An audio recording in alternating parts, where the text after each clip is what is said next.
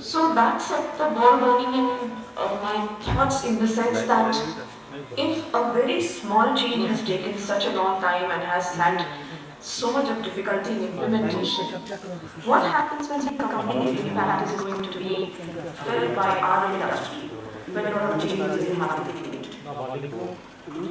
Food is a sign for life. We understand that we have no option but to eat, whether it is less processed, whether it is more processed, ultra processed in today's terms, but it is something that we cannot really do without.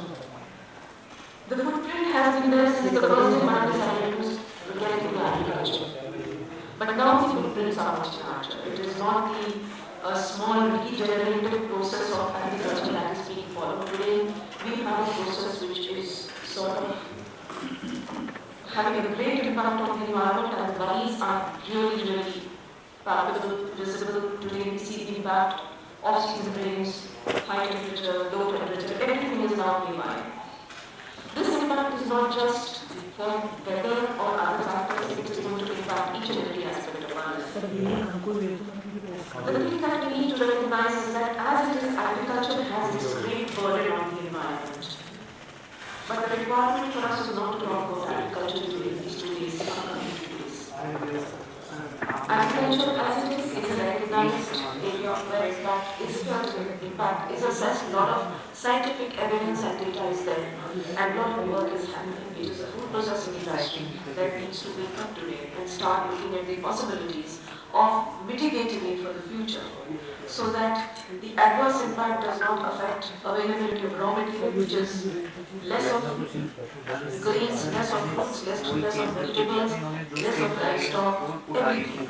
Because that's a raw material that we have. We also impact their generation, their production. And as an industry, in fact, I recall that I had to struggle with this Dr. Dora and said, let's not talk about agricultural aspect. That everyone is talking about. It's trying to talk about food processing as a sector where the impact is huge. Some areas that we can really identify. And this is beyond the burden that already agriculture has been loading onto the environment. Are things like the use of high processes, like the water, processes taken to ultra processes level. Less processes has obviously but ultra processes has very high impact. Use of refrigeration methods, they are already understood. The greenhouse gas emission that results from this was already a topic of discussion where we need to focus on alternate refrigeration procedure methods. Apart from this, sustainable packaging is another area. The kind of plastics, metals that we on a daily basis, what we contribute to the environment in terms of negatively contribute to the environment rather, is something that has to be highlighted. We can't brush it aside. It's not something that we really go under the carpet.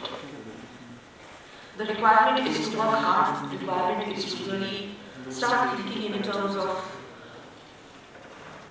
devising systems that stop being called, being us called as one contributor to the greenhouse gas emissions that the entire food sector does. The food processing sector contributes 1/3 of the greenhouse gases today, is what is the assessment. So it's not a small number that we are talking about. We cannot save ourselves from the questions that will finally be asked of us. How is it that we did not wake up on time and took steps to mitigate the issue? Incidentally, we have made our declared contributions under the Paris Agreement. Our declaration under the nationally determined contributions have already been conveyed, and it is a binding commitment that falls on each one of us. It is not just the industry. Each one of us is actually responsible to ensure that we abide by it. The 45% by 2030 from waste that are going to be used to buy more carbon emission. 50% to power generation from non-fossil sources. To create large carbon systems to absorb 2.5 to 3 billion tons of CO2, that was a large area of forestation. And we are committed to net zero CO2 and greenhouse gas emission by 2070. It's not that we do not have a committed date. I think we are in 2024, 70 is far away. No, it's not really far away. Action that we need to take is really quick is what I think we should do. The CO2 greenhouse gas emissions are something that we should be concerned about. We should also be concerned about the non-circular usage of our packaging material. If Europe can do it, if we could do it in the past, when if you recall, we used glass bottles and we gave back the shop. We did not take it, stock it up and release for our reasons sometimes. When we look at this as a we want to be self-sustaining because that's the also generated kind of garbage which we do industrial generated kind of emissions and pollutants as I do today. So I'm not saying let's go back to the old areas where there's no processing. I can't say that I don't know that I'm necessary to process because our species. So I have to sustain process. I have to ensure it progresses. I have to ensure that the more houses consume, not other processes, but responsibility processes is what I'm talking about. We have to ensure that our industry gets aware that these commitments are going to come and make response to back. Giving to you, asking you to make a major change in the short term, these commitments which will come back. We know our generation is not our direct responsibility, as I said. But in case we switch over to not renewable energy, we kind of show our commitment to cause the environment. That is something that each industrial member should be working towards, and that is the way forward. Because ultimately, how long do you think coal will last? How long fossil fuels will last for you?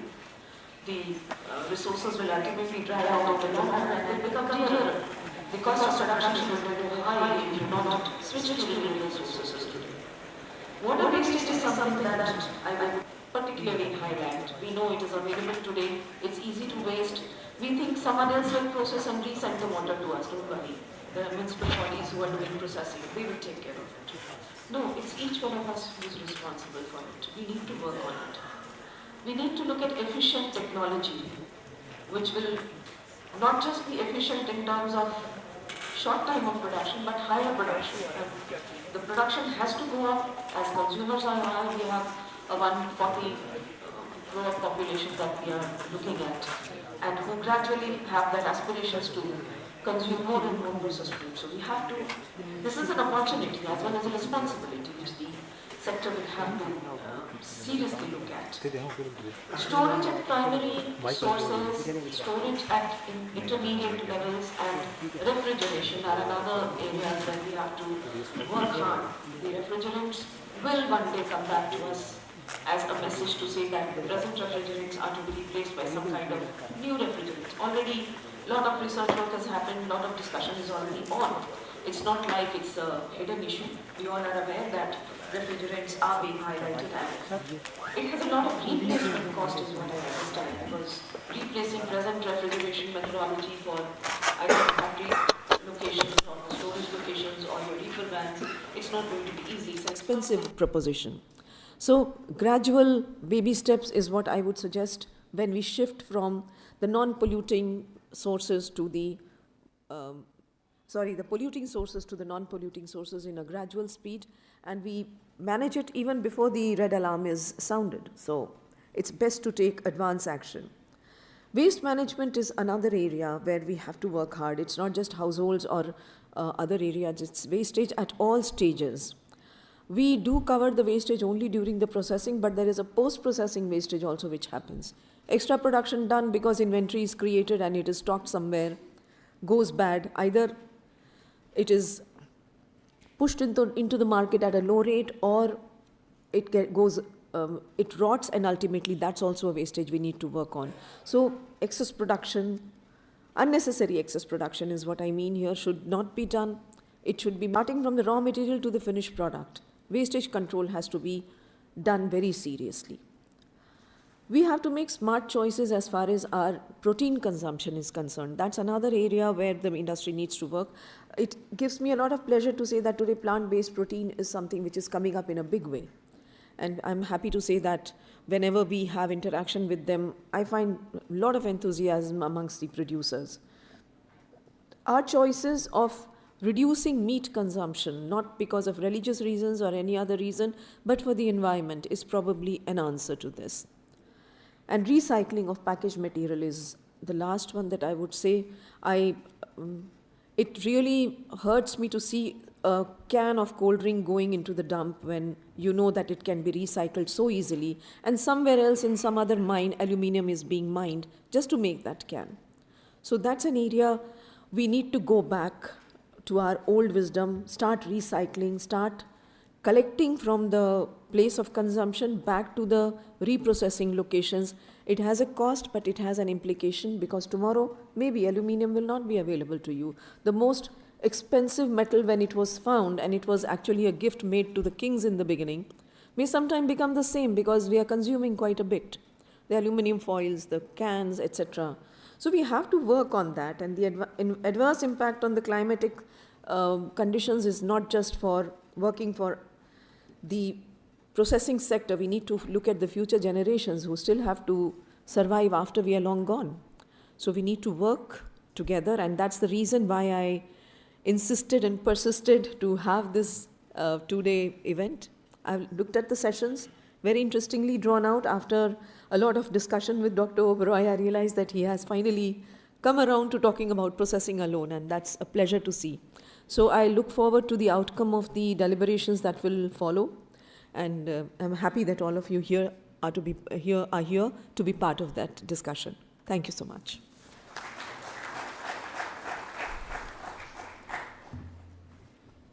Thank you so much, ma'am, for your very valuable words.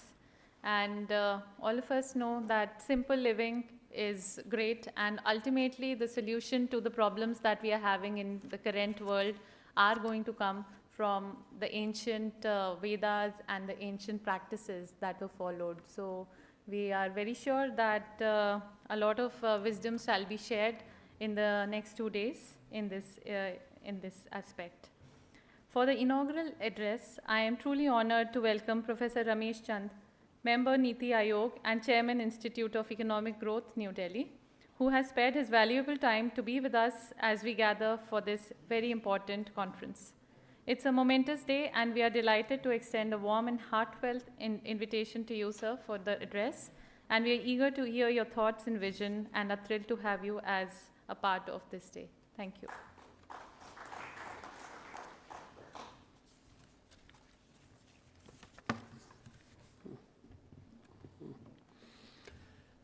Madam Anita Parveen, Secretary, Ministry of Food Processing, which all of you know is touted as one of the sunrise ministry under economy ministries of Government of India. She again, Shri Krishnan ji, who is handling equally important department of METI. All things which our Prime Minister talks about, digital India, transforming India through artificial intelligence and other kind of things. So he is heading that department. Dr. Oberoi, Director of NIFTEM, Dr. BP Singh, distinguished audience. I find some important organizations are presented here. I see DDG Animal Science, Dr. Raghavendra Bhattaji is there. From private sector, I recognize Dr. Tyagi, though he has just gone out. And also just from FPO, we have important representative who has joined just now. Delegates, faculty from NIFTEM, and my dear students. Again, I will come back to why I said that Ministry of Food Processing, very important ministry. And we have been trying to give a big push to this ministry. And I would say that in terms of success, we met only moderate success. I am from Niti Yoga. We evaluate things. We neither take this side nor that side. We just state fact. our job is to show mirror. So that's why I'm saying that we met moderate success. I had a lot of interaction with the previous secretary before Madam Parveen, that how to take food processing to the level where it should be, given that India's per capita income is now rising at more than 4% per year, and we are aspiring to be a developed country.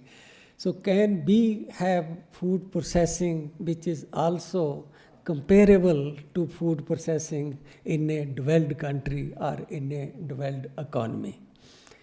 If we have to achieve that goal, the role of technology is very, very important. And I will come to some other aspects of technology, that what is there. There is wonderful food processing technology in Europe, USA, Australia. We can simply import it. But you will find that situation of India is so different compared to the situation of agri-food in those countries, that taking those technology as such help in some aspects, but it does not help in many other aspects. Therefore, the need for indigenous elements in development of food processing technology is very, very important. Maybe I will get some other opportunity to talk about those aspects. Today, I come to the topic of this conference, which is on food processing and environment and climate change. Today you will find that you look at most of the global debates, you look at all major decision making, climate change, environment, sustainability, resilience, they are central to those debates. Why they have become central? Reason is very simple, that if we don't pay direct attention to these aspects and keep looking the other way, then both survival of mankind and survival of planets are under threat. Both may not exist. It may look far-fetched, but that is the kind of danger which comes from there. Some people start questioning, like once I was talking about climate change in an international conference, one person asked very intelligent question. He was very well read. He quoted, he said, I read a paper in 80, even way back in 70, but it was not so strong. But from 80 onward, I am seeing studies which are saying that because of climate change, because of increase in global warming, increase in temperature of a particular degree, the productivity of wheat, productivity of that crop will come down by so much %. But he said, I'm seeing yield of any crop in major countries not falling, it is only increasing. So what is wrong?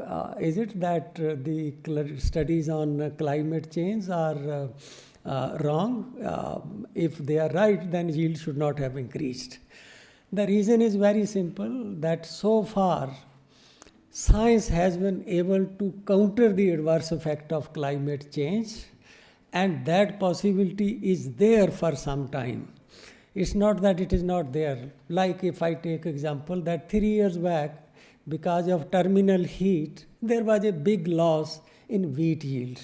In some area, it went down as high as minus 30%. But then, Indian Agriculture Research Institute was already developing a variety, and they said we are ready with the material, and next year they released that variety, that even if in the month of late March or early April, the temperature rise so much, there will not be any adverse effect on yield. So science was able to counter adverse effect. How they are doing, again, scientific matter, but can science counter the adverse effect of climate change endlessly? The answer is no. there is a tipping point beyond which, like scientists can counter the adverse effect of temperature if temperature in April goes up to say 38, 39. But if temperature in April goes up to say crossing 40, 42, then you just find that science will not be able to counter that adverse effect. So because of these long-term kind of effect, I think we need to take climate change seriously, and we need to look at all dimensions and all channel through which this climate change is happening. So in that sense, I congratulate Secretary and Director of NIFTEM that they thought of choosing this theme on climate change for food processing industry.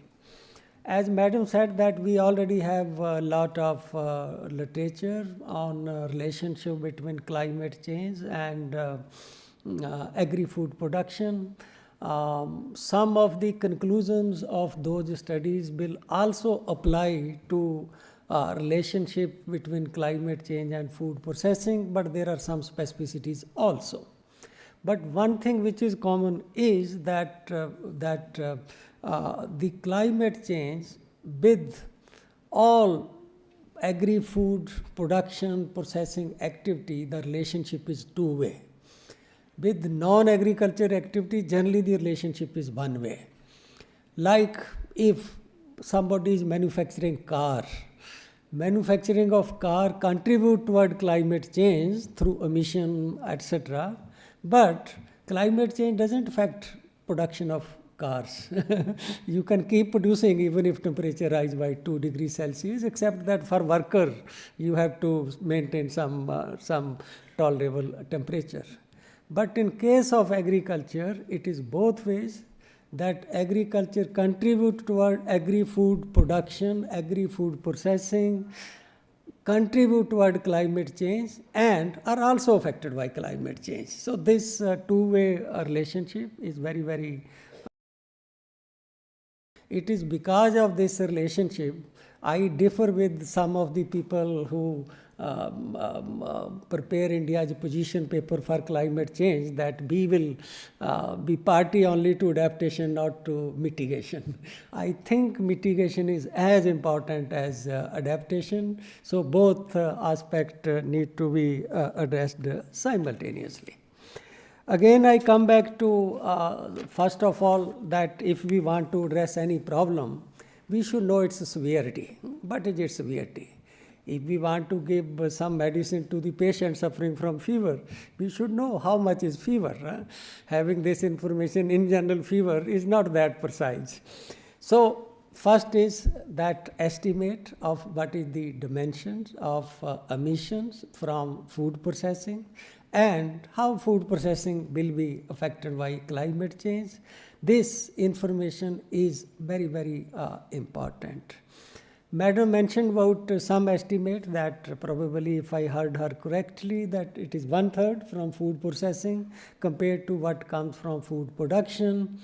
Agri-food production is the second biggest emitter after energy sector. These are the standard estimates from various sources, that 13% of total emissions in India comes from agriculture.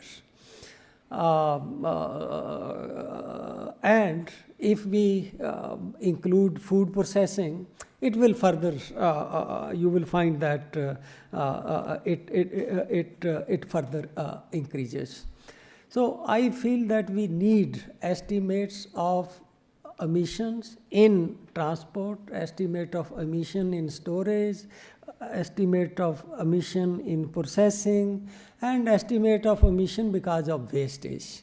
Because if we have those estimates, then it helps in better planning and better targeting all those kind of activities.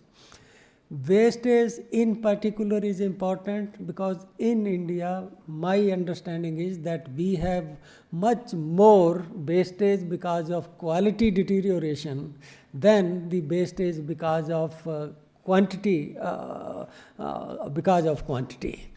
Again, some study like ICR study, if I understand that correctly, it estimates the quantitative loss, and also in some states.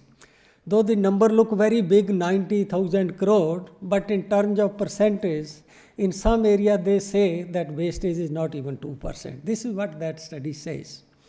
In science, particularly in this kind of science, you do not rely on single estimates. We need alternate estimates for proper understanding. So if we have some estimate of this losses in food processing, I think that is very, very important. It is also important because total food has two stages. One is production stage, another is post-harvest stage, or you can say supply stage. No food except fruits and some green salad is consumed without some sort of processing. You don't eat wheat, you eat flour. We don't eat paddy, we eat rice. So there is some processing. Some is primary processing, some is secondary processing, some is more advanced processing, but food is generally, except as I said, fruit, eaten after processing. And even in some cases there may be home scale processing also. And over time you will find that value added in processing increase at a faster rate than value added in growing food, because of the simple reason that as per capita income increases, as any economy grows, the share of processed food in consumption increases. You may like to see latest report released by MOSPI, Household Consumption Expenditure Survey. They gives data for 25 or 30 groups, that between 12 and 22, 23, but is the percent increase in expenditure on different categories, including different food category. The top category is processed food.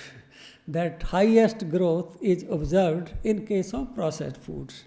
So if the importance of processed food is increasing, that means processing activities are also increasing. That means its climate footprint will also be increasing. So over time it becomes more and more important to pay attention to this climate change. And I also looked at yesterday evening, I just thought, what should I speak tomorrow? Because the talking point which Oberoi gave to me, I forgot in the office. Today morning, driver brought. So I was just thinking that how to philosophize this thing of rising importance of food processing. So I take you little bit into economics, that in economics, production is not defined as physical production. Production is defined as creation of utility. So when you produce something, there is a support utility. That wheat is produced in Punjab. It has some utility in Punjab. It has some value in Punjab. But its utility beyond spot utility is much larger, and economists call it space utility, form utility, and time utility. That you need to carry wheat from Punjab to deficit state in eastern India and southern India. That is a space utility. You require transport for that. You require sometime processing for that. That in Tamil Nadu, they don't want your wheat, they need wheat flour. So you require some processing for that. So that is space utility. And over time, even the time utility increases. That you produce something in the month of November, December, but you want to consume it in the month of June and July. As per capita income of people increase, consumer feel more and more empowered, and modern consumer especially, he says, I can afford to eat peas in the month of July, August, even though it is produced in the month of December to March, April. Why not? I am a consumer with great power. Why I should not be consuming green peas in the month of May and June? And that applies to everything, that fruit grown in winter, all. So it happens. So you just start that food processing activity enables consumer to have consumption beyond the immediate post-harvest period through processing activity.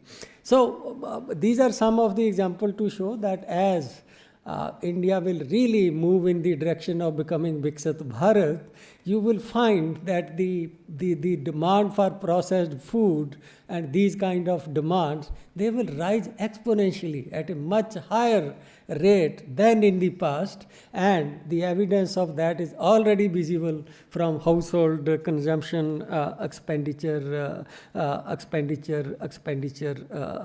survey. Then again, we have two levels of processing. One is on-farm, another is off-farm. I feel in a country like India, the improving efficiency, providing efficient and cost-effective processing on-farm is also very important. For example, a farmer is harvesting tomato, but he found that on a particular day price is very, very low. Can he delay taking his tomato to market after 3 days? But if he doesn't use something to maintain shelf life of tomato, so you may find that within a few will happen. So in case of India, we again need both on-farm processing and also off-farm processing. On-farm to avoid wastage, because wastage is much more damaging, because it may emit methane to address that. Then in terms of the channels of through which food processing activity contribute to climate change, I think the main route is the use of energy in all sort of food processing.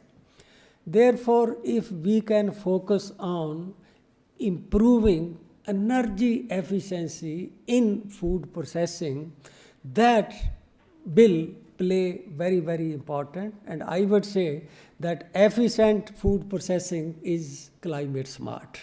Inefficient food processing is against climate change. So these are the ways, and we can keep discussing these things. And when we do this thing, you will be required to pay attention to 3 levels. One is that whatever we do through our food processing technologies, the goal should be, first, we should help farmer to raise his income. Second is, we should help consumer to increase his satisfaction. And third are society-wide goal, and that climate change is the most important society-wide goal. It concerns all of us, but being a what you call common property resource, no individual care about it. So goal, society or government has to take care of this kind of things. I feel that NIFTEM has wherewithal to address this kind of issues. I visited NIFTEM some time back, and I found that they have wonderful infrastructure, they have very good capable faculty, and also I found very keen students. I interacted with them. I found very keen students. Even some of the students told me that they were developing some technology and going for patents. I hope they succeeded in getting patent for whatever work they were doing, and they have wonderful lab, and they also have a very motivating and enthused director in Dr. Oberoi. And I feel that NIFTEM is right institute to undertake this work. But I have 2-3 small things which are not related to climate change, what I feel it is important occasion where I should highlight it, particularly when we are talking of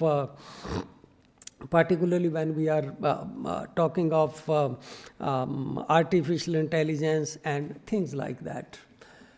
First of all, I talked about estimate, etc., that in order to generate those estimate of what is the footprint, etc., we need not necessarily go by conventional method. There are different kind of modern methods also.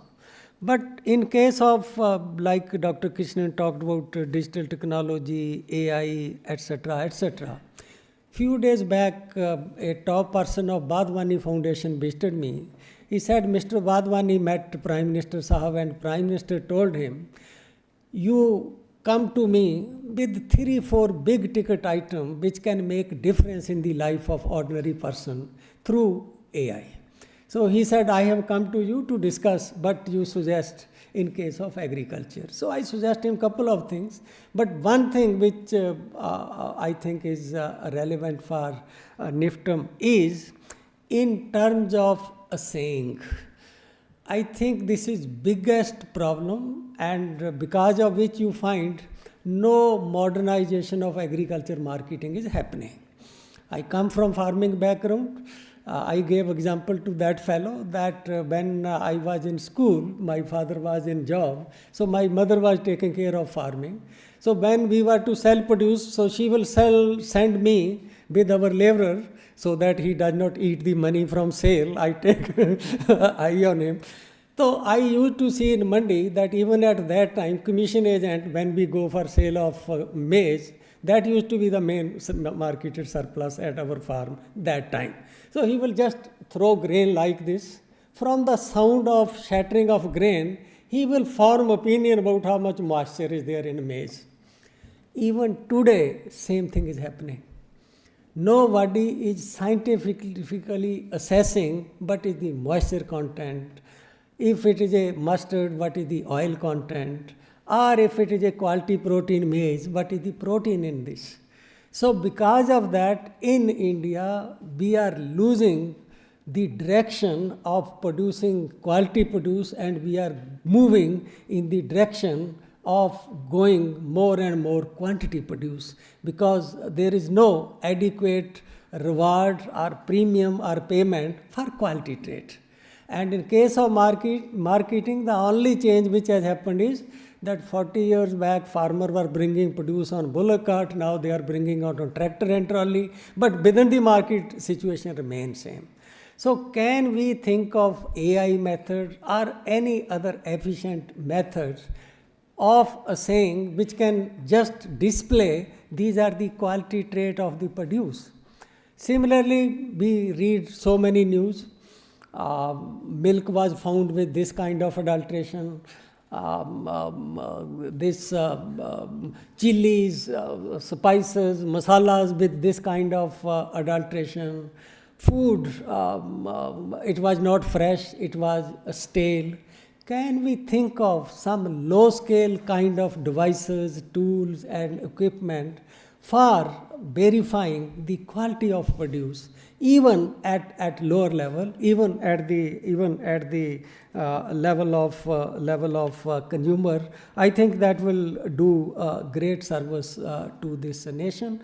And finally, based on what Secretary has said, I would like to add 2 more things, that when you talk of food processing and climate change and environment, think of linking food processing, number 1, to circular economy. That is very, very important.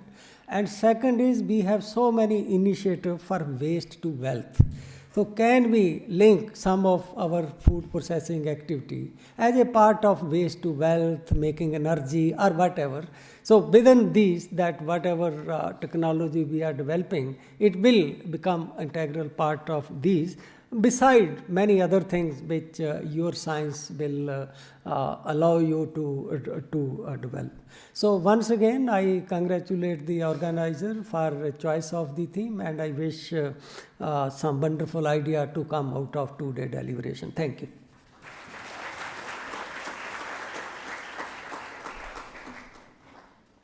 Thank you so very much, sir, for your wise words. And you rightly pointed out that the efficient food processing is climate smart.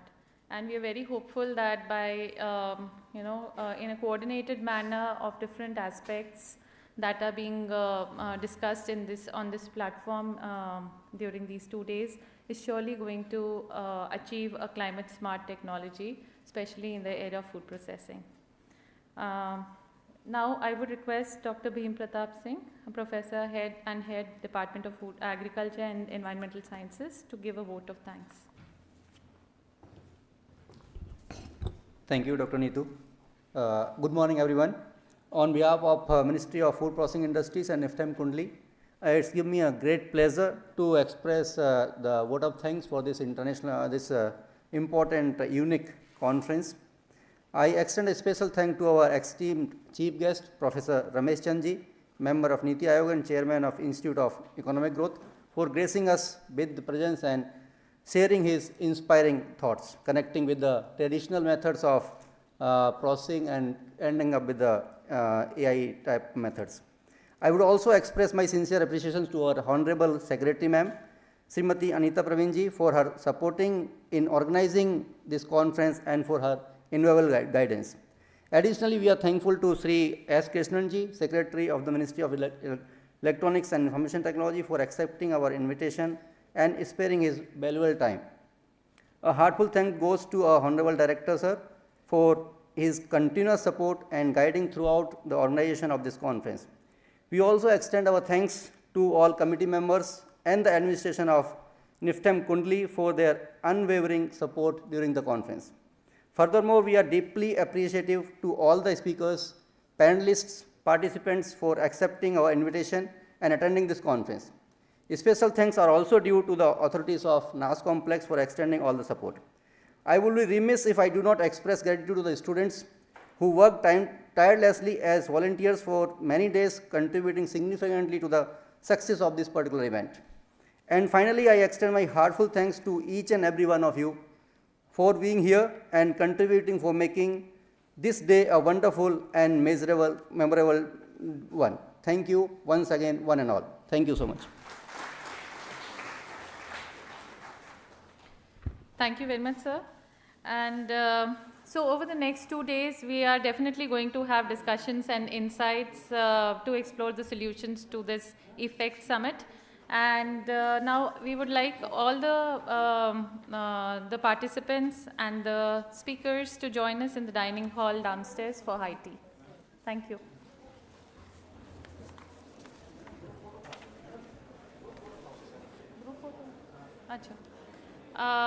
Sorry, excuse me, may I have your attention? We would have a group photograph prior to the high tea. So we request all of you to assemble near the main entry gate of AP Shinde Hall for the group photograph.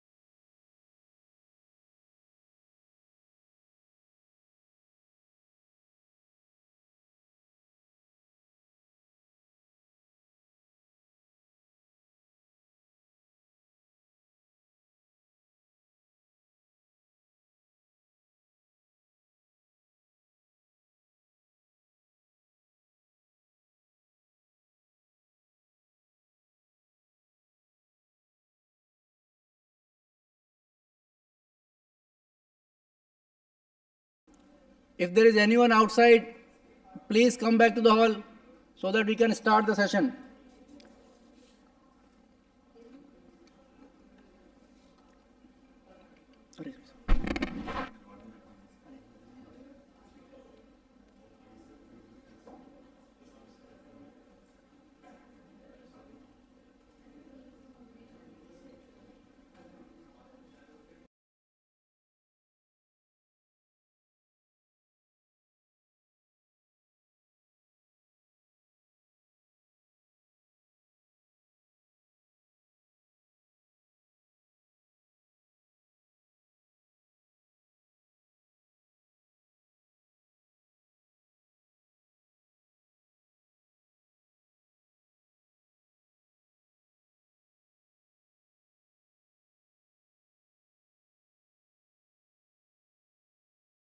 Conference on efficient food processing for environmental and climate change trends.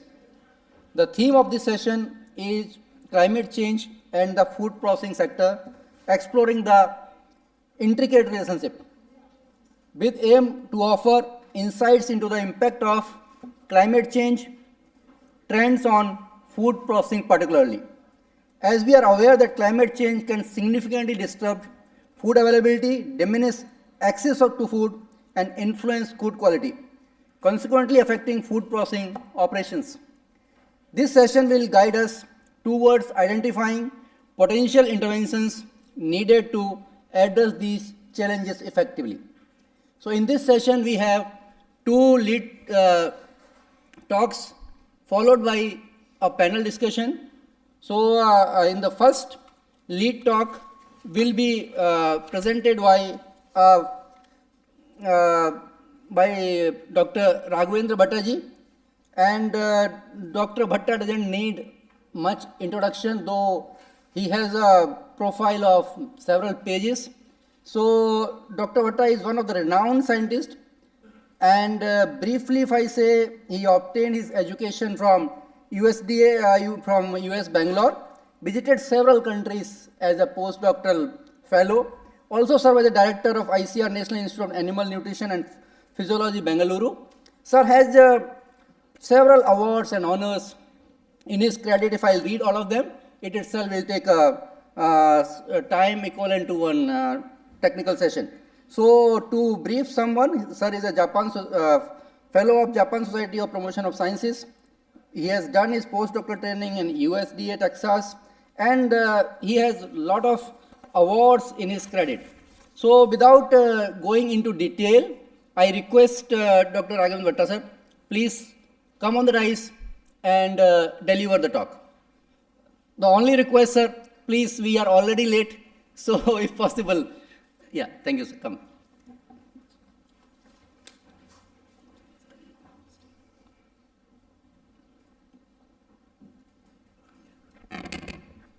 Good afternoon. Thanks for the introduction as well as the invite. Dr. Oberoi, my good old friend from Bangalore, when he was at IHR. So I have been asked to give you an overview or something like a brief about the climate change and the food sector. Being a veterinarian, so I thought I will restrict myself to the livestock sector, and in a 15 minutes time, so that it's 12:05, I should be able to finish off in 12:20. So I have structured my presentation. I'll talk something about the Indian livestock sector, then some issues with the climate change, specifically with relevance to livestock production. Then, as Professor Ramesh rightly mentioned, it's not that we are to only talk about the adaptation strategies, but we need to talk about the mitigation as well. So I'll be talking something on mitigation as well. Since I am not a processing scientist, so I'll not be talking about the milk processing or the meat processing and all that. I'll only be talking about the sector and the contribution to livestock and the climate change. As all of you know that, we have the largest the cattle population, roughly around 300 plus million, and which is equal to the combined livestock population of the Brazil, China, and the US. And if you look at the Indian livestock scenario, and as you know that we continue to be the largest milk producers in the world, roughly at about 230 million metric tons. Now it still has gone up, and with the growth rate of almost about 5.3%. The per capita availability is around 444 grams per day, much above the world average, about 305 grams per day, and thanks to the dairy sector. We are also second largest producer of the fish, and third in egg, and the number keeps changing, so it must be a very dynamic number, with a very impressive 6.19% growth. And we are also fifth largest of the poultry meat, 4.78 million metric tons, and with about 95 eggs per year, where the world is about 180. So still there is a lot of scope. And we also are the 8th largest producer of meat. Per capita is around 5.51 kg per year, and world average is 17. Again, a lot of scope for more consumption and more production. This is the milk production and per capita availability, as I mentioned, and from 2011, from 127 million metric tons, we have gone up to around 230, and correspondingly, the per capita availability and the consumption also has gone up. Though we talk about, morning also the secretary was talking about, not with any religious sentiments, but if you look at more and more vegetarian people, so we can contribute less to the climate change. And can you just tell me what is the percentage of Indian population who eat non-veg? Some students? Bit louder.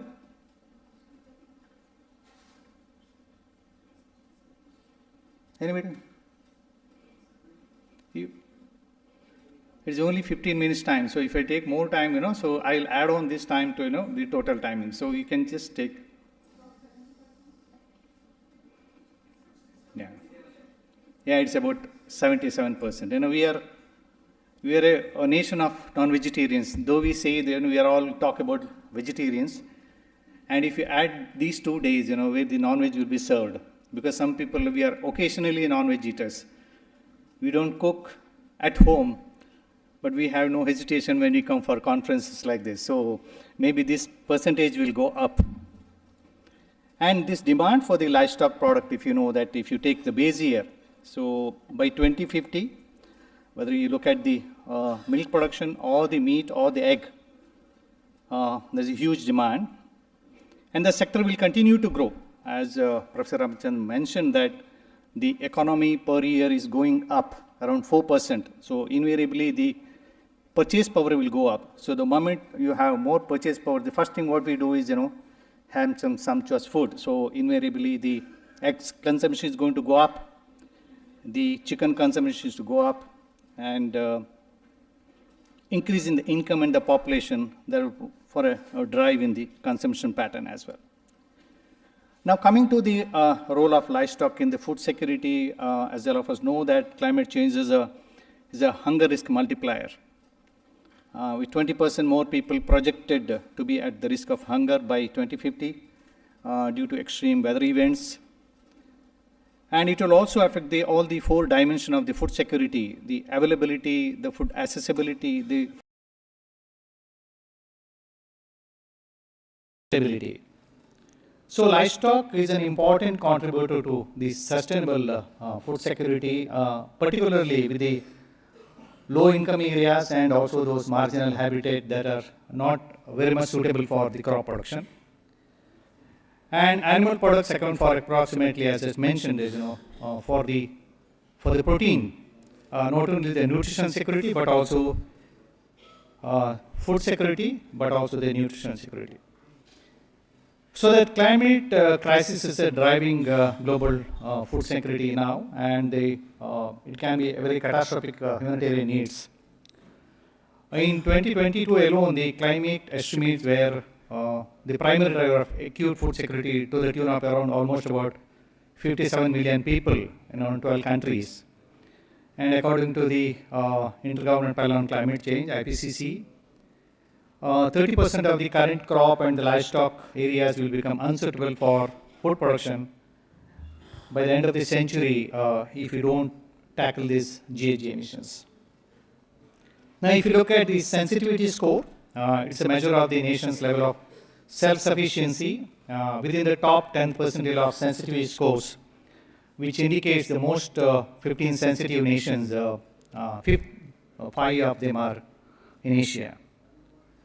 This is the predictive impact of the global warming on food production. There are two scenarios when you have the low intensity and the high intensity. If you can see that when there's a low intensity, both in terms of the food crop production as well as the animal production, we are in the within the safe climatic space.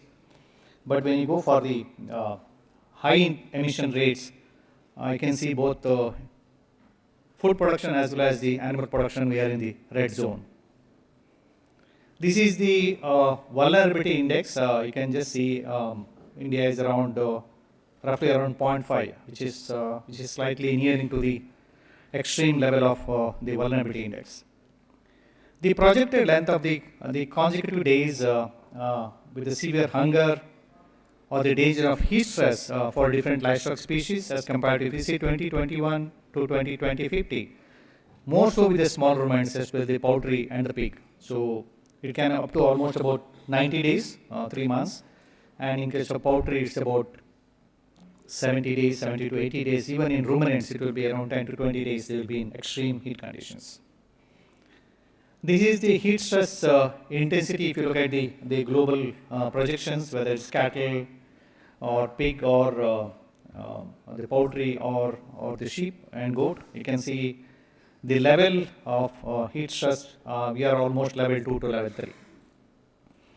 Now, coming to the impact of climate change on the livestock production, it can be direct as well as the indirect. Directly, we talk about high temperature, photo period, the rainfall, whereas indirect, we have the lot of vector-borne diseases, less feed and water, and ultimately affecting the livestock and the economic constraints. These are the impact of heat stress on the livestock production. The first one is, if you see the growth, the body weight, body condition, average daily gain, and the feed intake, all that gets reduced, which in turn affect the processing and availability. And look at the milk production also, not only the quantity but also the quality in terms of the lactose, milk fat, which are critical for the processing industry. And reproduction also, invariably there will be some adverse effects, and the meat production, as I mentioned, and the disease occurrence. There's this concept of multiple stress. This we have taken goat as a model. So generally what happens, when the animals are grazing, it is not only the temperature that affects, you also have the walking stress as well as the nutrition stress. In the first one, when the animal is under the thermo-neutral zone, you can see there's blue color which indicate the reserve. And when you have a single stress, the reserve goes off and that compensates for the adaptation. And in the second or the third circle, you can see that is the growth is compromised. So what happens when the animals are exposed to this multiple stress? The production component is totally compromised because of the very high temperature exposure. This is something, a diagrammatic expression of how the growth and meat production gets affected. You can see that as far as the meat is concerned, the appearance, the flavor, the tenderness, the juiciness, and overall acceptability drastically comes down. Whereas the live weight, the pre-slaughter weight, the hot carcass weight, all those, they go up. They come down drastically. And whereas the proximate principles, like the moisture percentage, the protein and ash, which are critical for the meat, they come down, where the other components, the pH, the water holding capacity, shear force and cooking, they go up. Now, if you look at the impact of heat stress on livestock reproduction, you can see on the right hand side, when the temperature goes up beyond 39 degrees centigrade, that most of the reproductive components in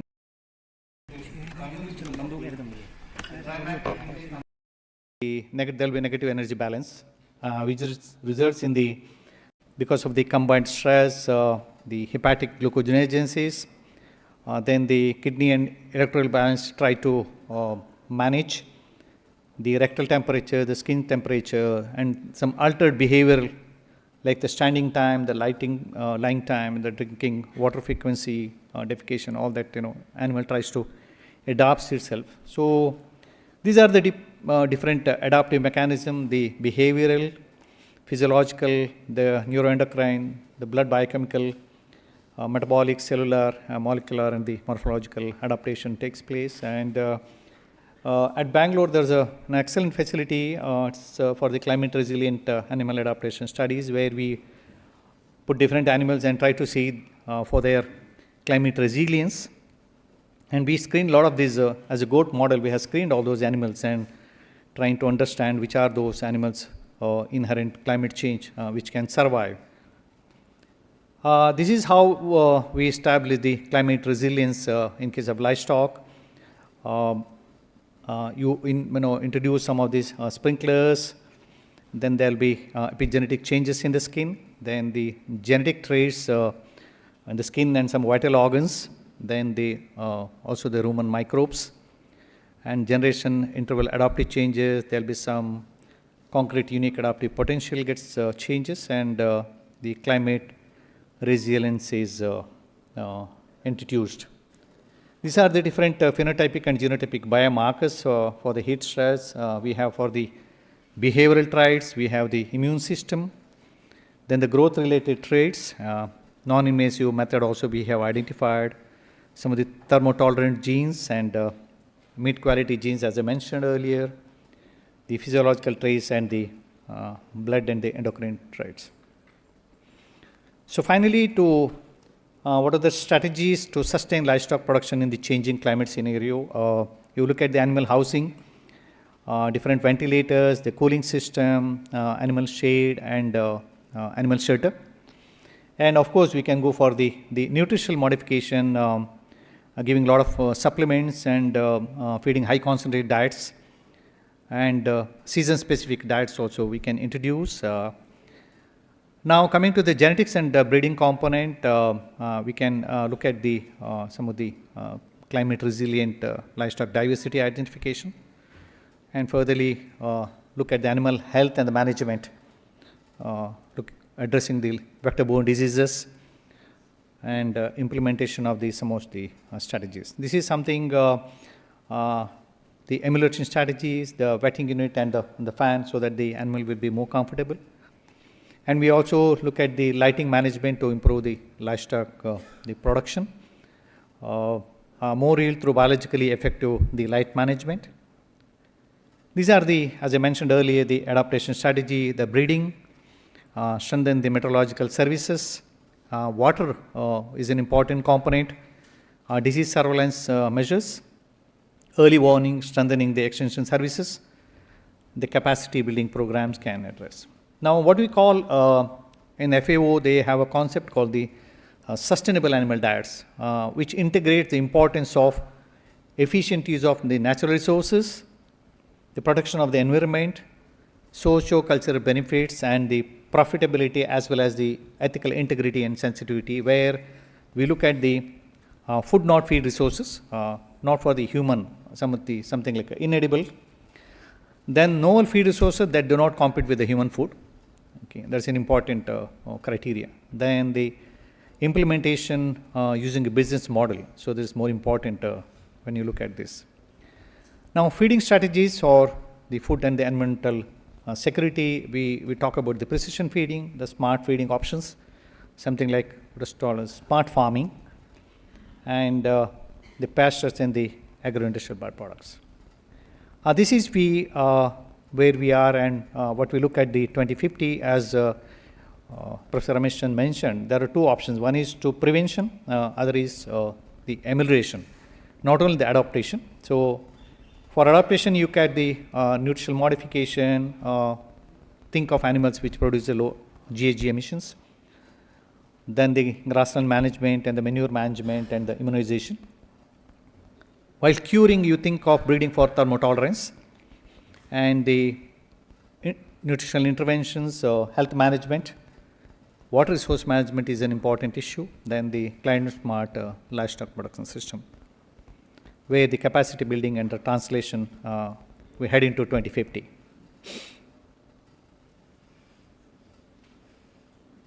Yeah, so now livestock sector vision for the 2050, exploring the unconventional feed resources, predictive early warning system, then the exploiting the genetic potential of the indigenous germplasm. And we have to bridge the knowledge gap between the climate change and the disease occurrence. Precision livestock farming is an important area. Then finally, climate Mars livestock with a farmer-centric approach. To conclude, improving the livestock production under changing climate scenario gains significance in view of the global food security perspectives. And we have to look at the research pertaining to climate change, where you can reduce the GHG emission from the livestock to protect them from the adverse impact of the already changing climate. Sustaining livestock production, improving the production efficiency through strategic interventions.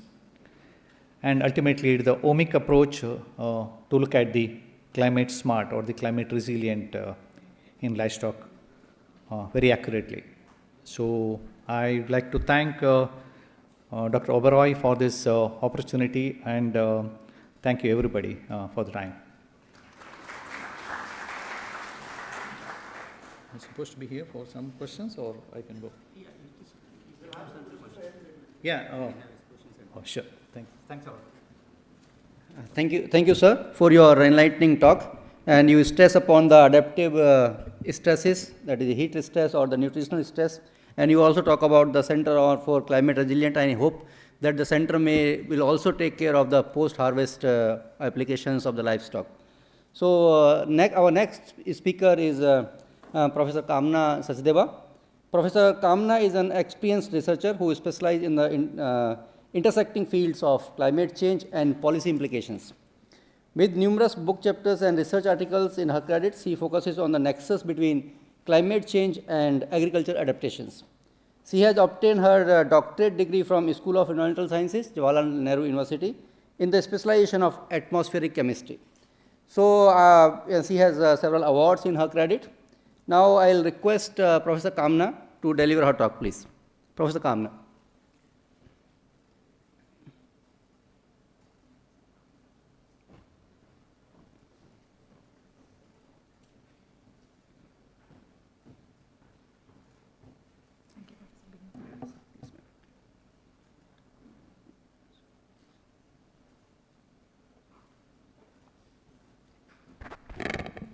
So good afternoon, everyone.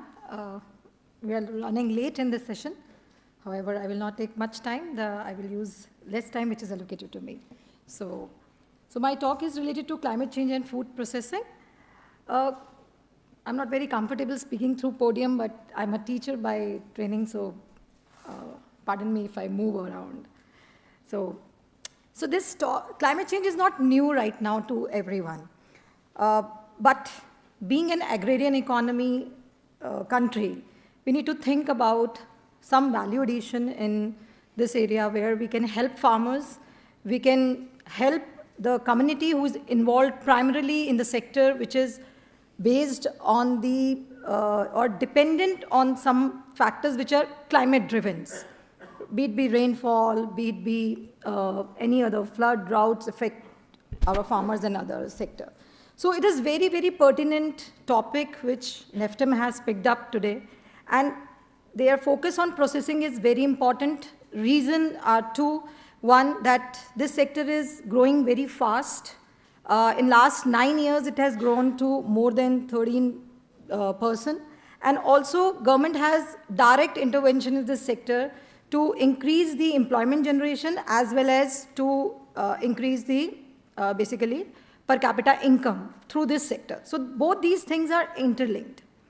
The challenge of this sector is this, that one, we need to make this sector resilient, number one, from climate change. Second, we need to make this sector GHG free. So there are two pronged challenges under climate change we are facing in this sector. So why? I give you a very important example where this sector is contributing to export to 9.9%. And when we are exporting our product outside, then now they look that our supply chain for food processing or food which we are exporting is GHG free or not. So that challenge is also coming to our food processors who are currently very naive in the sense like this sector is associated with rural self-help groups and also to the sector which is small and medium enterprises. So our aim is to bring certain big players in this so that export can be enhanced and taking care of GHG emissions from this sector. Plus, we would like to raise the bars of small and medium enterprises sector as well. So my talk is framed in these lines. So this is the content of my talk, that I will talk about climate change and global food system challenges, then how this food processing industry is going to be affected by climate change, and what are the different national schemes which are actually working on this sector to make it more resilient to climate change, and what is a resilient pathway for this particular sector. Two important points which I have taken from the global perspective challenge. One is food security challenge, the other is the livelihood challenge.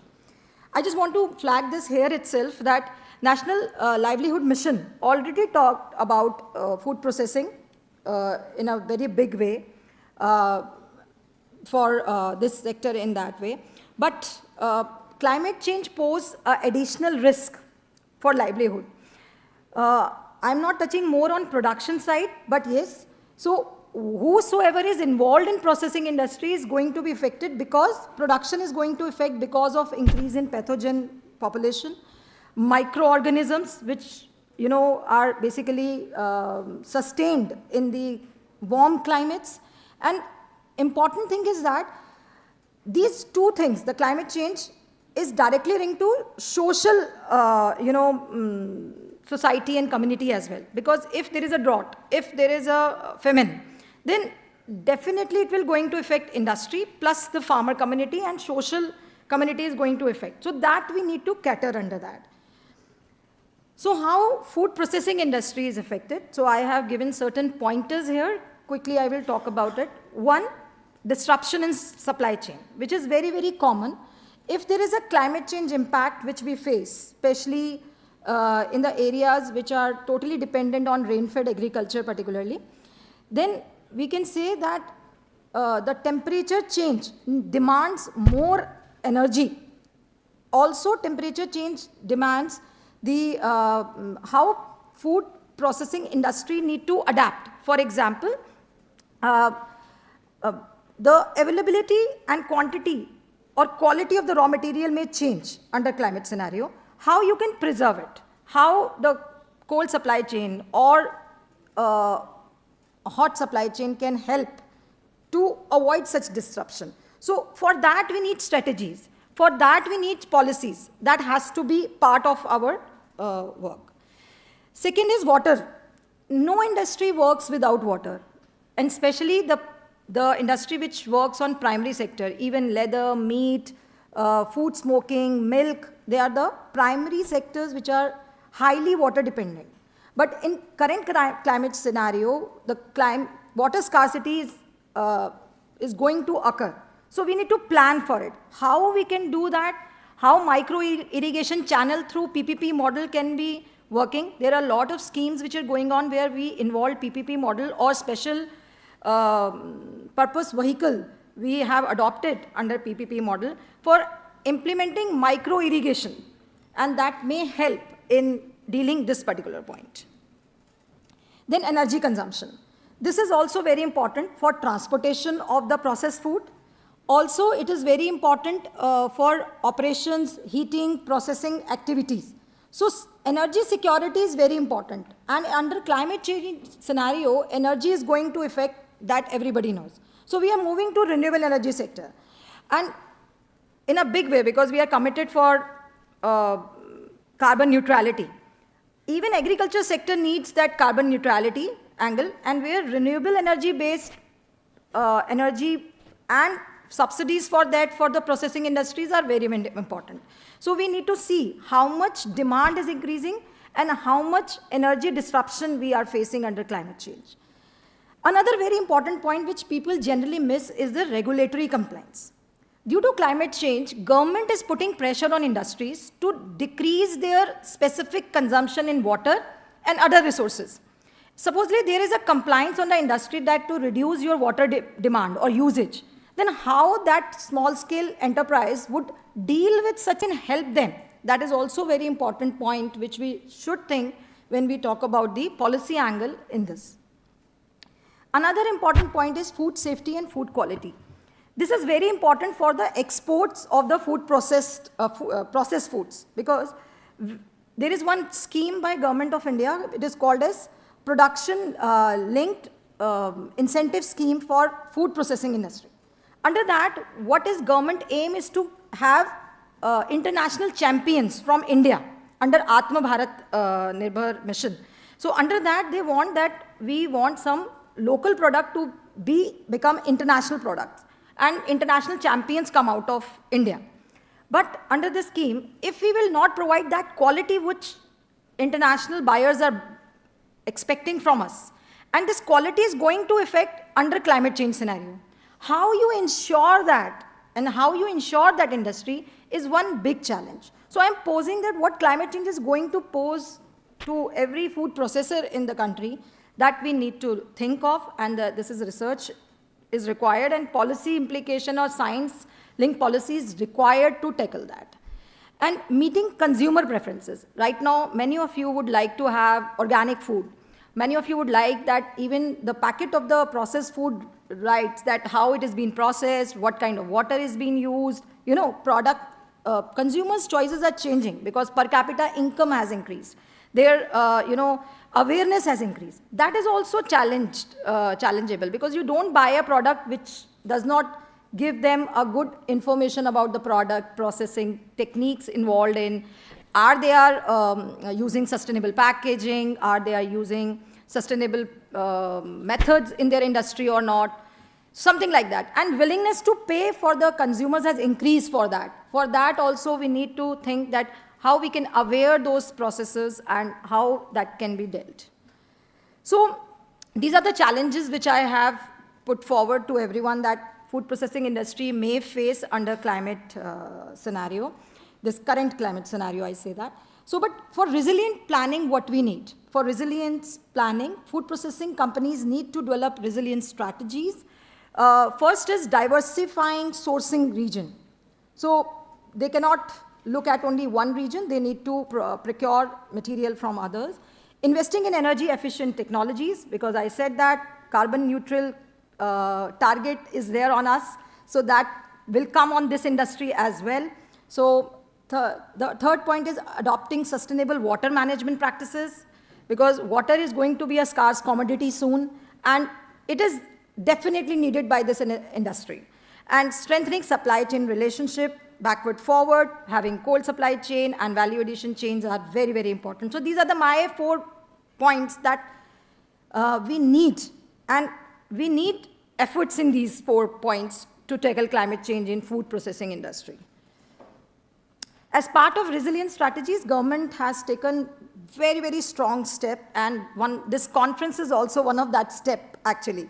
So they wanted us to, speak about food processing industry and its impact of climate change on this industry. So, but other than these, there are many schemes which is available. So I will touch upon it quickly due to paucity of time. First scheme, which is called as Pradhan Mantri Kisan Sampada Yojana, and this is launched in 2017, although encompassing various ongoing schemes, because it's an umbrella scheme basically. It aims to create modern infrastructure, efficient supply chain, and providing funding and credit-based subsidies for the food processing industry.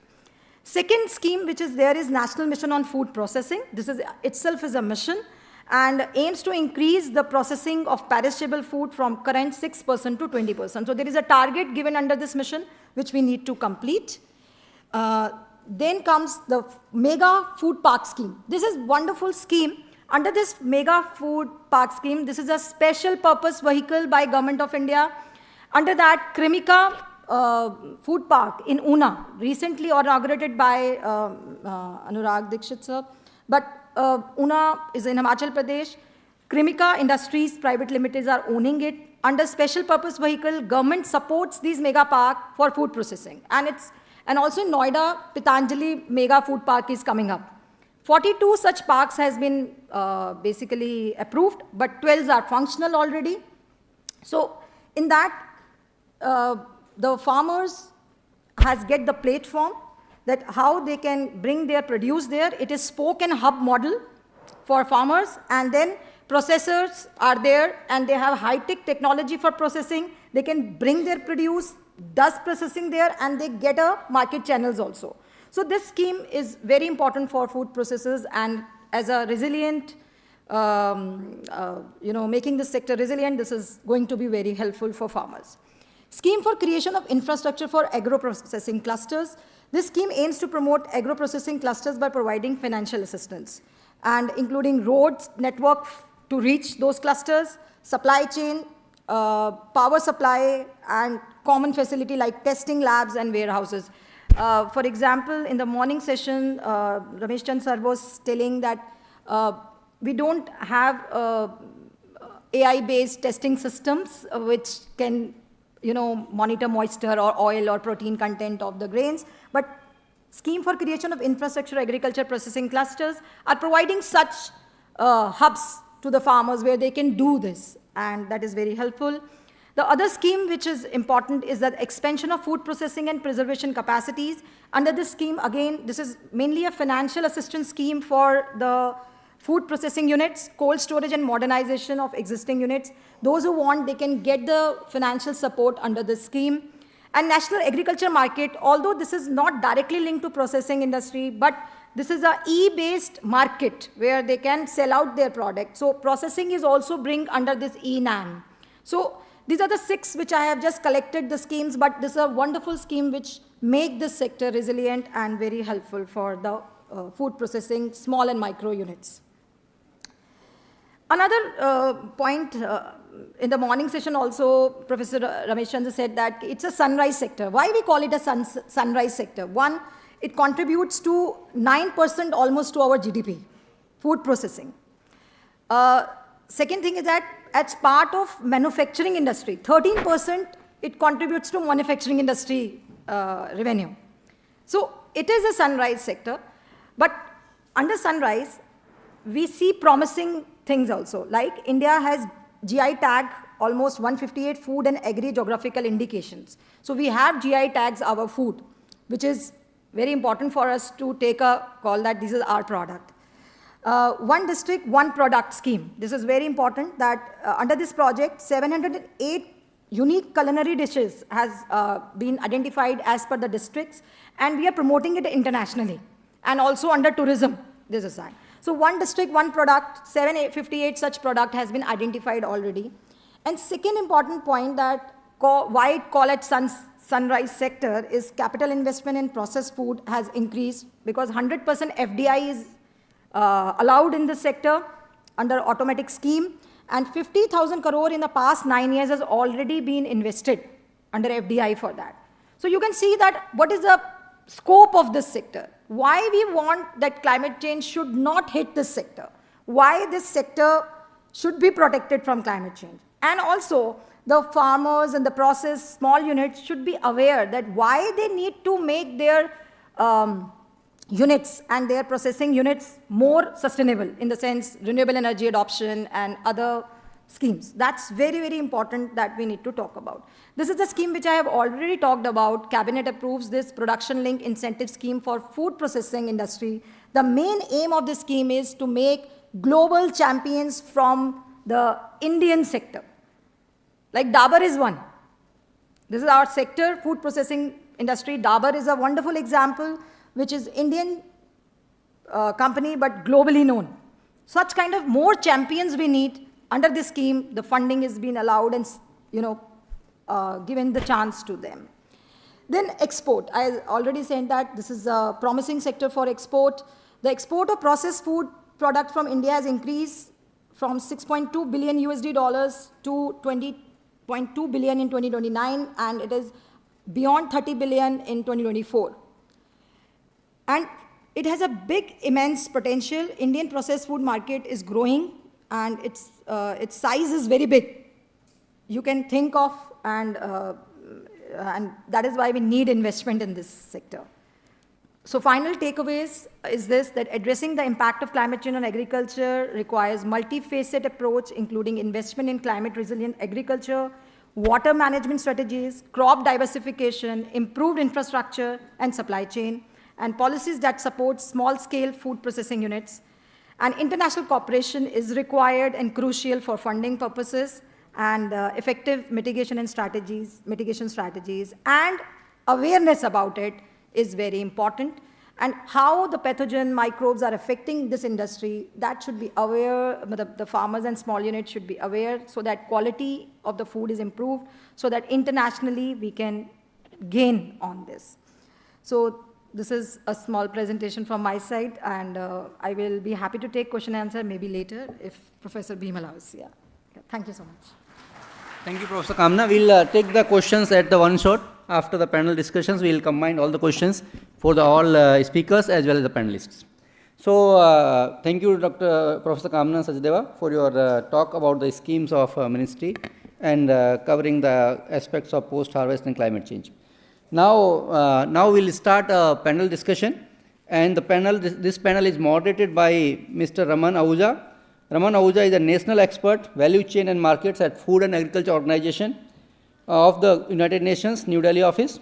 He has over 20 years experience in the agri-food sector, working at the intersection of private sector development and policy with focus of technology, supply chain and agro-logistics. So I request Mr. Aman Ahuja kindly take the seat and take up the panel. Please. You can take from there also. Yeah, Mr. Ahuja, please.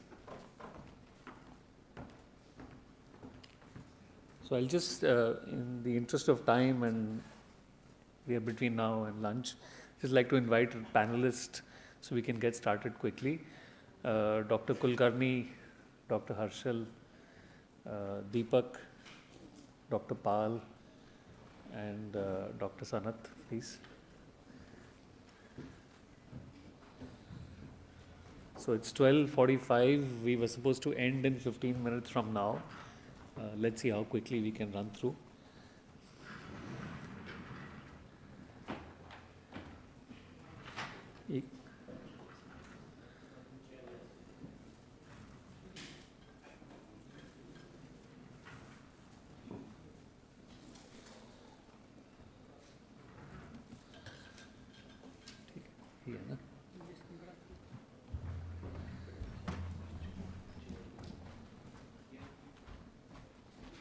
Okay, so good afternoon again. Thanks to NIFTEM for inviting me to be part of this very important two-day conference and to moderate the opening thematic panel on climate change and food sector.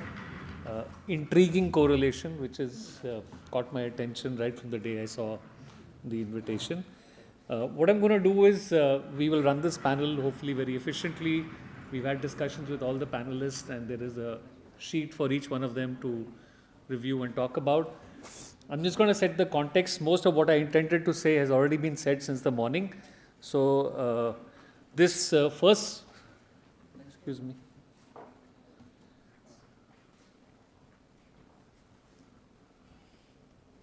एक minute आएंगे please. So the what ये slide नहीं आ रहा है.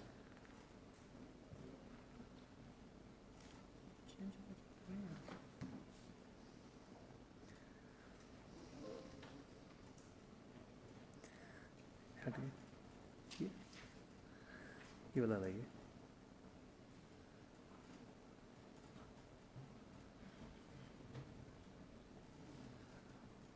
Okay, so I think there were 2-3 things that came out from the discussions in the morning. One is to be specific about the types, the greenhouse gas emissions specifically to the agri-food system, and within that, what are the subcategories, pre-production, production and post-production.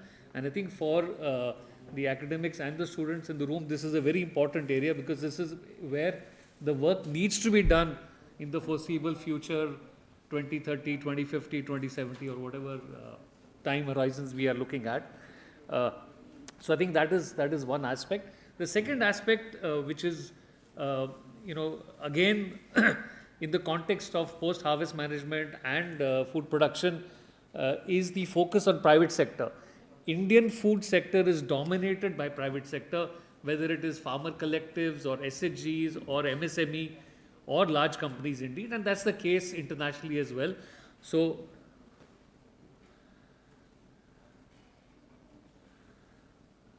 if this thing agrees to work, I will, yeah. So this slide is important. This slide shows a comparative mapping of the reporting categories. NGHGs are National Greenhouse Gas Inventories. This is as per the IPCC norms, what you see on the left. Typically, IPCC categorizes them as FOLU, and what you see on the right are the categorization as per FAO stat. So if you Google, you will find this there, and I've also given the reference at the bottom. This is just to create a comparative, and if you dig deeper into this article, you'll find why it is important to do this comparison, because the way IPCC looks at emissions will not give you a clear perspective on different categories or different sources of emission in the food sector. So that's important. That's why this comparison has been done, and FAO has got its own reporting they report emissions every year. Our focus is, as you see on the circle at the bottom, on the post-production piece. And as Secretary Ma'am said in the morning, the overall emissions in the agri-food system represented about 1/3 of the total, the global anthropogenic emissions, which in 2018 was about 16 gigatons. So that's quite significant, and this is from the entire set of categories that you see on that chart. I think what is important is all actions that are designed should demonstrate a balance between mitigation and adaptation. Again, the point that Professor Ramesh Chand made and other speakers have also made, and should focus on building resilience, both preventive as well as anticipatory, as Dr. Raghavendra also mentioned in his talk. And further strategy should be there to provide impetus for innovative approaches. So we have Deepak, who is a startup founder. We have students here who I'm sure are working a lot on innovation. So there need to be strategies that will focus on innovation. The second one is very important. This lays out the framework for dividing emissions into groups to help measure private sector progress in delivering reductions on emissions. You see there, the framework was developed by World Resources Institute, and it's used by World Economic Forum to urge private sector to commit to emission reduction. Nearly 240 companies across the world, and this is not just in the food sector, have signed up to what is known as the Science-Based Targets Initiative, SBTI. You can Google and check that. SBTI is an independent organization that promotes climate action in the private sector. For all of us, this is where the cookie crumbles. Scope 1, Scope 2, Scope 3 is what we need to be focusing on. Believe me, there are employment opportunities, there are research opportunities, and there's a lot to be done to prevent the impact of climate change. So I will quickly just talk about Scope 1, Scope 2, Scope 3. Scope 1 emissions, these are direct emissions. What you see there, the middle vertical arrow, light blue color, these are what the companies can control. These are emerging from their operations and things that, like running machinery or their own internal transportation or heating buildings and so on and so forth. Scope 2 emissions, which is what you see on the left in the light reddish, it's a different color here. These are indirect emissions created by the production of the energy that an organization buys. So instead of using fossil fuel based energy, you start to put renewable energy sources. That's an example of reducing Scope 2 emissions. And Scope 3 emissions finally, which actually contribute to 70% of the emissions in the agri-food system. They are indirect emission, meaning, sorry, not in the agri-food, but the overall private sector, meaning that these are not produced by the company itself, but they differ from scope 2 as they cover those produced by the customers using the company's products. So this is what you and I would end up contributing towards, and these are part of the value chain of the company. There is another emission which is called scope 4 emission, which is a voluntary guideline, which is emissions which are usually prevented, which are outside the company's value chain. So for example, if this meeting was being held virtually only, none of us would be flying or driving or whatever, we'll be using Zoom. So that's an example of scope 4 emission. So all of this contributes to delivering SDG 13. Very, very important. Yeah, SDG 13 is specific, taking urgent action to combat climate change and its impact. So I'm going to stop here and start with my panel.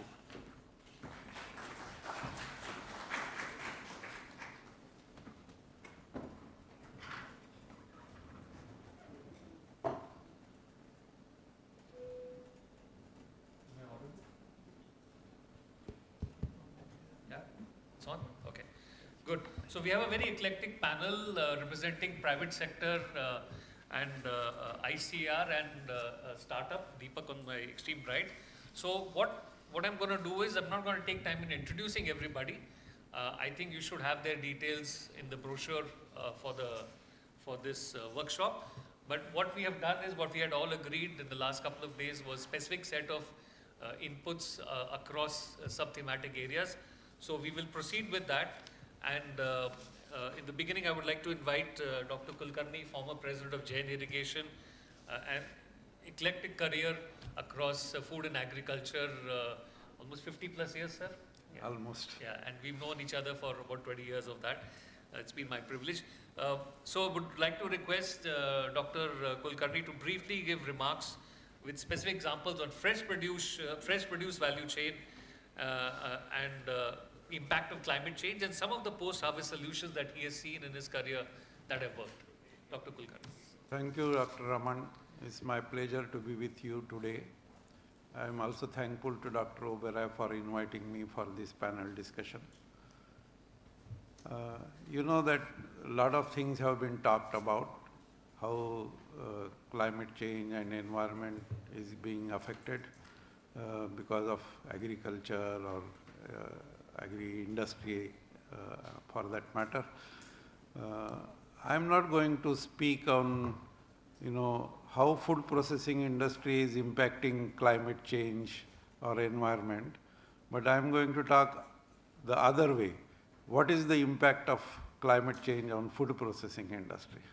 I think this is very little studied subject. A lot of R&D is required. Many papers are not available on this subject, and I will talk specific about how it is going to affect.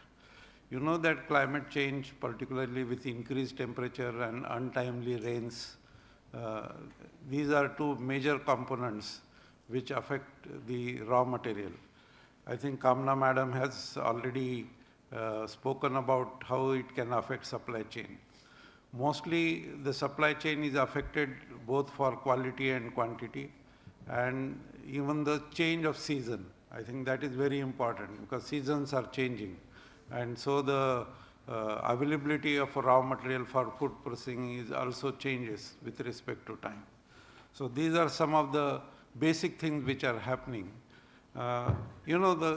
This climate change has affected not only quality and quantity, but specifically with respect to quality, the biochemical and physiological changes which happen in raw material have not been studied much.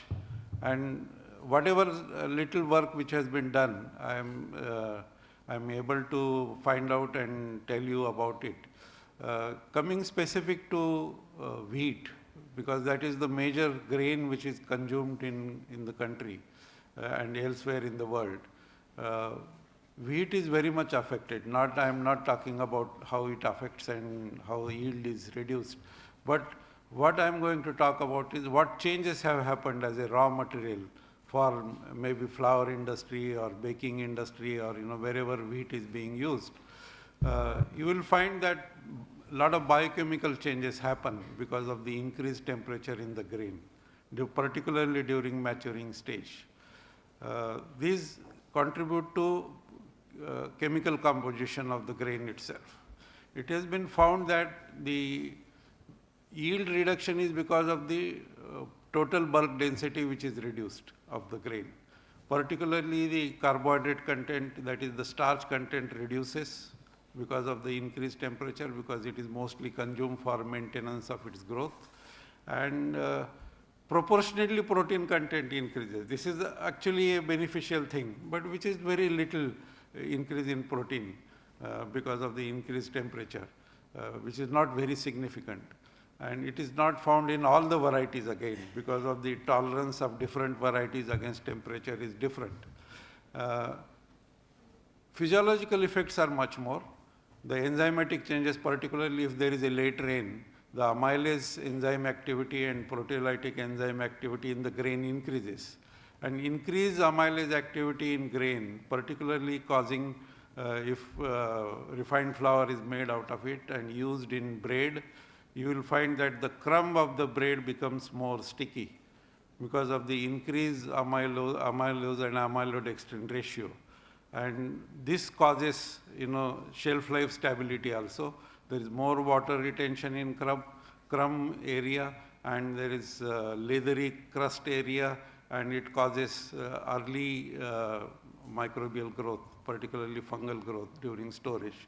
So these are some of the, bad effects which are happening physiologically in wheat grain. Similar things are happening in other grains also, but very little study has been made on that. Particularly in case of oil seeds, it has been found, particularly in groundnut, the oil content reduces because of the increased temperature. There is also increased enzymatic activity, peroxidase activity, and so shelf life reduction of the oil which is made from such grains.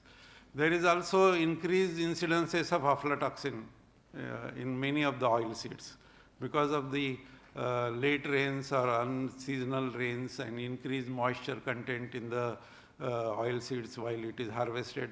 So these are some of the things which are getting affected, and the processing industry automatically also gets affected because of it.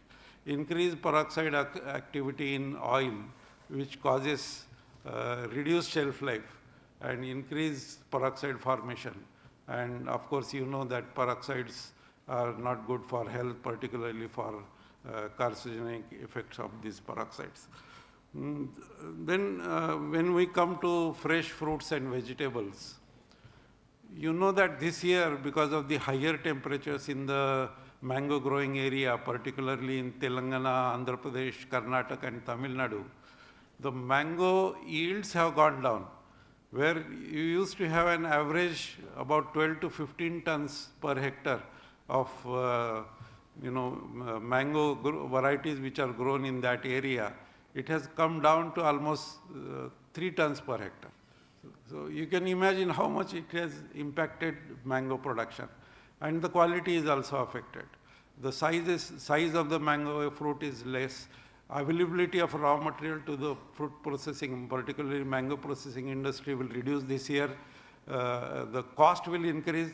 So techno-commercial feasibility of mango processing will be very much significantly affected because of this. And you know that mango is very sensitive to temperature, particularly in coastal areas where Alfonso mango is grown. Incidences of the spongy tissue is going to increase this year. It has already been noted that the spongy tissue this year is very much increased. Of course, it is very difficult to find out spongy tissue in a healthy looking mango fruit unless we cut it. But it is possible. Now recently some work is going on where electronics optical systems are being developed, where you can put in fresh mango under the system and it can detect whether there is a spongy tissue in it or not. So similar kind of physiological disorders are seen in many of the fruits. Like in case of banana, if high temperature is there during harvesting of banana fruit, particularly for export, it is harvested under semi-ripe condition, that is 3/4 maturity level, and then it is ripened for export purposes. Such bananas are tasteless. There is no proper sugar production because of the enzymatic changes which are happening, and particularly pectolytic enzyme affects the pulp, and a boiling in effect is found. That is, the pulp looks as if it is a boiled banana, and it has less sweetness, and the pulp quality will be very much affected because of this. Then there is also seasonal changes. Like in case of grapes this year, the harvesting started 1 month before. This has both advantages and disadvantages. Advantage is that we can achieve export market earlier in time, before the arrivals from other countries, and get better price and the benefit of market. But because of the increased temperature, and if the harvesting is late, then definitely again grape is subjected to various infections and infestations, and the quality is affected. In case of tomato, again there is huge problem with respect to color because of increased temperature. The red color is not developed properly, so the processing industry, which requires very red color for tomatoes for making ketchup or paste, tomato paste, this is affected, and because of that, again there will be techno-commercial impact on processing. Yeah, I think these are some specific examples I have given, but there are several, and lot of R&D is required actually. Very little work is being done on effect of climate change on the quality and changes which have been happening in fruits, vegetables, and other grains. Thank you, Dr. Kulkarni, and I think some of the examples that you've shared actually pose a lot of research questions for institutions like NIFTEM, and create opportunities for enterprise development and technologies. So I'm just going to move on to Dr. Sanat, who's a principal scientist at ICRC IFE. If you could briefly talk about what are the challenges in the fishery sector, especially on the post-production piece, and what are the solutions that he has seen that could be deployed besides going to the cold chain route. Dr. Sanat. Thank you, Mr. Raman Ahuja. Already two speakers told in detail about effect of climate change in animal food production system. Dr. Raghavendra Bhatta, DDG, and Dr. Kamna spoke about the effect of climate change on processing sector. So if I am a microbiologist, so my focus is on bacteria, emerging pathogens, how new pathogens are emerging as a result of a change in surface temperature, how the spoilage is increasing because of different types of bacteria that are getting into the supply chain or into, say, fresh fish, and how new parasites are emerging, and what measures we have to take to detect them, develop methods to identify them, improve the quality of fish or safety of fish for consumption. So when I looked at the kind of research that is being done in animal science on the effect of climate change on food production, that kind of thing is not currently being done in fisheries sector. So that means that we need a lot of financial support to do the research on the effect of climate change on, say, fish genetics, aquaculture, particularly fish farming, how this increase in temperature is affecting our fish production, as well as the processing, increased spoilage, the waste of fish. All these things need research and also require new research ideas to be developed and supported. And as you know, you might be aware that 10% of global population is dependent on fisheries and aquaculture. And by 2050, it is estimated that there is some 40% decline in fish production globally. So this is going to affect both the consumers as well as the fish processing industry, and it will have a lot of socio-economic consequences because of this decreased food production. And also the change in weather pattern is implicated in change in fish landing times. Now we see there is vagaries in the monsoon, so sometimes fishing has to be stopped early, and the drying, say for example, dry fish is a big market. So fish drying is affected because of these changes in weather patterns. So all these have economic consequences, particularly on small scale fisheries. Those who are involved, the fisherwomen or local fish communities which are involved in these kind of activities are severely affected by these change in weather patterns. At the same time, we are witnessing change in, say, fish diversity, the catch. High value fish catch is reducing and low value catch is increasing. So what you do with this, when there is not much demand for these low value fish, then you must identify methods to increase consumer preference, do some value addition, or prepare products that are readily acceptable by consumers. So these kind of changes are required by the fish processing industry as well. And there is also an important aspect here. 30% of fish that is harvested globally is wasted. So this is another thing that contributes significantly to greenhouse gas emission. So if we can mitigate it, develop methods to utilize this fish waste into developing certain valuable products, industrially useful products. We are doing certain research on some research on this. So we are trying to say ameliorate or bioremediate fish scales, fish skin, and develop industrially biomedically valuable products from them. So when something is remunerative, industry will also take up these projects, or these kind of, they will support this research, because it is ultimately is going to support them or help them. Most importantly, we need infrastructure, because fish processing industry is different, and it is not, in fact, that ready to take up this kind of, modern, or suggestions that require a lot of investment.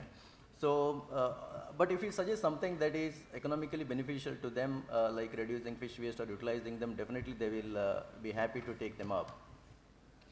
So, other suggestions that I might, I would like to point out here is use of new climate smart technologies to minimize food loss, and at all stages of fish production, and value chain itself require some diversification of fish species. That is that kind of research is going on in my institute also, where they are looking at species that are more climate resilient, or they are genetically trying to improve species into resisting these changes in climate, so that it will not affect the fish production significantly. So in this short time, this is what although I have more points, I don't want to take more time. Thank you. Other panelists will be waiting. Thank you so much. Thank you, Dr. Sanath. Very timely remarks, and I think the point about fish production getting down by 40% by 2050 is very significant. I go back 4 years ago, when the lockdown happened, all of us could by and large work from home, but the fisher folks could never work from home, because for them, home was near the water. Moving on to Dr. Harshal, he heads sustainability at UPL. UPL is a global player in farm inputs. Challenging question posed to him, because their work is on inputs. So I've requested him to talk about what solutions they've seen internationally in terms of post-harvest value chains, and what could be used to mitigate the impact of climate change. Over to you, Harshal. Thank you. Thanks, Dr. Aman. So first, I would like to thank the overall panel, to bring this kind of discussion here, because when we work at UPL, so we generally consider ourselves as a part of, the entire food value chain from input side. So generally we work with farmer from seed to harvest. But, it does not stop at just harvest, because we are talking on food processing. It is very much important that after the farm gate, what happens to this food processing thing. So I will just map it into two parts: the upstream emissions which are happening at farm gate, and then the downstream GHG emissions which happens post harvest or in food processing. So at UPL, we have a target of, reducing the emission of carbon equivalent gases, GHG gases, or sequestering them by 2030 to 1 gigaton level. And you very clearly mentioned that this agri-food sector almost contribute to 15.9 gigaton or something GHG to the overall ecosystem, which accounts for I guess 34% of total this one. And if you bifurcate that again, the downstream emission contribution or the emission happening through GHG is almost 1/3, which Madam mentioned, right? So our core job is actually into the upstream, from seed to harvest, but how we are relating that our work in downstream emission is following way. So we have divided our task into 3 parts, sir. So first part, we have some solutions, we have some products which helps in the post-harvest or food processing part, especially into the storage, which will help the processing industry to fight against this climate challenge. I will come to that. Second, we have developed the platform for a different stakeholder of food value chain, where farmers, processors, transporters, or all other stakeholders, they are coming together and they are working together to identify each other's problem in food value chain. So what we are trying to do here, when we see the overall food processing system, the key things are the trading and collection of the produce, right? Then processing it, then production, then it goes for wholesaling, then retail, and then consumption. So in this entire process, the major emission is happening through transportation, the electricity usage in storage. Even there is huge food waste as well. So the major challenge which I heard from day one, this morning session, how do we quantify that? Because right now it is very much important that we should understand from the farm gate to the end consumer what level of emission is happening at each phase by each activity. And for that we need to have some uniform methodologies. There are big companies like Pepsi, then Coca-Cola, then Starbucks. They have started adopting their own methodologies, but there are number of small producers as well, right? So if we can come together and create that uniform setup so that we can measure this emission or this baselining with uniform roadmap, that will be great. So we at UPL are trying to create this platform where we can bring this different stakeholder at one place. And third very important part, see what happened when we are working at farmer and we are connecting to the off-takers, means the companies which are procuring these foods. They are asking one questions. There are big companies, they have their own sustainability development goals, they are doing for that. But small processors are asking, why do we require this much of big platform? What is there for what problem this climate change will bring? Maybe there are small processors, they are asking. So what we are trying to do this behavioral change at farmer level, to follow the green practices, or at processor level, we are trying to create an incentive based model. Means maybe we are trying to create the traceability across the value chains. Means at farm level we can trace how much water, how much fertilizer that farmer has used. After that, how much GHG emission we saved into the transportation or processing. So entire visibility of this GHG quantification can be made available to the off-taker, and we can ask those off-takers that, look, we are bringing like eco-friendly food or less GHG emitted food for you, and you need to pay some incentive for that, because that is into their goals right now. That is what UPL is trying to create the platform. And the number one which I wanted to share, apart from that, we are already there in some technologies and products. UPL is globally known for, in post-harvest ecosystem, globally known for a good fumigating company. We have our own fumigation solutions, ALP, right, which can be used at farmer level as well for their household storage. And secondly, we have a big system where, we work with big corporates for the bean grain storage fumigation. Secondly, we are also into the waxing and coating solutions, because in this changing climate scenario, the temperatures are going up. It is very much important how do we improve the shelf life of the harvested product, right? So we have wax coating solutions, eco-friendly, means which can be the treated or coated food can be easily food. So that's how we are contributing to this entire ecosystem. And sir, I just want to add one last question. You started it very well. I think I see many students here. This will be the I think biggest opportunity, where the major challenge is how do we map, right? How do we map this GHG emission quantification? I think apart from your regular studies, please keep working on this, because this is our need as well, right? There is no robust system for that. So if you can all come together and create a robust system, that it will be a win-win situation for the same. Thank you, sir. Thank you, Harshal. And indeed, I think we are contributing to development of a course material, Harinderji, if I may say so. Sorry? Yeah, and Harshal, for those examples are very helpful, and maybe they could be a case study that could be developed on what UPL is doing, both on the food value chain network as well as on the incentive system for traceable emissions. And I think this will become hopefully taught at NIFTEM and other places. This is a good segue into my next panelist, Dr. Pal. He's currently the chairman of the scientific panel on fruits and vegetables at FSSAI. A very important part of food, health and nutrition, and formerly he was the director of ICR Pomegranate Research Center.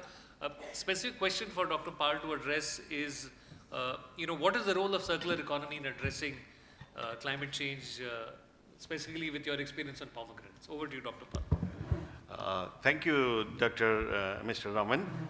And first of all, I'd like to express my sincere thanks to Dr. Oberoi, my very close friend, philosopher, and guide. We work together, and for inviting me for this very important conference. And coming to this, climate change versus food processing. Many of the speakers, earlier speakers, have already narrated that climate change is the increased temperature, decreased availability of water. Then there are in climate change due to happens natural calamity, unseasonal rains, flood, drought, snowfall. In fact, we have all experienced these things in many couple of years back.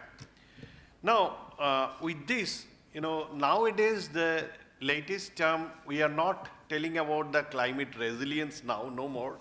Now we are talking about the climate smart agriculture. So when we talk about the climate smart agriculture, it should be climate smart food processing too. We cannot, agriculture and horticulture cannot be separated with the food processing industry. So when it comes to the circular economy, I can give a small information. I mean, it is all well known to you. In most of the Western countries, the processed foods are much cheaper as compared to India. Because in most of the Western countries, you can see their breakfast constitute a glass of the processed juice. But whereas in India, the consumer preference is consumption of the fresh fruits. Now, why it is so? First of all, the processed foods or the processed products are little expensive compared to the fresh one. Now, just to address that one, the circular economy plays a very, very important role. What I tell about the total utilization concept, when you harvest a crop, say for example, I am giving you the example of the pomegranate. The pomegranate is a very difficult to eat fruit, right? It's unlike orange, unlike banana. Suppose somebody gives you orange on the way of traveling, you can eat it. Banana, you can eat it, but the pomegranate, you cannot eat it. So here lies the importance of the processing of pomegranate on the difficult to eat fruit. Similarly, there are many other fruits like jackfruit and so many examples are there. They're difficult to eat fruit where processing has got a very important role to play. Now for pomegranate, I can tell you, the pomegranate, the most important edible part is the arils, Arils are used for the processing of juice. Even you can extract the juice. After extraction of juice, you are left with the, your peels and the seed. In fact, in 2015-16, we had just an idea that how to utilize this, waste, processing waste of the seeds and the peel. And through studied literature, we could find that pomegranate seed contains around more than 12% of the oil. And we had developed a virgin process for extraction of pomegranate seed oil with retention of all bioactive compounds. Now, this pomegranate seed oil is very expensive. In the international market, it costs around about 15,000 rupees a liter. So after we developed this virgin pomegranate seed oil, we did various studies with the various, human benefit health aspect. starting from the cell line culture with the human colorectal carcinoma cells, with the clinical trial with the cancer patients, and we could found that this pomegranate, virgin pomegranate seed oil could even be a very good candidate as a nutraceutical for the processing industries, for combating the colon cancer even, So that's what, now considering after using the peel seed, you are left with the peels. Now peels are very, very important component in pomegranate. It contains very high and very important bioactive compound which is known as punicalagin. It's very, very expensive. You can see this nutraceutical available in the form of the capsule in the Western countries, the punicalagin. It has got several health promoting roles. I am not going in detail because it will take a long time. But see, the peel can be utilized for, extraction of this high value component like punicalagin and all.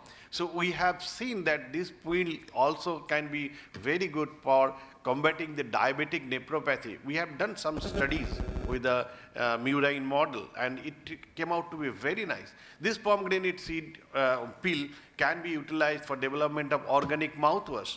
Like that, this is the, what I want to tell you, this circular economy, whenever you utilize these other byproducts or the co-products of the processing industry, your cost of your main product like pomegranate juice will come down like anything.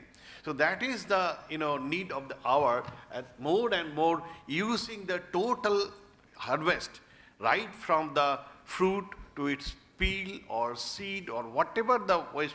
I mean, we should have a process of zero processing waste.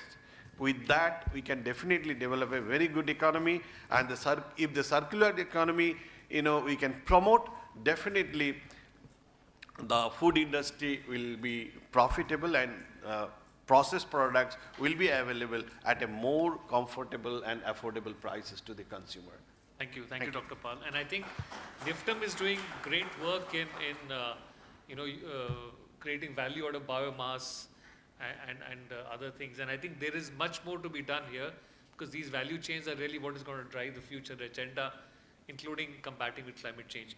I move to Deepak. Deepak Rajmohan is the founder of a company called Greenpot Labs. Been around for 6 years now? 5 years.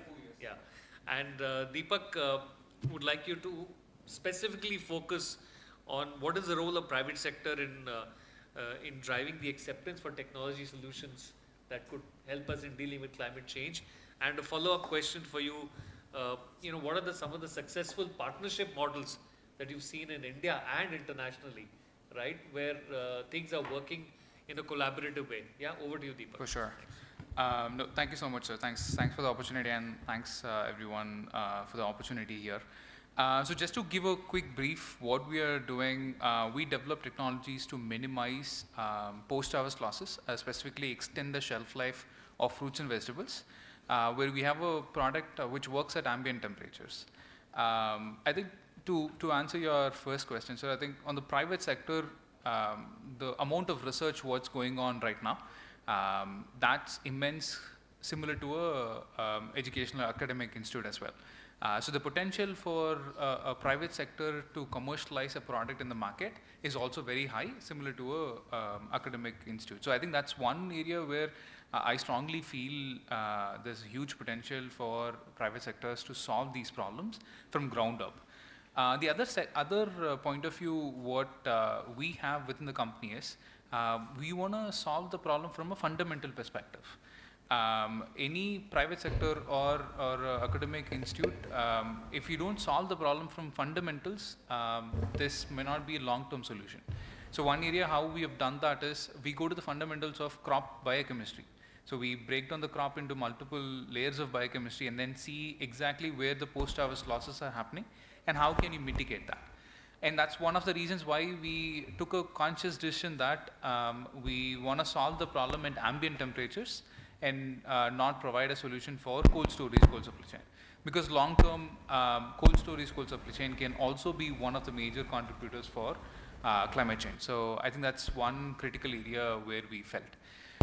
So I wanted to take few parallels from other countries, how private-public relationship is working out well, and that's supporting the industry much better. So one of the countries is Netherlands, where the interaction is very, very strong, where they have PPP conferences, PPP workshops, where they bring in different private sector players, and they bring in professionals, and they also bring the public policy makers. So this gives a common floor where we can discuss about the problem statements in a transparent way, and then talk about the action items immediately. I think that's the one gap what I feel to solve this problem. I think how fast can we take the action items? It's not about the research, it's not about the product, but execution is where it matters a lot. So bringing the public and private sector together would help us execute faster. I think that's one area where I strongly feel India can move towards, and that will solve the problem much better. So to answer the second question, the success what we have seen, right? So we work with different customer segments. So we work with farmer cooperatives, FPOs, we work with the exporters and traders, and we also work with international supply chain players. One of the biggest gaps what we are trying to fill is there is no requirement for a proper infrastructure to use our technology. So whatever is a current supply chain, we can integrate the product within that, and that is adding a huge value for the customers. They don't have to change their packaging, they don't have to change their supply chain practices, they don't have to include any cold storage, cold supply chain.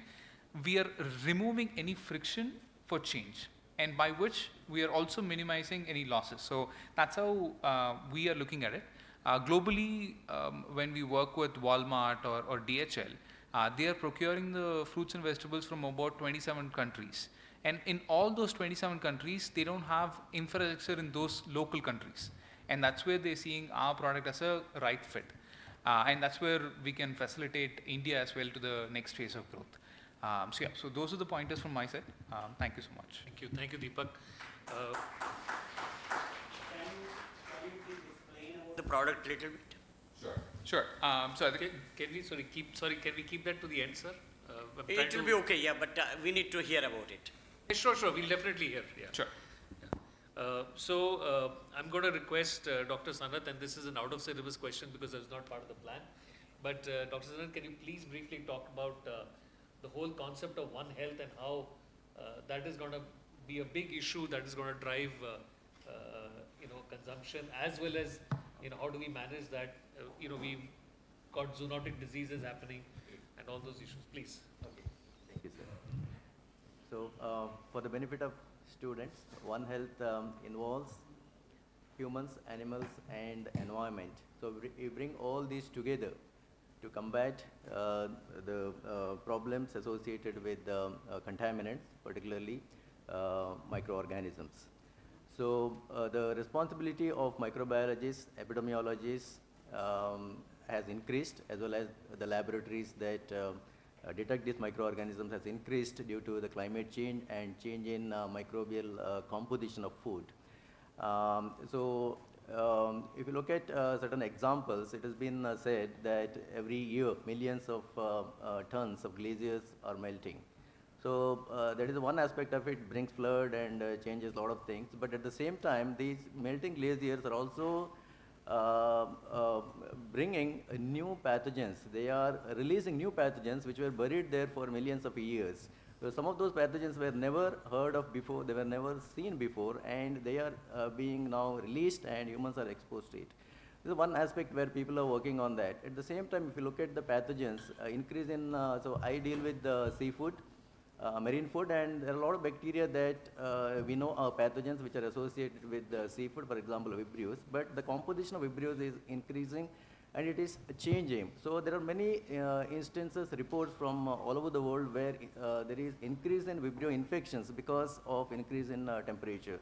And the bacteria that were earlier causing gastrointestinal infections, they are now associated with wound infections. So the cases of wound infections are drastically increasing across the world. And it's also said that every 1 degree increase in temperature is going to increase salmonella infections by over 7%. And at the same time, you will see, the succession of pathogens that were not there before. that were not very common in food are now becoming more common in food. So all these require that we develop methods. We also look at these new pathogens. We also say emerging pathogens. So the pathogens which were not, or bacteria that were not considered as serious pathogens before are emerging as important pathogens in food. But we did not have earlier methods to detect them or to identify them, so we need to develop them. So these are some of the new responsibilities, that as microbiologists we have. At the same time, the parasite infestations are also changing. That with the increase in the temperature, there is more cercarial output. So in other words, you find more of them in food, and you are more exposed. The chances of the consumers getting infected or infested by these parasites is also increasing. So these are some of the points. Also there are certain, interactions that or physiological activities of bacteria also change in the environment due to change in the temperature. So we have shown in some research that the exchange of genetic material is enhanced at even with 0.1 or 0.2 degree increase in temperature. So this is more important from AMR or antimicrobial resistance perspective, where in the aquatic environment, change in or increase in temperature means more dissemination of antimicrobial resistant genes, and humans are exposed more to such resistant bacteria. So these are some of the key points that I would like to Thank you, Dr. Sanath, for very succinctly capturing a topic where I think experts can talk for days, and it's a very, very important topic, and it's going to be a key aspect of all things that we're talking about, resilience and managing the impact of climate change. So my next question is to both my private sector panelists, this is really about, and Dr. Kulkarni first and then Harshal, this is really about how do we mainstream the climate agenda in private sector, going beyond sustainability, going beyond governance and those kind of things that, the CSR Act and other things. So how do we make it mainstream? How do we make it that it reflects the profit and loss statement of the company, and it is indeed something that they want to work about? Dr. Kulkarni first. Yes. It's a very challenging thing actually. You know that finished product of any industry has to be constantly same in character, physically, sensory quality, microbiologically, it has to be uniform all the time and within the, regulation. Now, when you have varied kind of raw material available, because of climate change, this issue is going to increase more, and you receive raw material which is of different kind, different quality, and still you have to make a same quality finished product. So it is a big challenge, and how to do it? It requires a lot of R&D, on plant R&D, in plant R&D, and also, some mechanism where, like I said, in case of tomato, different color combinations, you may have to blend some of the pulps. In case of fruit pulps also, you may have to blend different varieties to get the same quality of the product.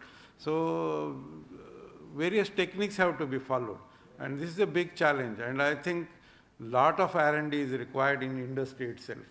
So industry should increase R&D budget for this, and perhaps lot of academy industry collaborations are required, because some of the challenges cannot be solved by industry. Those could be very fundamental challenges, and these could be handled by academic institutions. So a lot of collaboration is required and some investment is required. And particularly for students, they can take up these various kinds of projects for their master's thesis or for PhD program, and they can work on those problems. Lot of challenges, like just to give an example of chilies, lot of chilies this year have been affected because of aflatoxin, and our export market is getting affected.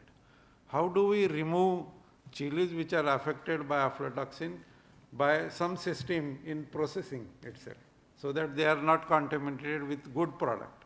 So this kind of challenges are there. I can give thousands of examples, but time may not be enough for that. Thank you, sir. Yeah. Harshal, over to you. So Ramanji, very interesting question, and this question, always, even in my internal ecosystem, everybody asks me. So very clear answer to that. If we want to just go beyond sustainability and bring it to the mainstream, it is very much important that whomsoever, whatever stakeholder is involved into this food value chain, they must have some economic benefit. It should be the entire value chain in consideration of the climate smart thing should be economically viable. And I will share with the live example, right? So you can read my designation as head of sustainability. So when we say head of sustainability, so in general, everybody thinks that, oh, he will be doing the ESG thing for the organization. So apart from that, if you see my KPI, I have to, 70% of my KPI, being we are from agriculture background, we have to create a sustainable crop programs. And when I say sustainable crop programs, I have to work with farmers, I have to work with the processors. I will share the example of sugar mill. So we are doing one program in sugarcane that is called as Shashwat Mithas. Why Shashwat Mithas? Because whenever we see, I'm from Maharashtra, there are many from maybe UP. So these two states are sugarcane intensive, and sugarcane crop is water intensive. So whenever we hear from for sugarcane, everybody says that it is like highly water consuming crop, highly fertilizer using crop. Not just people, but even the industry, even the off-takers, right? So that is why we targeted this crop to make it Shashwat, that is sustainable, and Mithas, because it is sugarcane, we want to keep this sweetness eternal. Now what we are doing and what are the challenge and how do we bring, how we are bringing it to mainstream. So we are working with farmers. The farmers were associated with sugar mills. In UP, Maharashtra, almost 200, 300 sugar mills are there.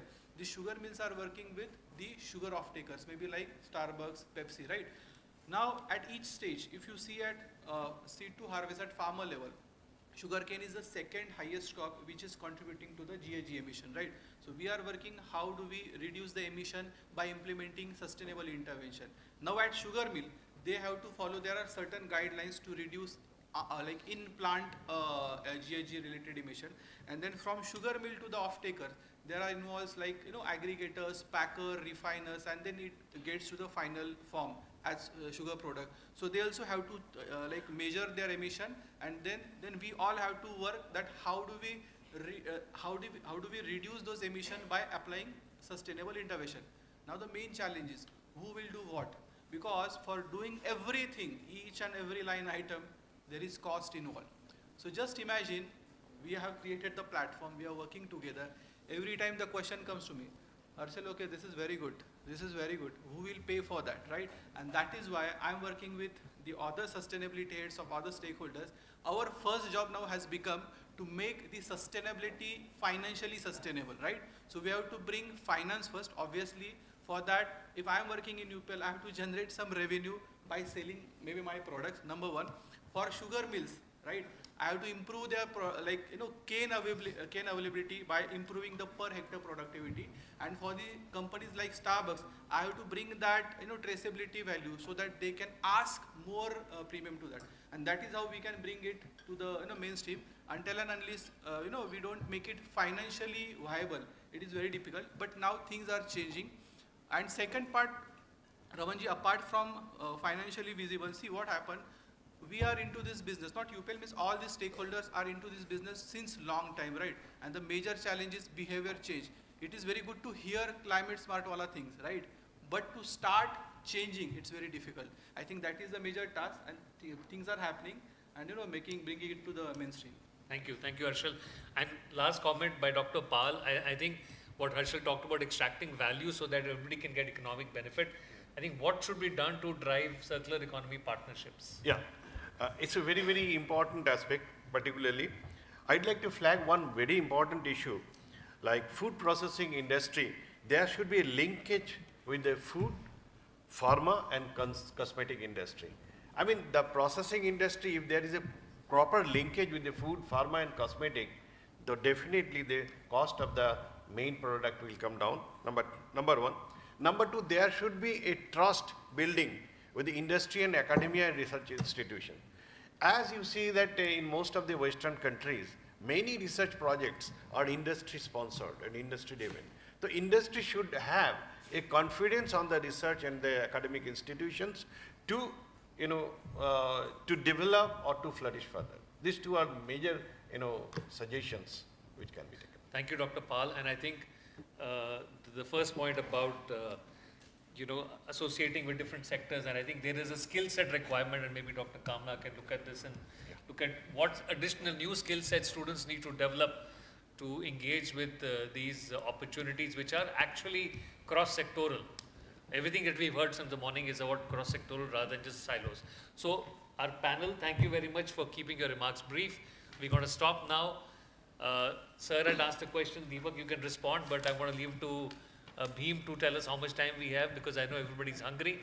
Okay, Arinder is saying close the shop. Deepak, can you please respond to sir, and then I leave it to you.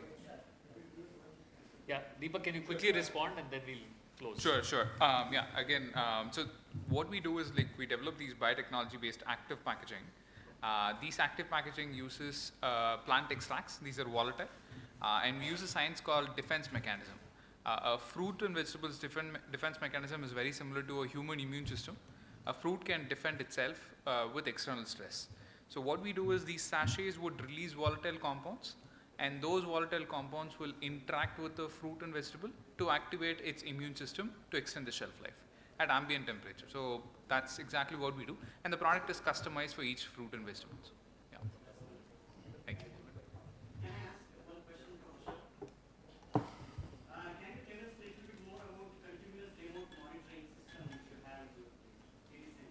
Right, telesense. So actually, sir, I'm not expert of that, but I have worked in that fumigation sector for 2 years. I will just share. So what happens generally in the like old ecosystem. So to maintain the temperature or the relative humidity, right, we have to use those wire wala temperature sensor, right?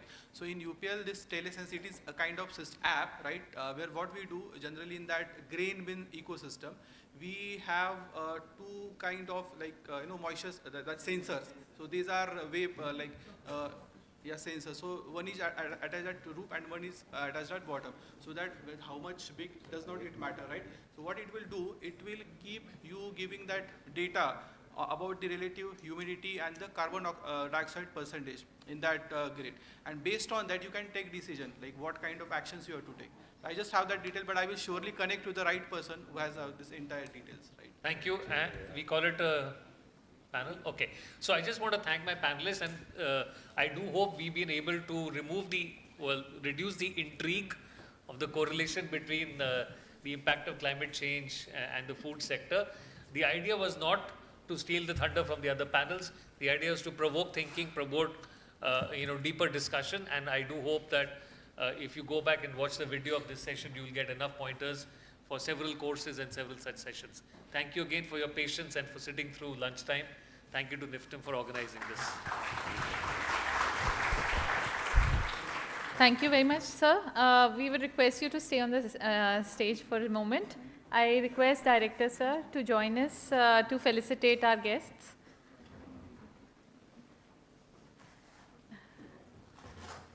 I request her to, I would also like to call Professor Kamna Sajdeva to join us, and we'd like to felicitate you. Right.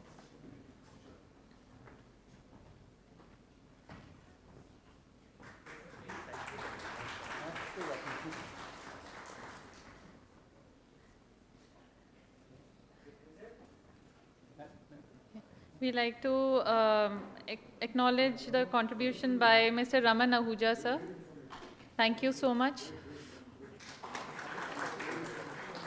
I call upon Dr. Dilip Kulkarni, sir, from President Jain Education.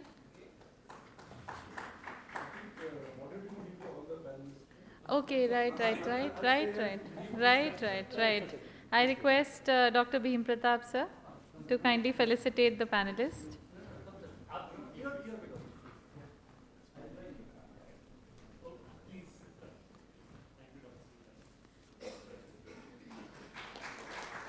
I call upon Dr. R.K. Pal, sir.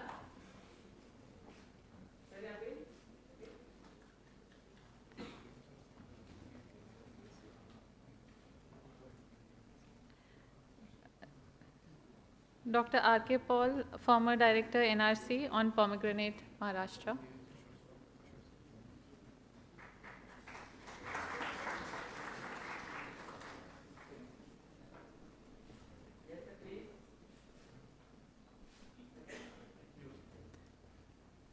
I'll call upon Dr. Sanat Kumar, Principal Scientist, SIFI, Mumbai.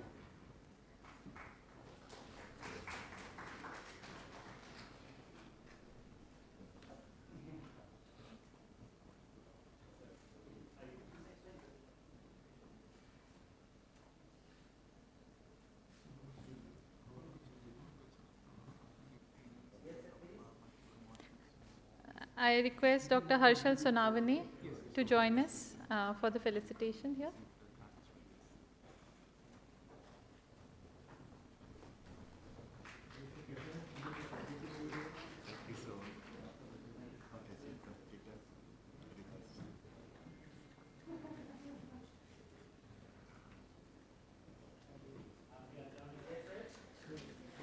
Request Dr. Sri Ramohan, Director, Greenport Labs, to join for the felicitation. Sri Ramohan, sir.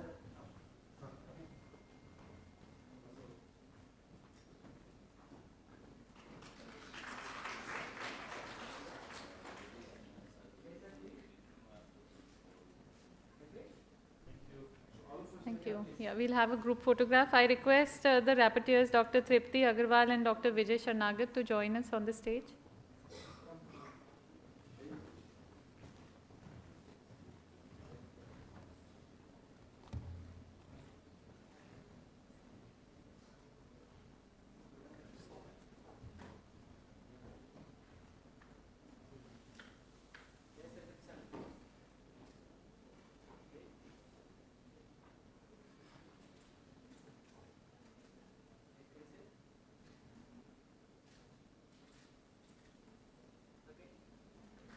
Thank you all. We'll take a break for lunch, but since we are running behind schedule, I request everyone to join back by 2:30. Yes, please. Right. So have a quick lunch and please join by 2:30. We'll be resuming with a very interesting session. Thank you.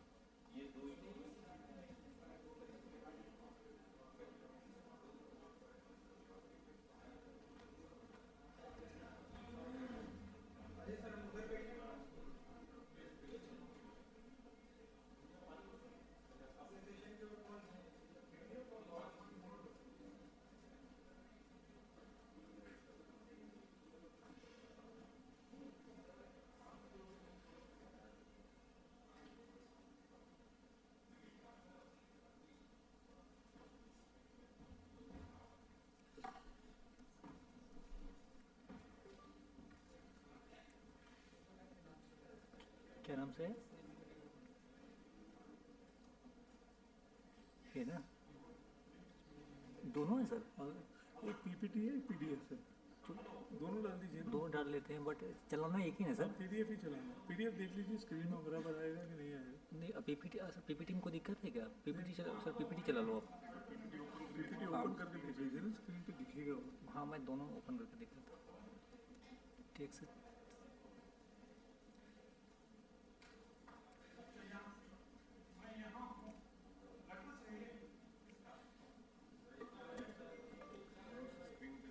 हाँ, उसी screen पे। दीपक, इसका access देना laptop, इस laptop का access दो।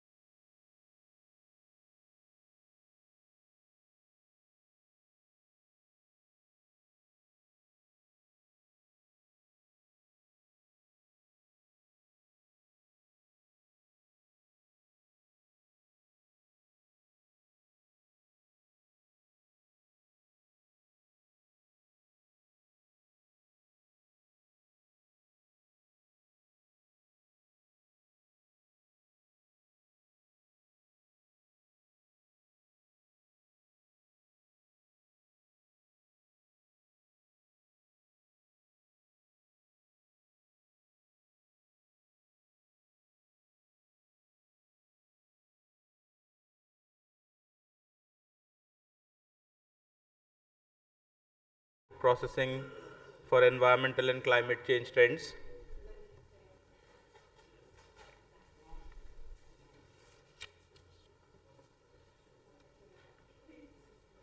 We have all our panelists set here, and we have our speakers, lead talk speakers present here with us. I would request all to settle down so that we can start the session quickly.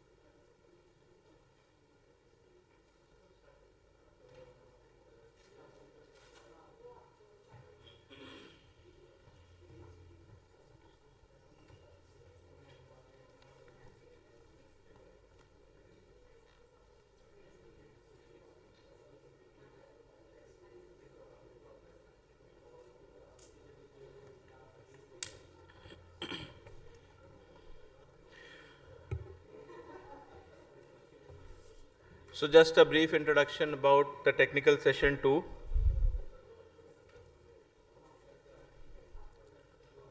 I request all to please settle down so that we can start our session. The technical session 2 talks about the climate resilient supply chain management for perishables. The more important part is that we need to understand there are multiple stakeholders in supply chain. Perishables are restricted with shorter shelf life, and the changing climate is impacting the quality in terms of their nutritive value. Major concerns related to the quantity and quality of raw material availability.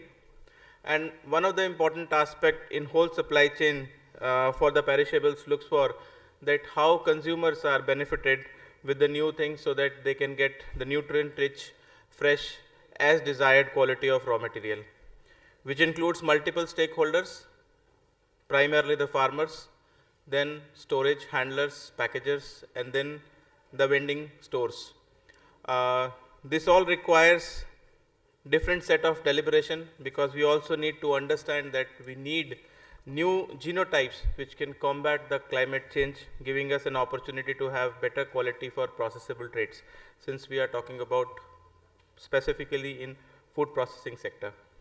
So with these words, I will not delay and would like to invite our first speaker of the day for this particular session, technical session 2, Dr. Surendra Kumar Tikku. Dr. Tikku is an independent director with advanced training in plant breeding research, promoter of Tierra Agrotech Limited, with more than 55 years of experience as breeder, teacher in the field of research and development. He is a leader in both public and private sector. He has held senior positions with leading MNCs like Advanta, Syngenta, Global Bush Tomato lead at Pioneer Seeds, Solanaceous Crops in ICR IHR. He has also been FAO consultant on vegetable breeding production program in Myanmar. As a breeder, he has bred market leading varieties and hybrids of tomato, okra for India and abroad. Served on various research advisory committees government and non-government bodies, member to various supervisory boards, access to Seed Index Netherlands, with more than 50 research publications and review. We welcome you, sir, to this session. I would request all to give him a good round of applause.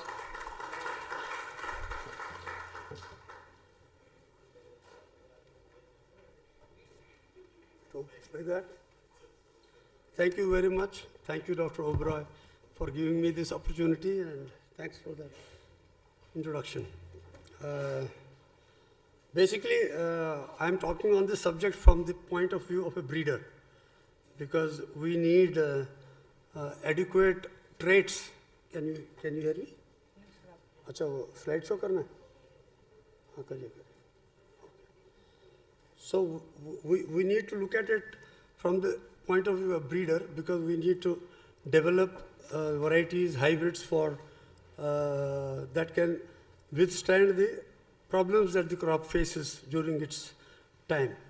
So I have been a tomato breeder, so I try to first put it in terms of tomatoes, and then a little bit about a few other crops where we can talk about the traits that are needed.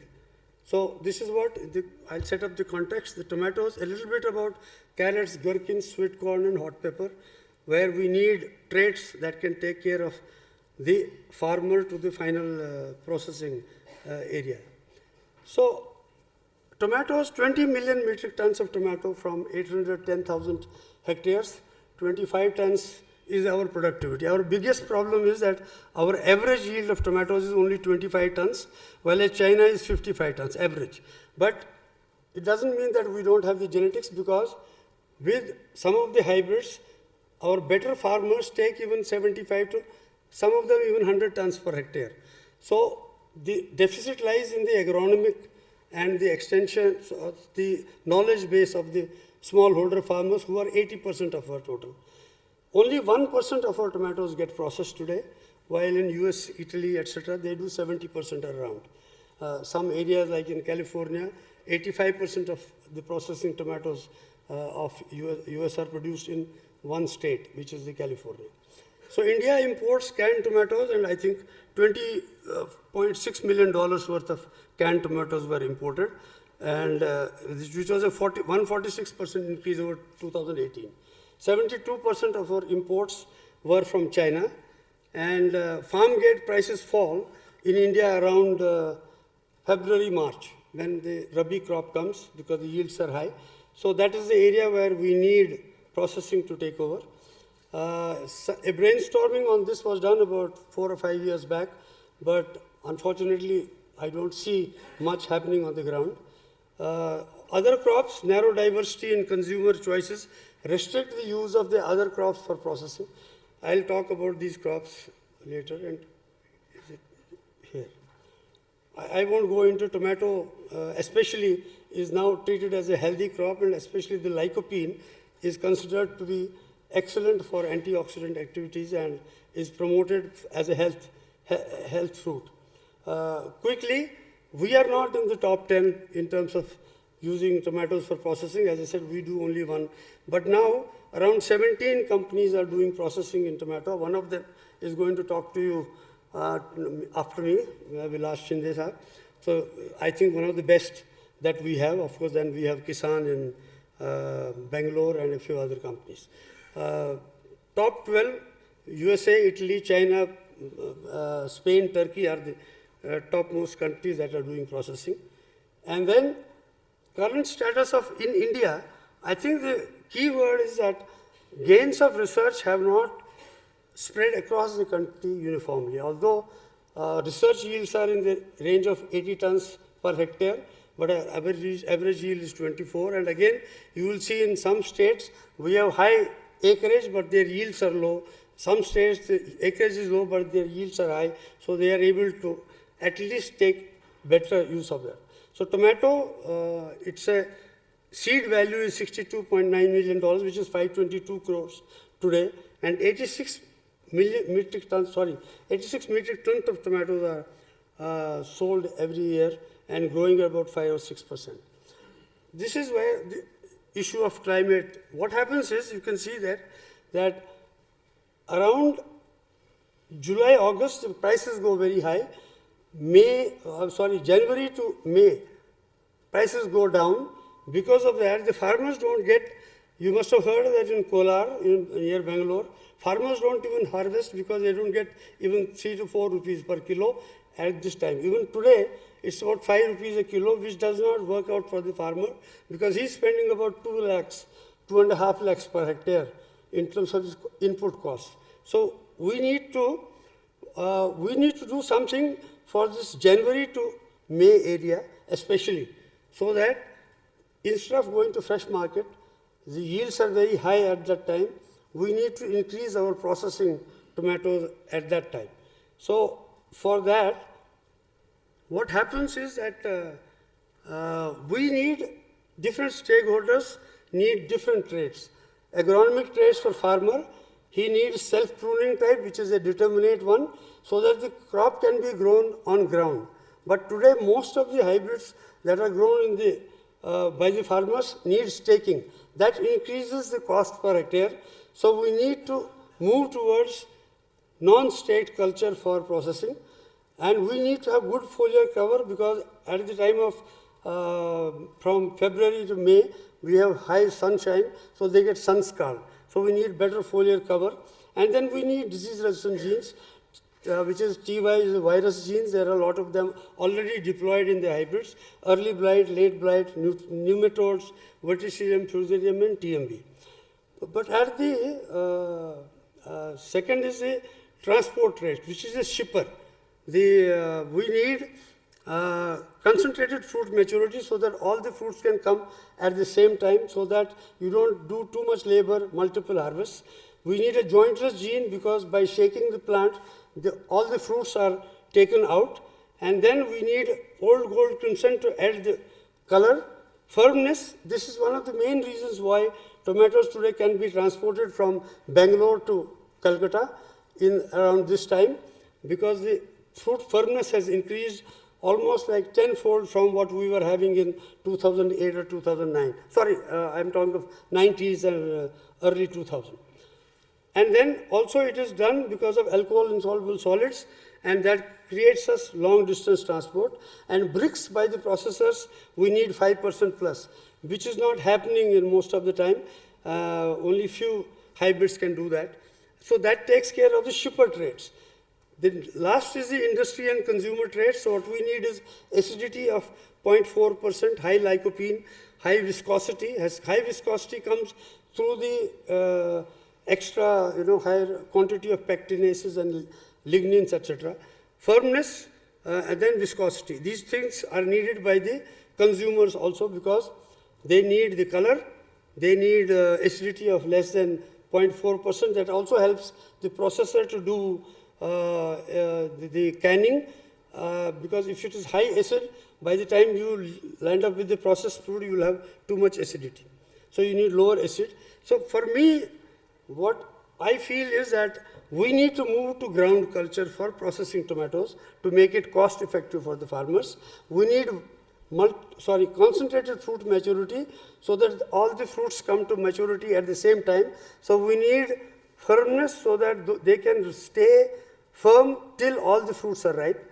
And you can see on the left, that is a picture taken from my student's PhD.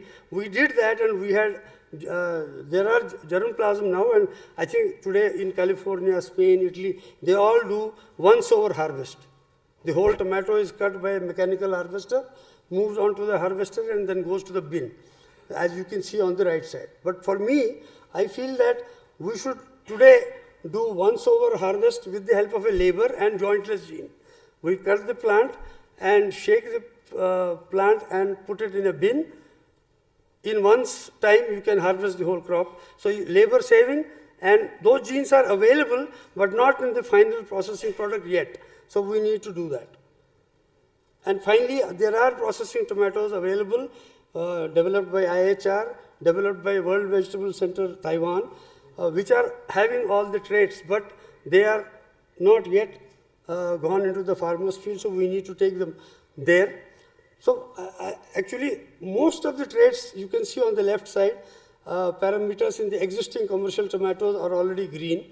But what we don't have, like, they would like smaller fruits for the processors, they would like more deep red color, they would like jointless gene, concentrated fruit maturity, prolonged vine storage, higher TSS and higher lycopene, and for paste also, and also viscosity. These things are still not in the final product. Today we use, I think Mr. Shinde will probably agree, he uses what is dual type of tomato, which can also go for process. So what happens today is when they get the harvest, the red ripe fruits go to processing factory, which may not be the highest quality. So we cannot match Heinz or Kagome for their quality. If you take a Heinz tomato ketchup, if you take it out, it will not come out easily because of the high viscosity, for the high quality control they have.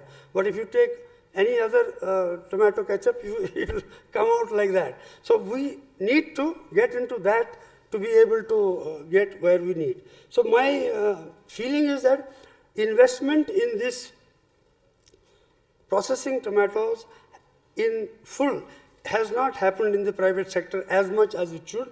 Why? Because we don't process enough. So my feeling is that if we can target that we do a 25%, 27% by 2030, the seed industries today value is just 1.1 million, it can go to 12.5 million in 5 years if we move towards moving more for processing. If this can be done, then the seed value will be 106 crore. So heat and foliage disease resistance will have to be added to what we have already got. And key states are Karnataka, Maharashtra, AP, Chhattisgarh, MP and TN for me, because they have a slightly extended period. You can start from October and you can start harvesting from January end up to May by staggered sowing. So that also keeps the processing industry occupied for more than 5-6 months. Today it's probably 2 months or 3 months mainly. So the target should be, can we create a Heinz or a Kagome within India? So I would like to soon listen to what Mr. Shinde says. I would be very keenly wanting to know what is your idea on that.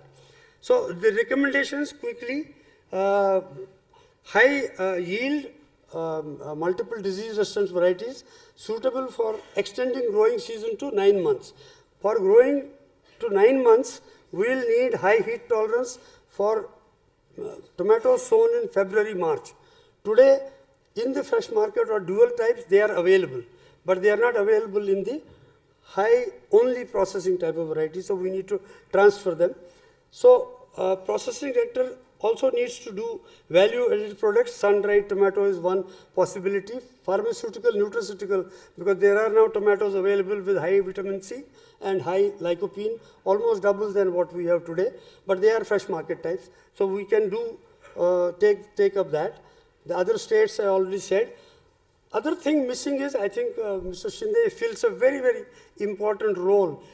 In California, there's a California Growers Tomato Association. Tomato Growers Association, it's called CTGA.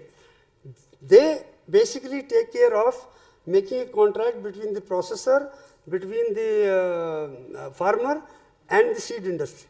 So before sowing, it's all set to who will grow what, which variety or hybrid will be grown, and who will take it. So they take care of a lot of, I'll go through that very quickly. So we need FPOs to do that.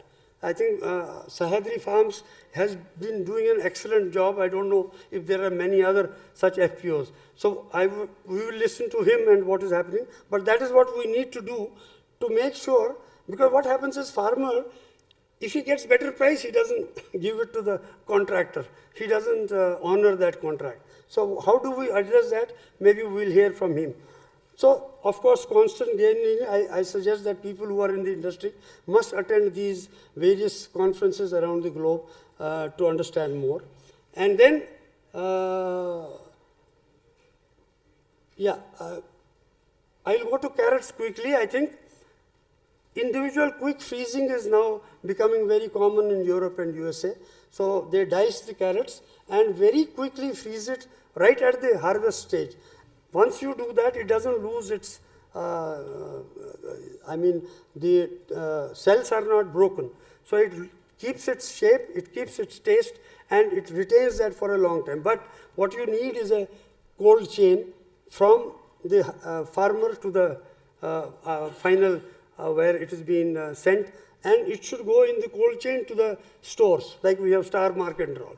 So the whole cold chain is today missing, so we need to do that. But today you need carrots that have crisp texture, higher sugar content, higher beta-carotene content, or even higher lycopene, because there are red carrots, low fiber content, high dry matter, and resistance to powdery mildew and root rot. These are the things needed for making it climate smart. I was very happy to see recently when Somani Seeds have done a very excellent, I think I have not seen it anywhere else. They have crossed a Nantes Europe, which has very hard carrots, and they have good shelf life, with a red carrot which we use for gajarela in the north especially. From that combination, they have now developed CMS-based, sterility-based hybrids. You can see the core is absolutely uniform. There is no white core in the center. They have all the traits. I won't go into but the traits are there that are needed by the processors. So this is, I would say, what also they do is they extend the sowing season for 5 months instead of 1 or 2 months today. So you have a wider adaptability of such carrots. They have done the same thing with radish. I'm not going to talk about that. There is gherkins, another one. I think not many of you may probably know that this is one of the major export of gherkins happens from India, and Bangalore, Andhra Pradesh are the main farmers that use it. And there are 50 processors who do 170 million euro worth of processing of gherkins. Gherkins is a small pickling cucumber, and the key thing is that Rexone and Nunans are the two companies that are very good at it and have the leading. More than 100,000 people are employed in this industry, and 200,000 metric tons are now produced. Slow growth rate is needed for this kind of gherkin, so that sometimes what happens, they are not ready for taking it to the processor. If cucumbers grow very fast, if it goes 1 centimeter more in 24 hours, the quality drops down. So you need slow cell division, and as a result, higher shelf life. So that is how this market is increasing in India, and the exports are increasing today also. Another crop is sweet corn. It is something that we introduced in Syngenta. We did the trials in India, and we had Thailand genetics, and Sugar 75 hybrid was introduced, and it became the #1 hybrid. But then from 100 metric tons in 2010 to 400 metric tons today, but it is expected to be 100,000 metric ton by 2030. And because today sweet corn soup, fresh corn is eaten everywhere in the country. So there is a huge opportunity here, but we need shelf life of over 72 hours, deep orange yellow kernels, easy shelling, tight husk, bricks of 16 degree plus, small shank, shank means the internal part, and northern corn leaf blight, because that will make it possible to extend sowing season. Today, in vegetables, sweet corn, baby corn, there is no season. Farmer grows because every month we want that in the stores. So we need to have multiple year, multiple sowing windows. Similarly for chilies, disease like, especially the red chilies, I'm not talking about the green chilies, it's a market worth 561 crores for seeds today, 599,000 hectares are grown. So in this you need, do I have 5 minutes more? Okay, quickly. So we need disease resistance, anthracnose, sun scald susceptibility is there. We need to improve that. High capsaicin and oleoresin content needs to increase for us to go into the processing sector. The FPOs, this is what, they help in bargaining, they help in communications, they help in promotion, they help in making sure that food safety, we talked about how do we ensure food safety. They will help in keeping those processes in place. They help in advocacy, and because sometimes you need to go to the government. They help in maintaining quality of each of the farmers' place, and they help in creating ideas for research. So I can go on, but this is something we need. I think this is in a nutshell that these are the traits we need, and we need to work on that to make sure that we have multiple monthly sowing window for all these crops. There are many white onions are the other, many other crops where climate smart traits are needed. Thank you, and I hope this processing industry goes high and high. Thank you very much. Sir, thank you very much. I think you nailed it exactly, that what we are looking forward to offer food processing industry in terms of processable traits. So once again, a heartfelt thanks for bringing and igniting the thoughts in these lines. As we are running little behind the schedule, I would request other speakers and panelists to make it a quick session.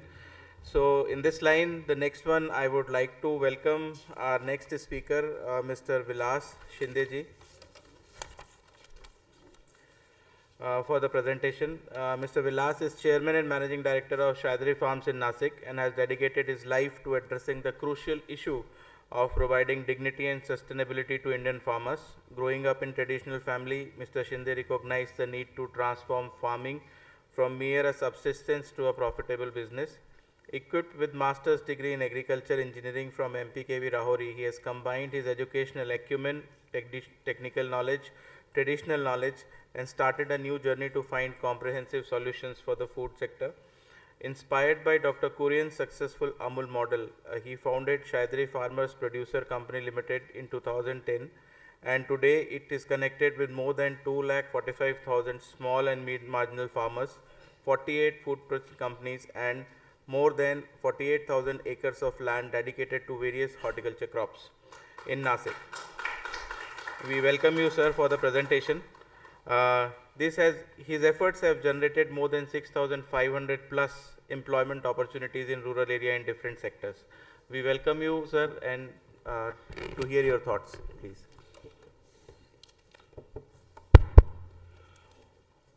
Thank you, Dr. Neeraj. First of all, good afternoon to all of you. Respectable Dr. Patil sir, Dr. Oberoi sir, Dr. Kulkarni sir, and all the dignitaries in the hall and students. I am going to speak about climate resilient supply chain management of perishable. Regarding this topic, actually topic is not clear to me because the perishable word is used here, but perishable covers lot of things. So perishable covers from meal to horticulture, everything. But I think the discussion is around horticulture crops for this session. So I will focus on this particular commodity. And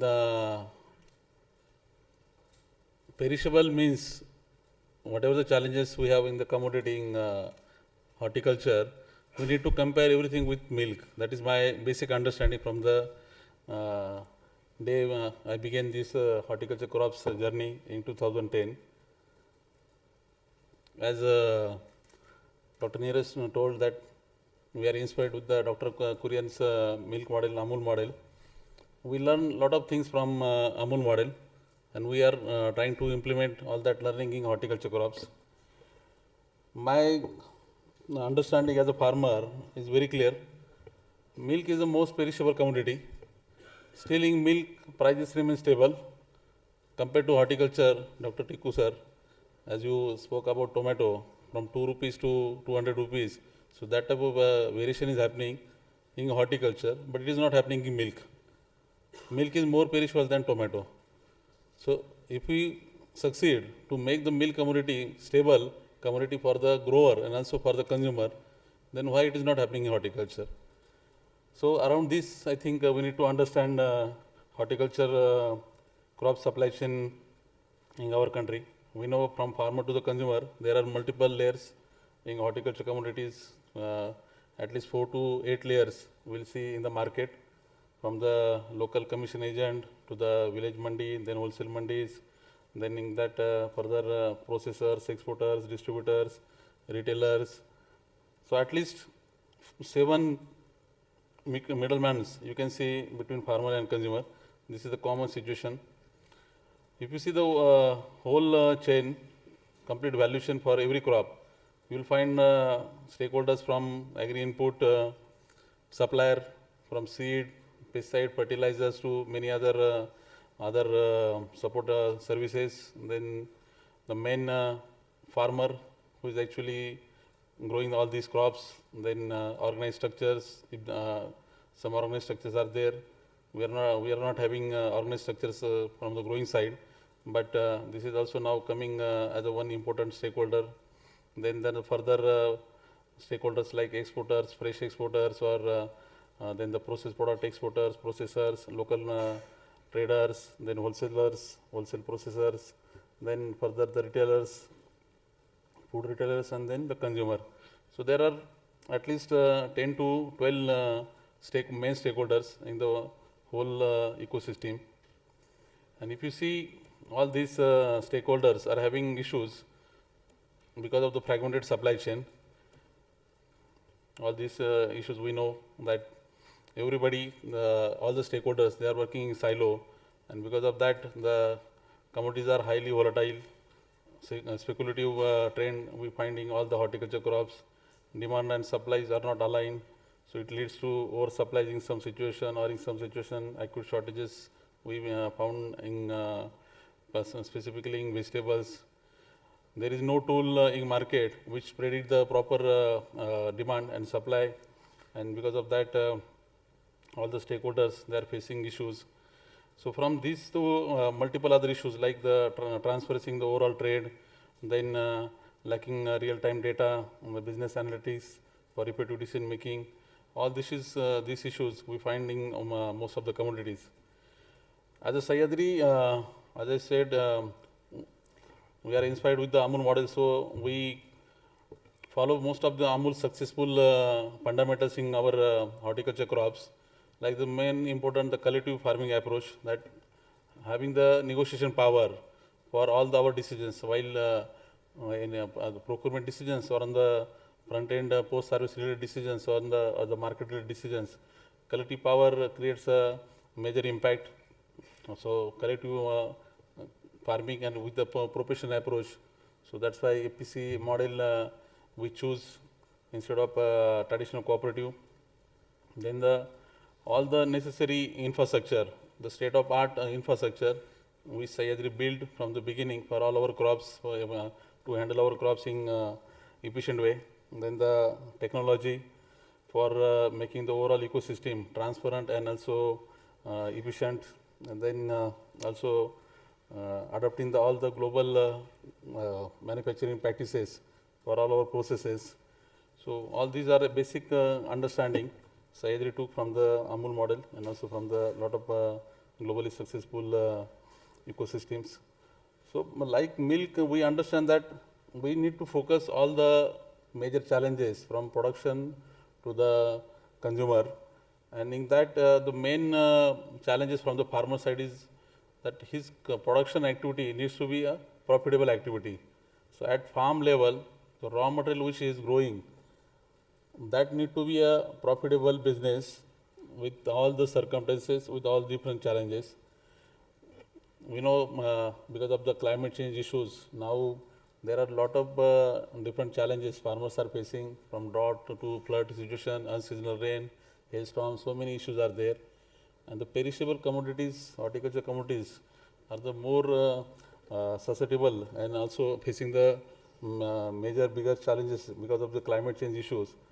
So for considering this, we need a integrated strategy to handle the different situations. So Sahyadri focus on all the three major challenges: efficient farm management, efficient post-harvest management, and efficient marketing from one point. So in horticulture, if you see, every stakeholder is focusing on one specific problem. As a processor, he tries to focus on that specific post-service related challenges. As an exporter, he focus on that particular markets, their standard, and on the export related supply chain. But in domestic market is having a different opinion. As a farmer, actually, we need to explore all the different opportunities, whether it is a fresh export trade or domestic fresh trade or the processing, all need to be explored together. So like milk, in milk all the commodity is coming to one place, and there it is decided how much milk will go to the fresh market, and how much milk will be converted to process. So because of the 1 point strategy, milk is handled in a more efficient way. In horticulture also, we need to implement same strategy. At Sahyadri, we focus on this particular point. So whatever the crops are grown in Sahyadri ecosystem, we have now major 8 crops, and for all these 8 crops, we have this strategy that different grades which are grown by farmers all will come to one place, and there will decide how this product will be handled. So because of this, in case of glut situation, we are in position to give minimum support price to our farmer with the processing backup, and also we can fetch better price maximum relation because of the connection in the export market and also in the domestic market with the direct linkages to the customer. So the efficient post-harvest harvest management along with the efficient marketing is helping to create a better value, and plus on the efficient farm level challenge production related focus that is creating additional value with the better productivity and also lowering the cost of production. In horticulture, actually the one important challenge compared to milk is year-round activity. Milk from the consumer side and also from the production side, it's a year-round activity. And in horticulture, most of the crops are seasonal. So one crop ecosystem in horticulture is not economically viable like milk. So we need to bring at least 2 or 3 crops in one particular cluster or in a particular area with a different season. So farmer can also get option, and he can have 2 or 3 income sources in 1 year. So his dependency on one crop that can be reduced, risk around one crop because of the climate related any situation that can be reduced. And at post-harvest level also, infrastructure can be utilized in efficient way. So Sahyadri focus on this particular part, and because of the multi-crop focus, then Sahyadri becomes a successful player in horticulture sector in most of the commodities. As we know, Sahyadri is known now as India's largest grape exporter, also as the largest tomato processor, and also recently we took another position, India's largest citrus processor. So as a platform from the farmers are getting support on the pre-harvest side and also on the post-harvest side. On the pre-harvest side, all the quality agri inputs, then the variety related initiatives. Dr. Tikku, as you mentioned, we need perfect varieties which can give better solutions for the farmer and also to the consumer. So variety with the dual purpose are always, I think, are a good solution for our small farmer. But we need to compete in the global markets. So considering the global markets challenges and also farm level challenges, we need to have the right solution for the variety side. Sahyadri focus on better variety in grapes, also in citrus, in tomato. In every crops, we are now bringing a right solution for our community. Then cross-specific agronomy, then access to the financial product, the certification from the consumer angle. So these are our offering to the farmer on the pre-harvest side. And on the post-harvest side, we are connecting our farmer to the global distribution network, to the institutional, domestic and also global business network, and also direct to the consumer network with different products, fresh and also semi-processed and also FMCG products plus value-added products from the seed and skin. So currently, Sahyadri is working with 100 plus global clients in almost 40 plus countries, which includes major European supermarkets, and then the major processing companies like Unilever, Coke. Then in domestic market, we have trade option for the farmer and also to the trader at farm level, at mandi level, and also at wholesale mandi level. If you see that in domestic market, farmers are not having only one option now because of the technology platform which we have created with the help of our startup community.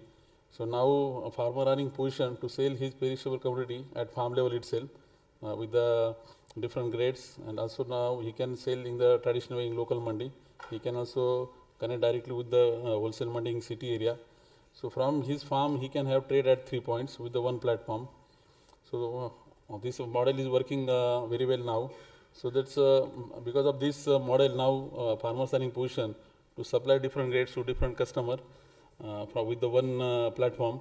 And the process grade is going to the processing industry, then the fresh grade, in fresh again with the different grades. They are getting solutions either for the export market or for the domestic market.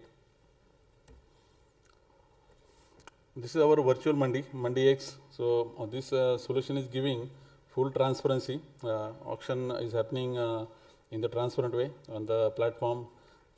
Almost 100 plus traders are connected for every commodity, and that is giving solution for the farmer with the full traceability, also with the security. So price discovery is happening with the transparent way, and every total produce is got sold because the with this solution. So the technology is playing important role at pre-harvest level, at post-harvest level. Also to control the quality and giving the assurance to the customer that everything is properly monitored and also recorded, and with the full transparency, all this data is maintained at every level. So because of this, trust is created at the customer level, and it's creating better value for the farmer. This is a 120 acres campus in NASC. In the campus, you will see all the integrated infrastructure from the farm side infrastructure input, then the R&D farms to the fresh packing lines, then the semi-processed lines, then bioactive lines, value-added products, then to the waste management. Everything is in the one campus, like any dairy campus. So currently, Sahyadri is having almost 25,000 farmers base with 40,000 acre area, and almost 3,20,000 metric ton product is handled in fresh and process farm from one campus. Almost 40% countries we are connected for all different crops. Considering the time limit, I will just have some specific product related initiative at Sahyadri. As we know, Sahyadri is a leading grape exporter. In grapes, Sahyadri is having solution for all our commodity. So A grade is going to the European market, and to also other Gulf market and Far East market. And remaining product is either sold in fresh market, and the balance is processed at Sahyadri with dehydration solution, also at the frozen solutions. So we have dehydrated resins, also grape concentrate, and also now the grape syrup. So all these products are created with the fresh grape product. Same thing is for the tomato. In tomato, we have fresh market solution and also processing. Last year we did almost 140,000 ton tomato processing, and in that, if you see through the solution, demand broadcasting, bidding, and delivery schedule, everything is done through the technology platform. Aseptic and frozen, and plus FMCG product, and plus the value-added products, everything is happening in the one campus. Same thing is for citrus. In citrus, just recently we acquired a citrus processing plant from one multinational company, and they sold this plant just because of the supply chain related issues. They could not process more than 20,000 ton in 1 year, in spite of having almost 10 lakh ton plus citrus availability in Maharashtra. And when Sahyadri took over this plant, in the first year itself, we processed 60,000 plus ton because of the right understanding of the supply chain issues at the farm level and also at process level. So within 1 year, this plant becomes profitable because of the proper supply chain related challenges solution. Mango also, Sahyadri is one important product. In mango, also we have the same strategy. Fresh and processing is happening at one place. Fresh mango, Alfonso and Totapuri, that we are either supplying to the export market and also in the domestic market. And processing is happening in all form, in frozen, aseptic, and from the mango peel and from the seed. We are now exploring some value-added products. In pomegranate also it's the same strategy. Dr. Pal told in the earlier session about the circular economy. At Sahyadri, we are already implementing all this strategy. So because of this approach, because of this integrated and multi-crop approach, now it's a year-round activity with all different crops. Because of that, then Sahyadri becomes profitable ecosystem from the first day. If you see from the climate change side, the challenges, we know that one side the carbon emission is becoming the one important factor, and considering the overall industry's carbon emission issues, every industry needs to take initiative. At Sahyadri, we understand horticulture sector is a very good opportunity to handle the carbon emission issues.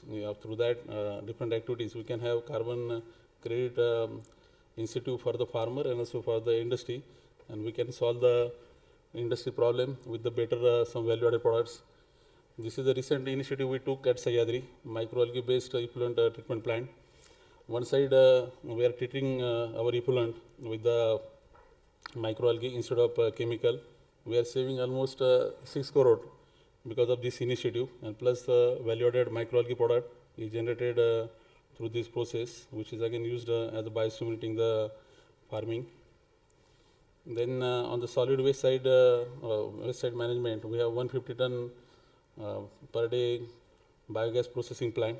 So this is generating 1.6 megawatt power, which is used in the plant internally, and the remaining the solid is going in the field as a fertilizer.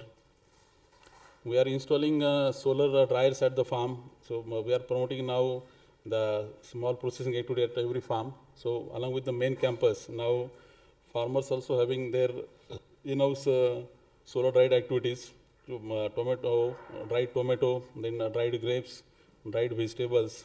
So this is becoming one additional revenue for the farmer, and the main campus is also now supported with all these small farm units. So considering this overall experience, I suggest that in horticulture, we now need to promote the same model like milk, that integrating horticulture supply chain with the fresh and process activity at one point. So all the farm produce need to come at one point. Farmer need to give, he should get a solution at one point, and also customer also, if he's getting different product solution at one point, whether it is a fresh or valued products. So I think then through this horticulture ecosystem will become more efficient, and also we can improve our standard, where we can have competition at global level. So in the Indian market or in the global market, we can compete because of the standard improvement and also because of the efficiency improvement. So this strategy from the farm to the customer with the integrated approach instead of the traditional mandi model, if will promote like milk model, then definitely we'll have the different situation in the horticulture sector. At Sahyadri, with all our technical solutions like Sahyadrian or Mandi X, Setu Trade, so these platforms, technology platforms, are bringing all the stakeholders at one junction, and that is making the real difference. So with this comment, I will stop here, and I expect that the same trend will come in throughout the India. This is a story of just 12 years in NASC, but in every part of India, we have the same situation. Whatever the crops we are growing in different parts, whether it's apple in north or pomegranate in south or pineapple in east. So we need to have the same strategy and same model, cluster approach, farmer producer companies, their initiative with the scale where we can bring the standard and efficiency. So through that, then it will be a different story in perishable commodities. Thank you.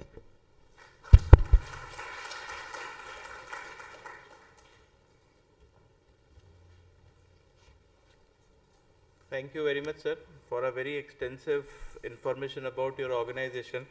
And indeed, it seems that a marvelous work is being done in this line.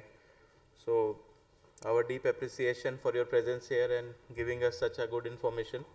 So moving ahead, I would request all the panelists to please be ready, and I would request Honorable Director NIFTEM to kindly take the panel discussion ahead in these lines.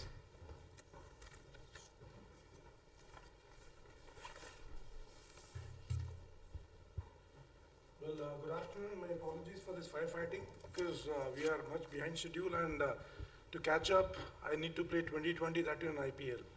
So you can see my resume on LinkedIn, some other pages. I'm sure that you can see the resume of my co-panelists. My apologies to them that I'm not going to introduce them anymore. I would request them to just come up and occupy the seats. And let's get on to the business, because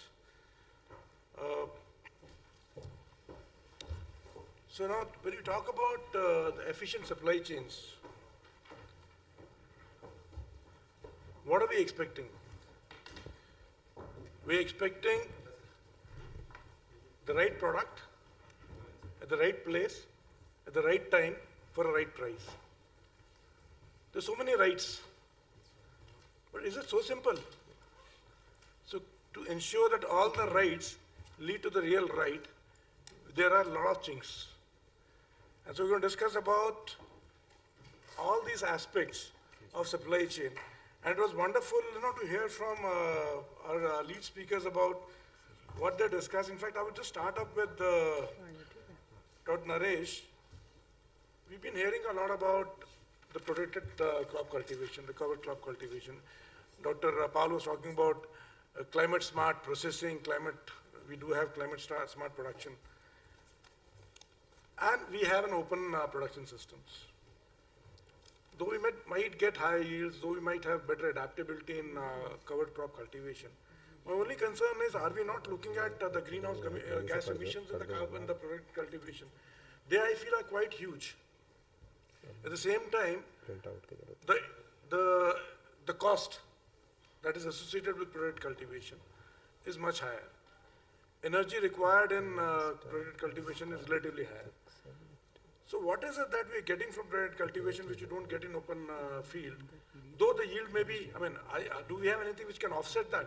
Yields might be lower in open cultivation compared to this, but are we talking about something which is processable? Are we getting some processable characteristics in the crops which are being grown in product cultivation? Since you have an expertise on that, would just like to know from you. I'm sorry, I'll be throwing some googlies. Yeah, it certainly is a googly first. Good afternoon, everyone. I would like to briefly tell how much Indian agriculture is emitting GHG emissions. Okay, that's around 421 million tons of CO2 equivalent. It's a huge emissions as far as, and if you take, we are not talking about the post-processing in this, because post-processing comes from for the industrial aspects.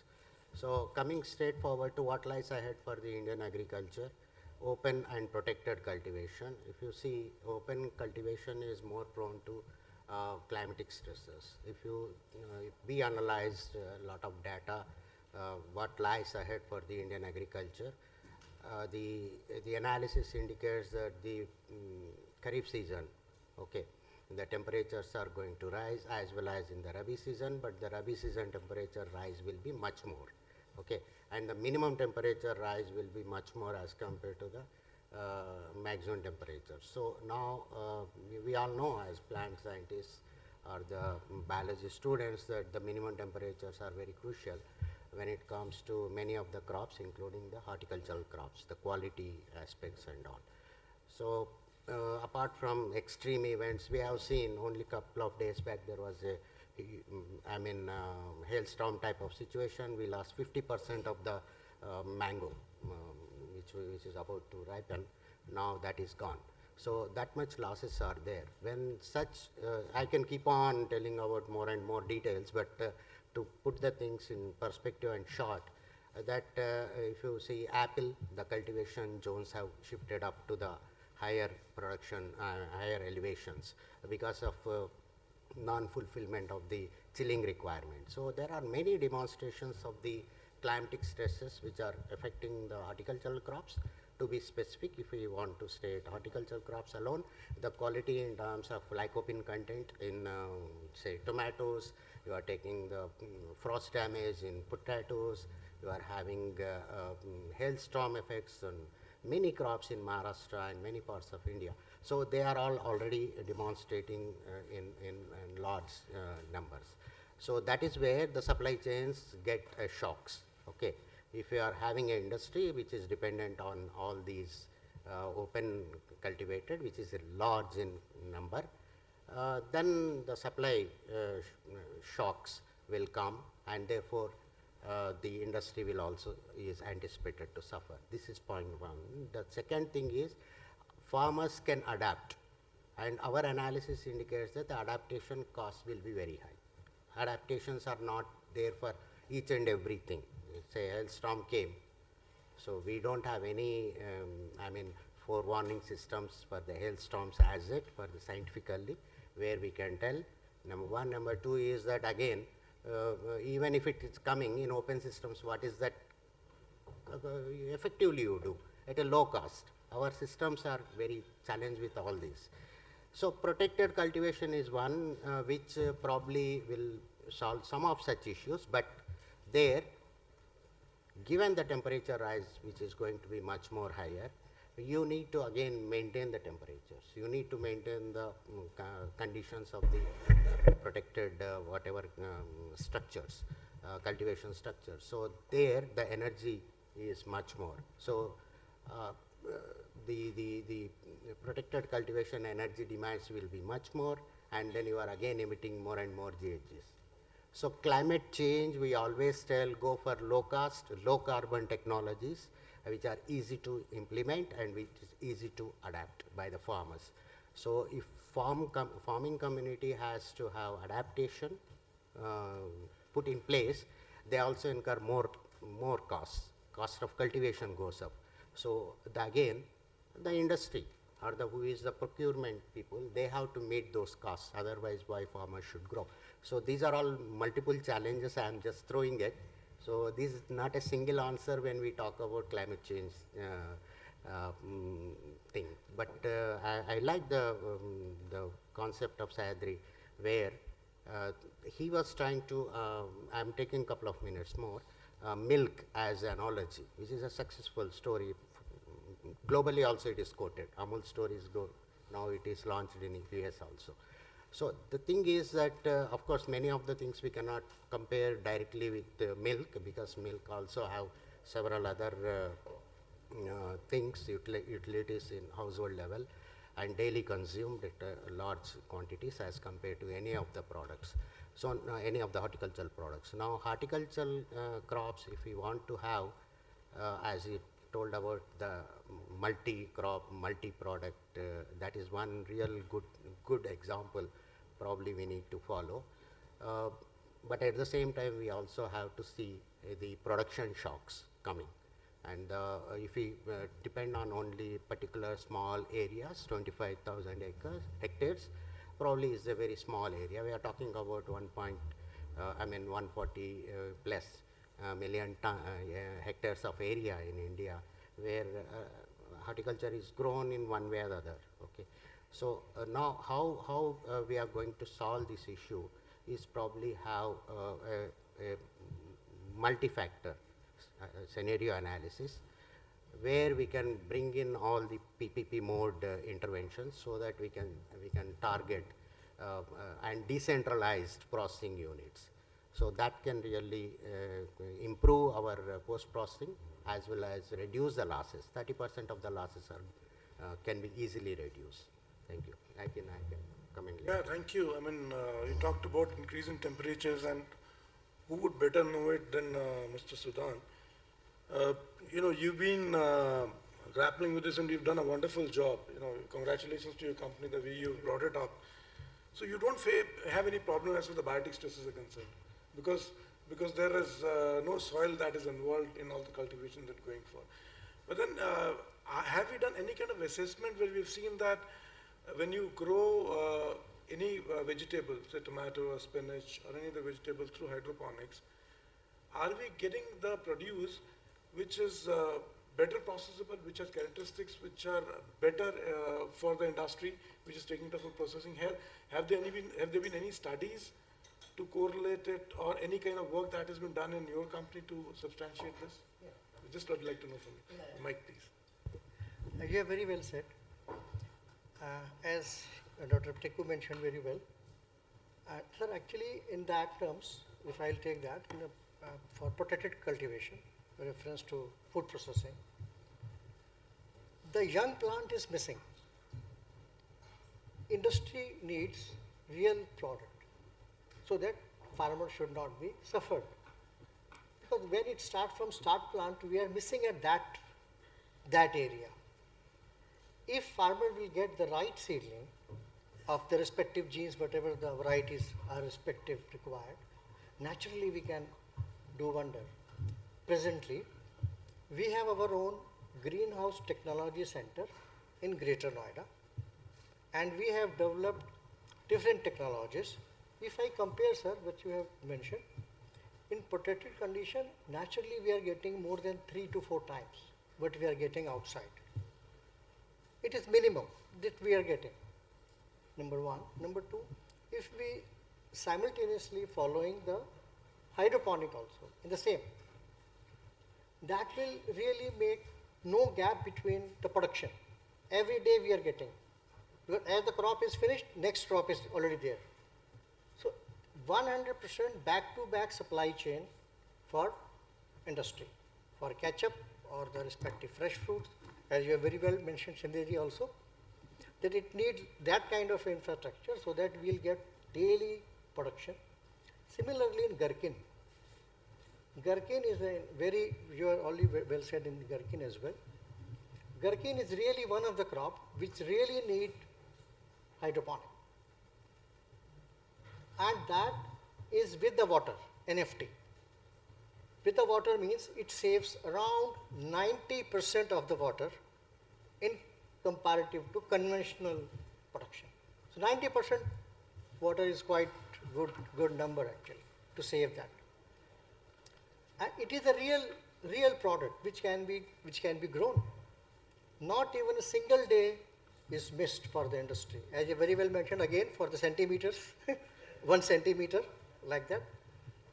Naturally no centimeter, not even a 1 mm will increase because it is every minute harvesting. It is already scheduled actually, but the schedule is there. So I have mentioned it's really very good to adopt these technologies in terms of this. In the same pattern, I would like to mention, we have we have installed one facility in 2010 in Chhattisgarh, reference to plug nursery production. Farmer doesn't know before that they need a nursery which is soilless. There is no soil in the nursery because unnecessarily we are transferring diseases and other things from one farmer's soil to another, and finally the companies, those who are selling respective solutions, so naturally they were getting more money out of that, but finally farmers are suffering for that. So presently we installed with the facility in 2010. Now more than 20 crore nurseries is producing in Chhattisgarh by government firms and private entrepreneurs. So 20 crore is big number and it is increasing 10% every year. So it is very good for farmers to get the real produce actually. So what you have very well mentioned, sir, about the greenhouse technology, I think it is very good for the cool region principally, or where we'll get the less summertime. It is very good for nursery production because the win-win situation is electricity bill actually. Electricity bill will go very high when we use the protected cultivation and if we are using the regular lit supply.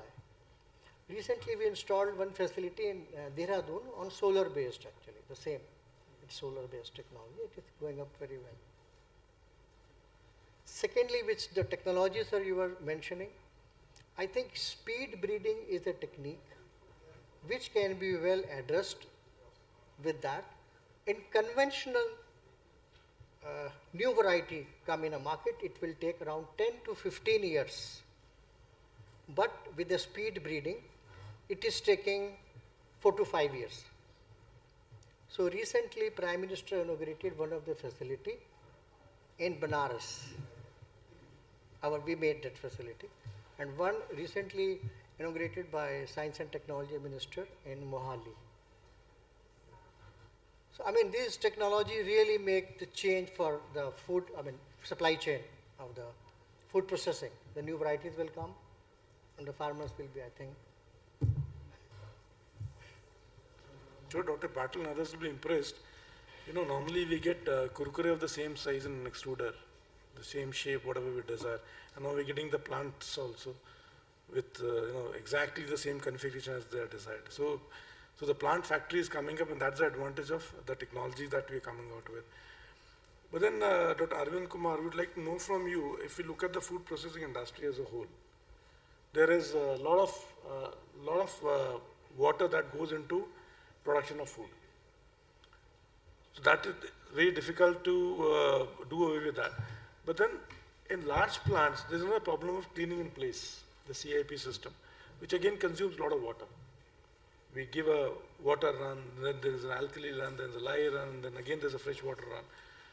So are there any mechanisms to see that how do we reduce this water use efficiency, especially in cleaning of the processing machinery, which is invariably required. Otherwise you'll have lots of problems. You'll have all sorts of microbial infestations, plus the dirt will keep going on and on with the same, if the same system is used time and again.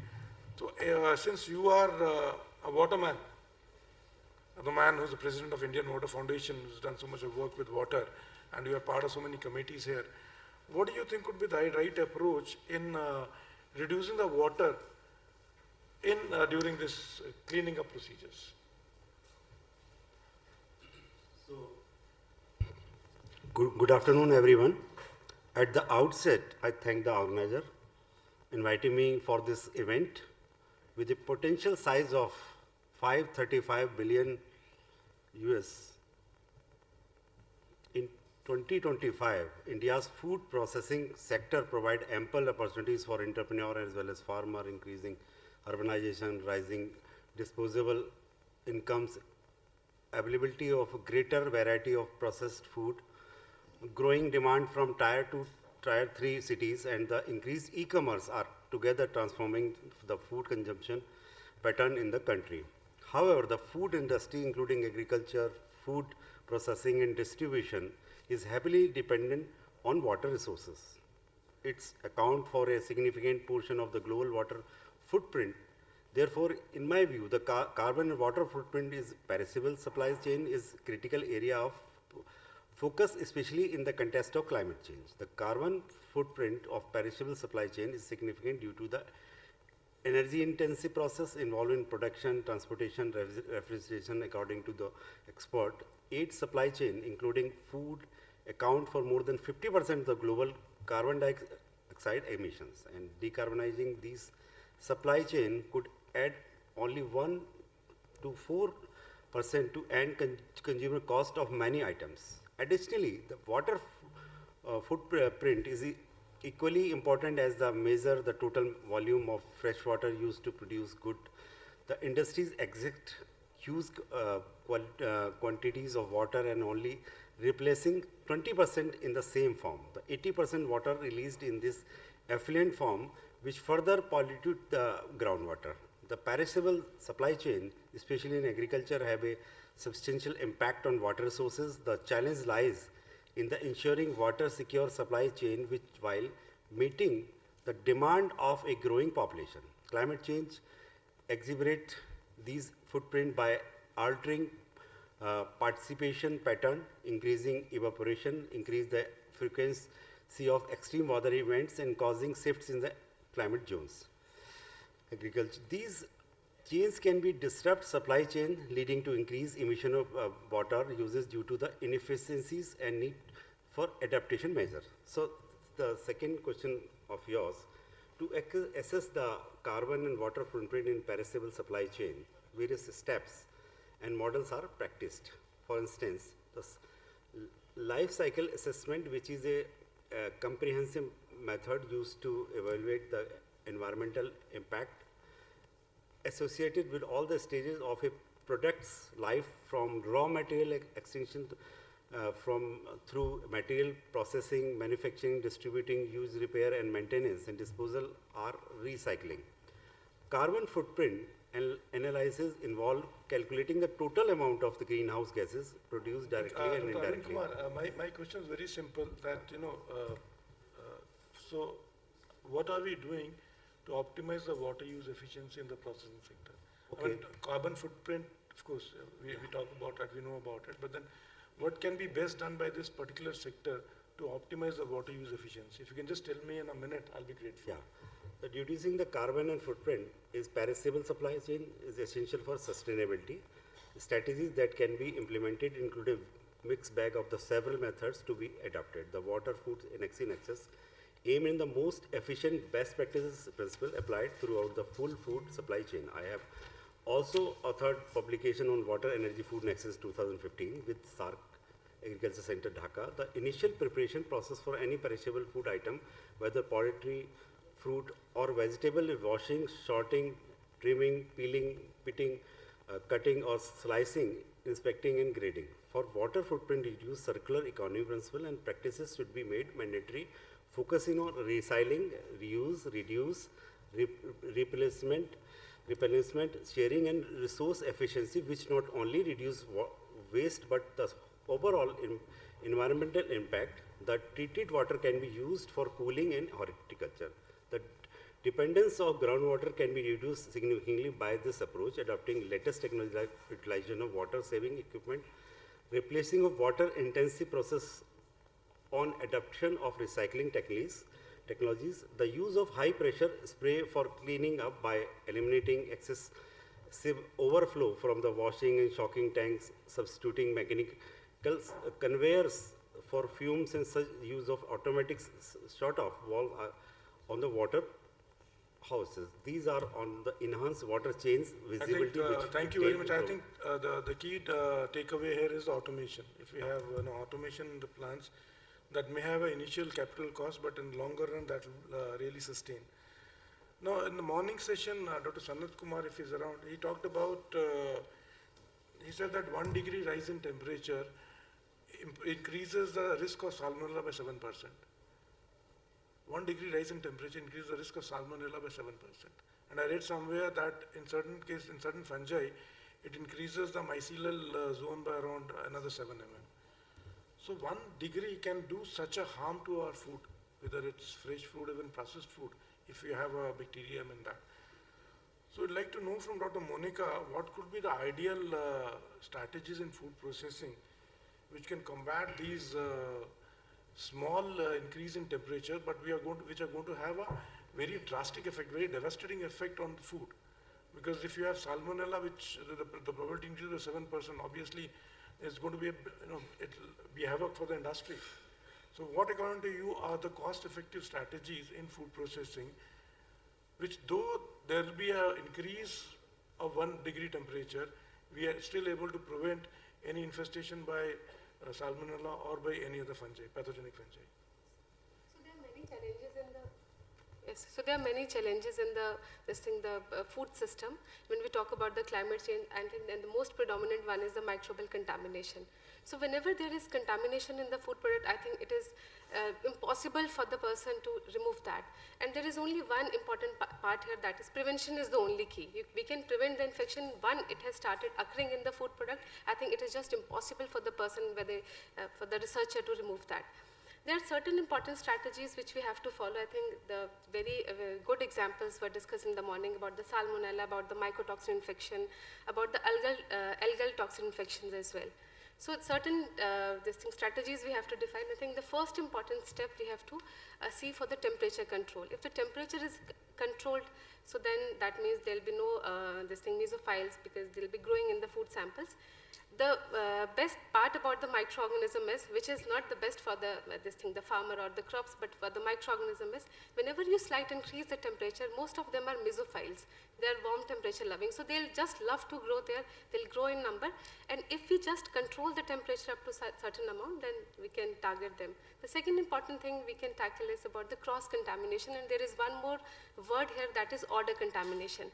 Cross-contamination is known to everyone here, like we are keeping two different things like vegetarian, non-vegetarian, fresh and the cooked one. So there can be contamination incidences increasing. But the odor contamination is like, your odor never means that it's a foul smell. Odor contamination means you are keeping like garlic and flowers together. you're keeping fish and flowers together, or fish and certain different type of the vegetable together. At that point of time also we have to be very much worried, because then there'll be more amount of the bacterial infection in the food product. There is one more important part, that is the GHPs and GMPs. That is, I think, key to remove the microbial infection, good hygiene practices and good manufacturing practices. And there is one more factor, that is about the cleanliness process.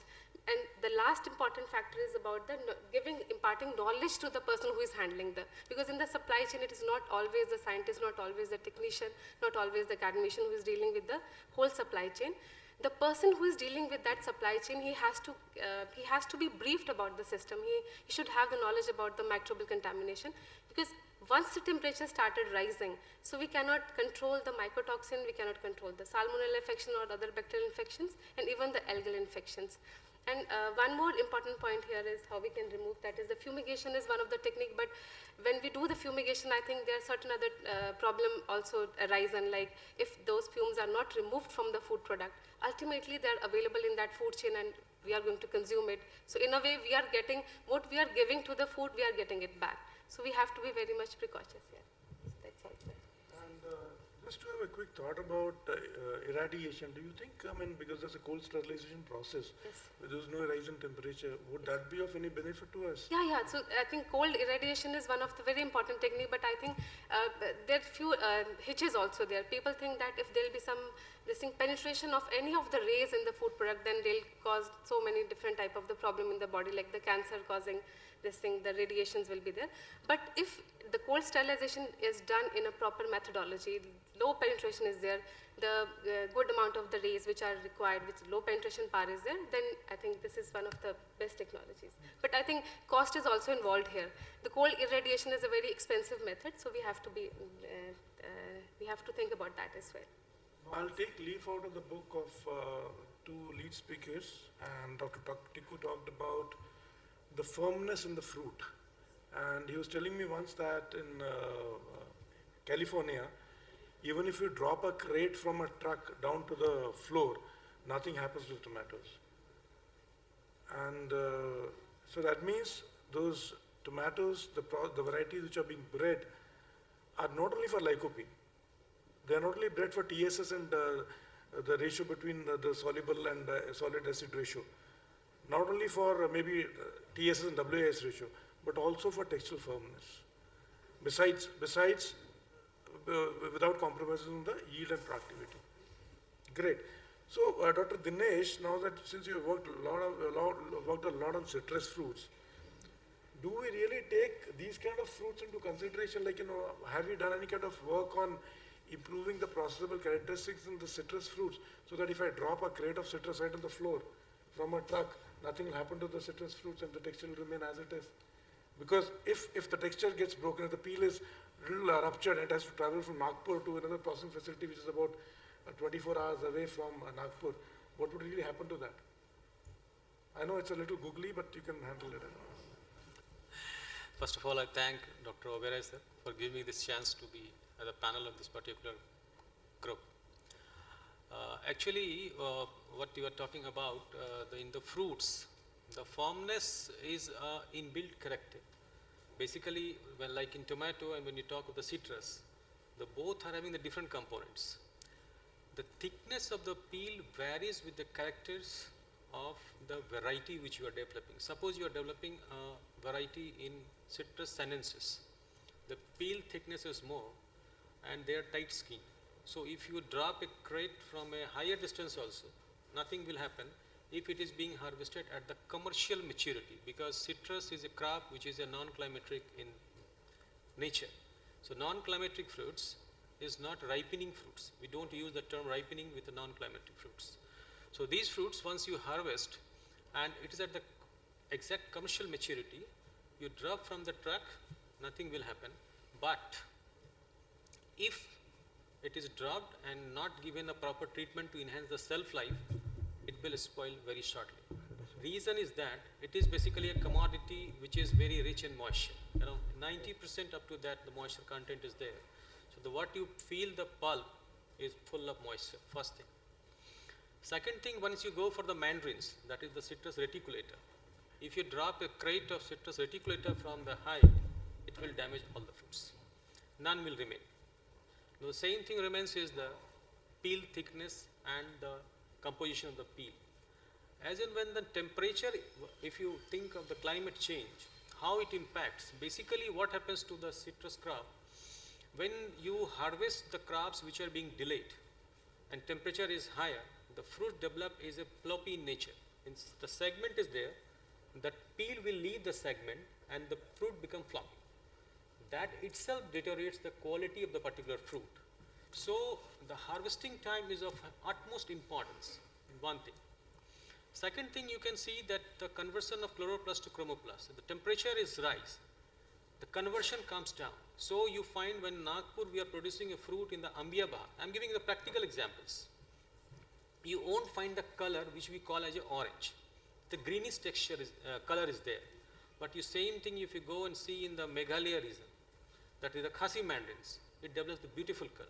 You go to the Punjab, you see the kinu. So color is also being governed by the conversion of the particular pigment, one aspect.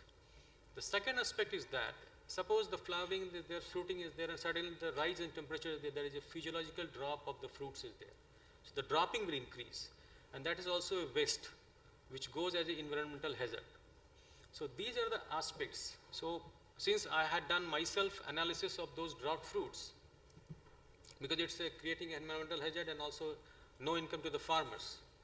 So we try to collect the fruits of different sizes and we try to extract the compounds that is called as flavonoids.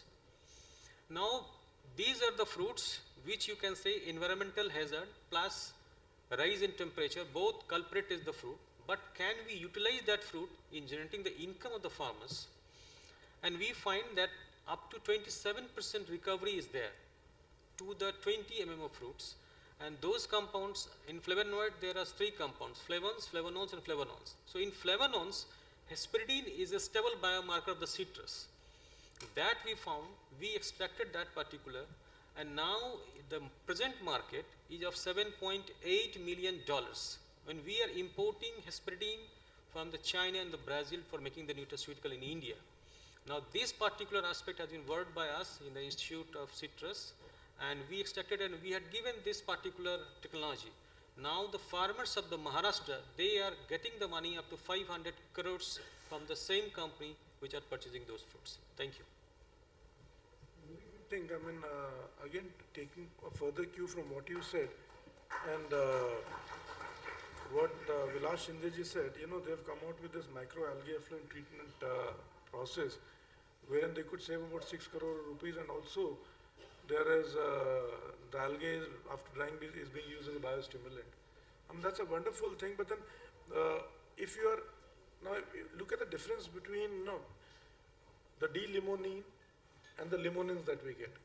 The limonene has a much higher value compared to these limonins in certain areas, like depending on whether you go for pharmaceuticals or cosmetics.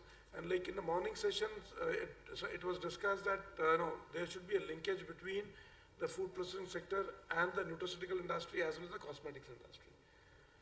So what will be your suggestion to the citrus processors, one of them is sitting here, for utilizing this biomass, or as I said in the morning, if it is either the side stream or the whole fruit which could not get into any commercial use because of the damage it had shown during the transit stage, or maybe during when it was just to get into the processing mode. So what is your suggestion, since you have isolated these compounds, you have characterized them, concentrated them, the technology is ready. So what will be your suggestion to the citrus processing industry in the country? How much investment would they need to set up an ancillary unit so that they get high value compounds, high value products out of it, and this also mitigates the environmental pollution? Thank you, sir. I had visited Vilas Shinde Saab place. He is very profitable businessman, because that time he has purchased that particular unit, that is the processing unit. And the reason what he knows better, In our country, basically, the citrus processing industry is not finding a place. The reason is that we don't have the different harvesting window in our country. This is one of the first problem, because the growing of the particular crop is limited to November to January. In the area of Maharashtra, central Maharashtra, there is one crop that is called as Mrig Bahar. That component is very few farmers are growing. And that too, the farmers who are growing the mandarin crops are basically for the export purpose. Now the citrus, I'm talking about the mandarin, is classified in 4 categories, A, B, C and D. So A and B, which are more than 60 mm, is for the export. We are not getting that fruits. Below 30 mm, it can go to the processing industry. Because now in processing industry, what we process, basically we are getting a problem of the delayed bitterness in citrus juice. That what you sir expressed, that limonene. Limonene is not a culprit. It gives a bitterness, but it is not going to harm your health. Because this particular limonene is having an anti-cancer value. Since the Indian taste is sweet, so once it is delayed, we keep the same glass of juice for different compounds, 1 hour, 2 hour, 3 hour, 4th hour. So you will see that by 1 hour it is a bitterness is a bit less, but it enhances slowly at the 4th hour, you will find the highest bitterness. But then it becomes stable. The reason is that it is the oxidative conversion of that particular, when it meets with the acid, that is the electron ring breaks there. Now, this particular industry can be established. Now we are focusing like Brazil, which is the best processing country in the world. All are now focusing on the citrus waste, because from the juice, already components are there, you can store the juice, and throughout the year you can make the particular product. But now we are concentrating more on the waste. The reason is that the waste is better than the juice, because they are having 1.5 times higher bacterial compounds. Now, what Dr. Overes asked that what is the scope of the waste? The scope of the waste lies like that. We can extract several bacterial compounds from the waste. Initially, the pectin was used only for the processing industry. Now, the pectin is having a very high value as a therapeutic value for the health, because it lowers the lipid. So, lipid lowering capacity makes it for the pharmaceutical industry. First component. The second component, it is rich in those bacterial compounds which are usually not available. There are, I should classify, there are 21 essential amino acids, we all know. 9 are we are finding from the, there are certain conditional amino acids which are present in the peel of that citrus, which we find when we get ill, our body not able to prepare that particular amino acid that we can get from the citrus peel. That is being identified. Third component, now the citrus peel is not used for the oil only, but it is being treated, and marmalades, a common component. Now we are not eating in India, it is not very favorable, we are eating jam. But marmalades, we find the peel is being directly used for the edible purpose. The reason is that of the presence of those don't eat peel directly, because it contains terpenes. It is processed, then only we eat. So these are the things, and then now the pomace is also being converted in a compound which are not, earlier it was given to the animal feed, but now it has taken, because it contains the proteins which are being essential proteins, so now it is being converted in that particular. So the waste basically is now more richer in the bacterial compounds and having high antioxidant potential. So more of the industry is now diverted towards processing the waste than taking out the juice. Thank you, sir.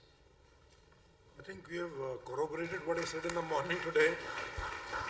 When I said, when we talk about this waste, we should in fact term them as side streams and not waste, and bring this from the side of the plate to the middle of the plate, and that will slowly happen. And that is one of the major objectives of having this conference here, to see that what kind of waste valorization that we can do, which not only reduces the environmental pollution, because this waste, if it accumulates, undergoes fermentation by the natural microflora, and then there is release of methane as well as carbon dioxide, which has an effect or impact on carbon on the climate change.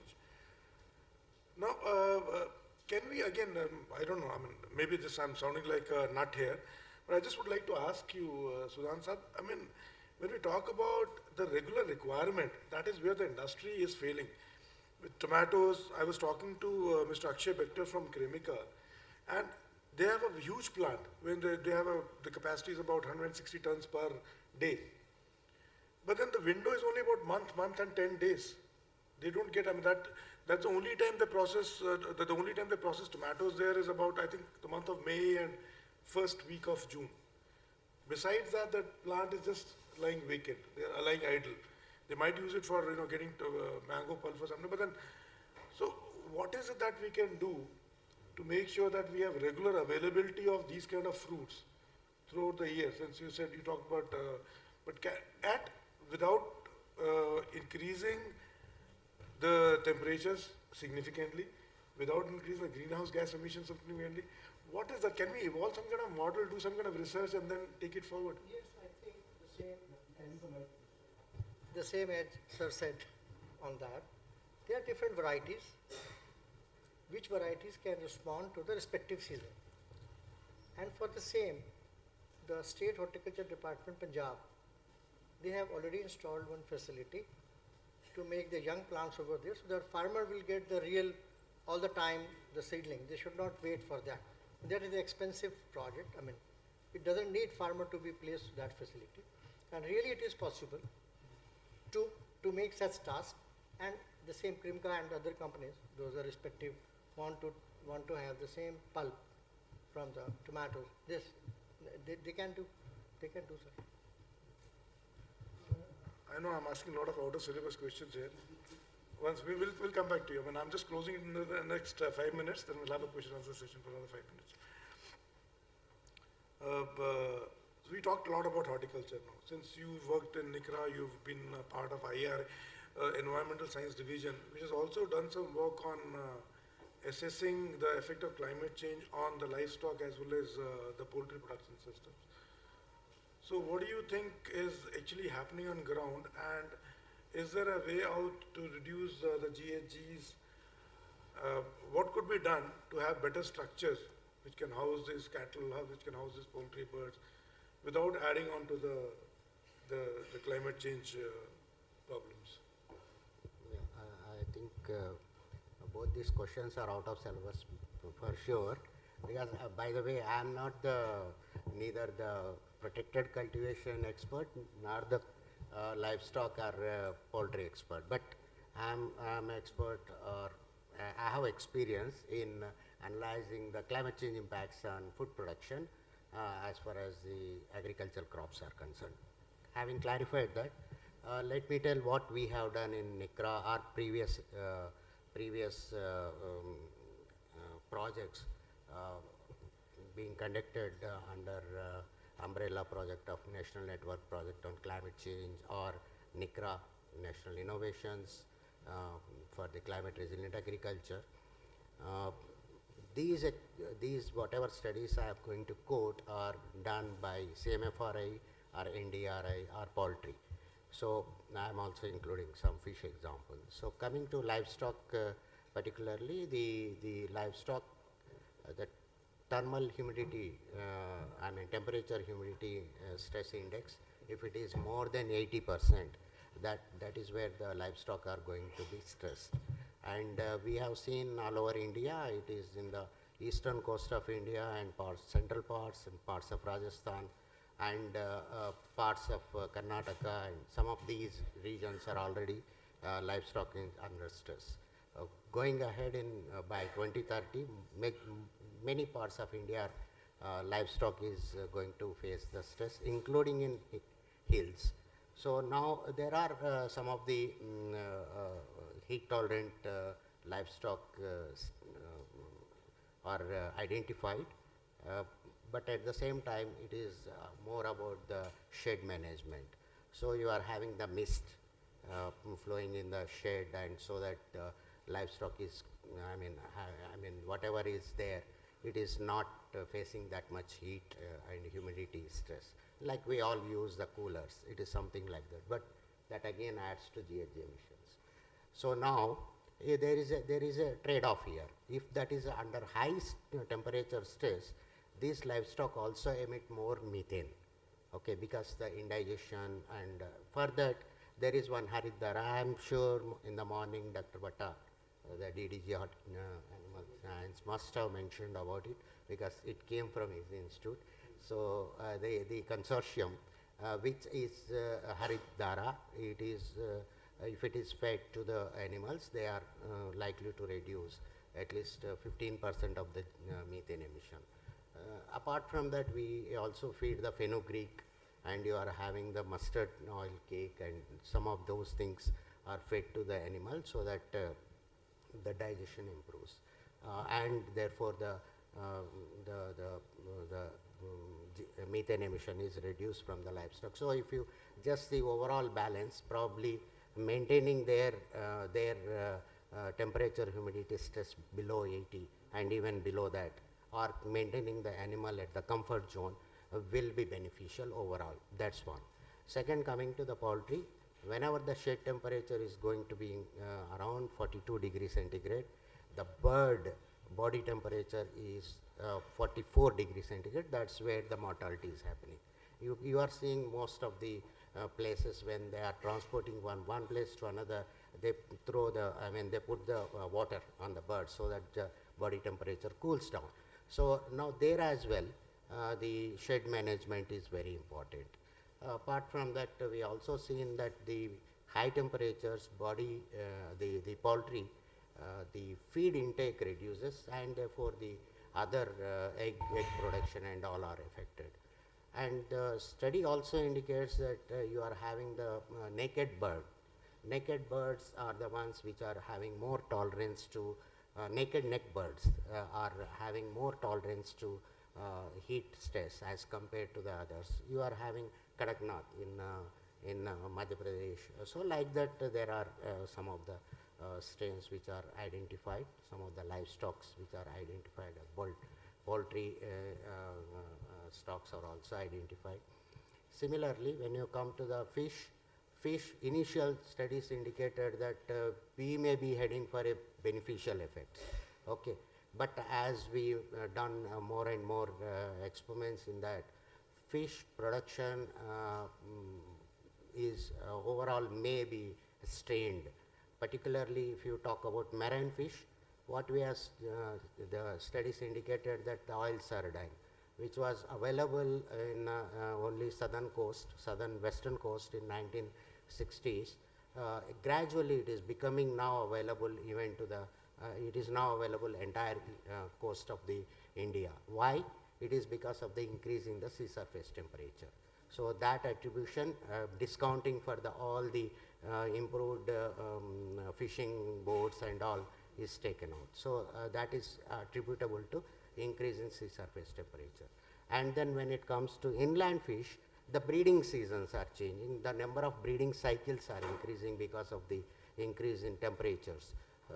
But the body weight is getting affected.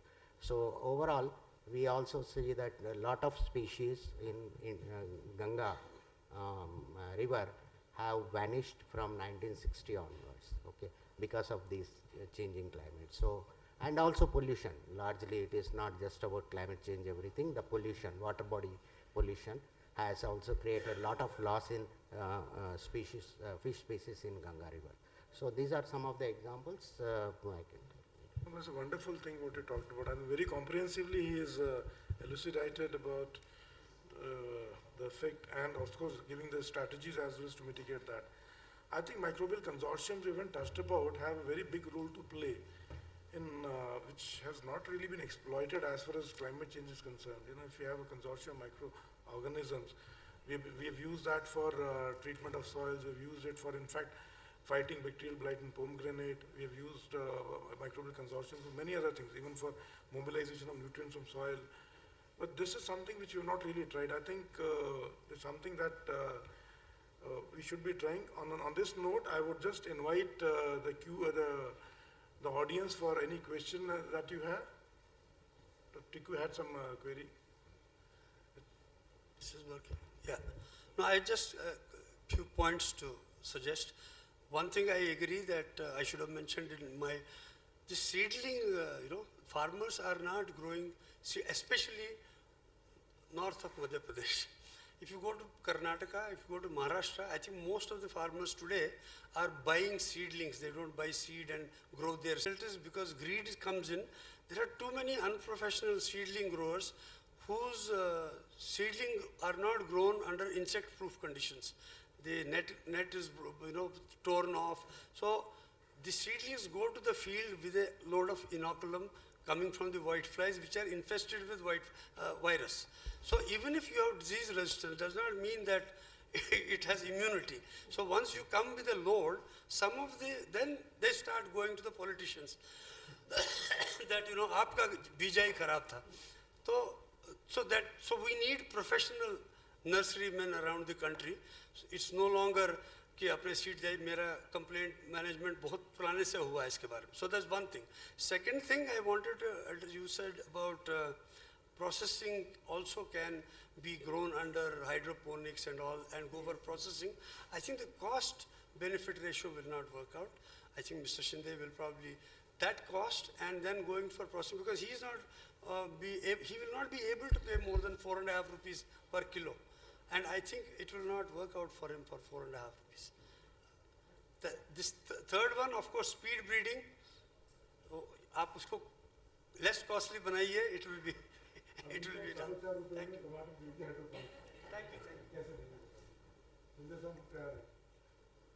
Actually, what we have said, that is regarding the prices for the hydroponic, that is depending on the location actually. In which location we want to engage more growers actually. If the climate is supporting, industries also want to be there actually. So I think that is possible in those areas. I have said earlier also, it is only in the cold areas, preferably where the temperature is not very high. Then it is possible. Otherwise, naturally, electricity load is there, the cost is there. I'll just respond quickly. Please remember, China took away 30% of the processing tomatoes of USA, but they have identified one place in the West where they can grow without protection and be cost effective. That's why we are importing. California is the only place where you will find processing tomatoes. If you go to Florida, it's all staked and open field or net house. Even in California, some places, fresh market is under net houses and poly houses. But processing tomatoes, because again, it's the cost. And they harvest it once. Machine aata hai, it's getting harvested. And I think we should be going towards that. And that needs PPP kind of interaction. Thank you. Thank you so much, Dr. Tiku. Anybody having any other question? Sir. Climate change, I look at it as a process of evolution. Because we are here since thousands of years and the changes are taking place from time to time. So what are the advantages of the climate change? We are looking at only disadvantages of the climate change. What are the advantages of the climate change? You want to take this? Yeah. Actually, very nice. It's close to my heart, so I volunteered to.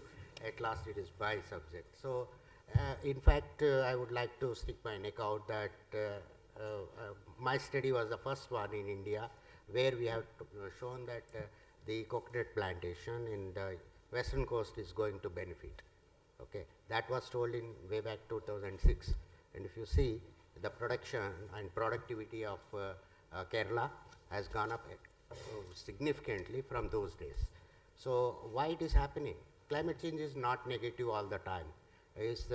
I'm glad that you asked this question because what happens, the temperatures, if it is 1 degree increase above what? If it is 20 degree, 1 degree increase and the optimum of that particular organism or the process is 25 degree, it is going to benefit. Okay. If it is 25 degree and the optimum of that particular organism is 25, any further increase will go reduce the efficiency of that organism or the metabolism process, whatever. So this is the simple fundamental thing one has to understand, that climate change is not going to impact negatively everywhere. It is based on the particular organism, particular time, and also the where we are talking about, the region, okay, what is that particular commodity we are talking about, because it is not going to affect negatively across all commodities, and also all seasons. So therefore, for example, if you are having maize grown in Kharif, because of rainfall, extreme rainfall events, and maize is very, very sensitive to flooding, okay, 24 hours, 50% yield loss in 48 hours, and so on and so forth. So that is very sensitive. But when it comes to, Rabi season, where we are projecting that the rainfall is going to increase, that is going to benefit, okay.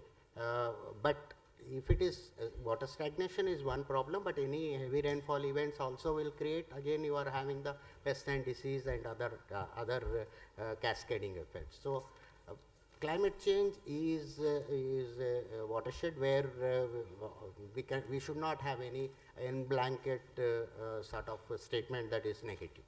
So your statement that we have been here for ages, 40,000 years ever since the modern human came in, but we since 1700s we started meddling with the climate system after the putting of coal into the atmosphere, okay, burning the coal.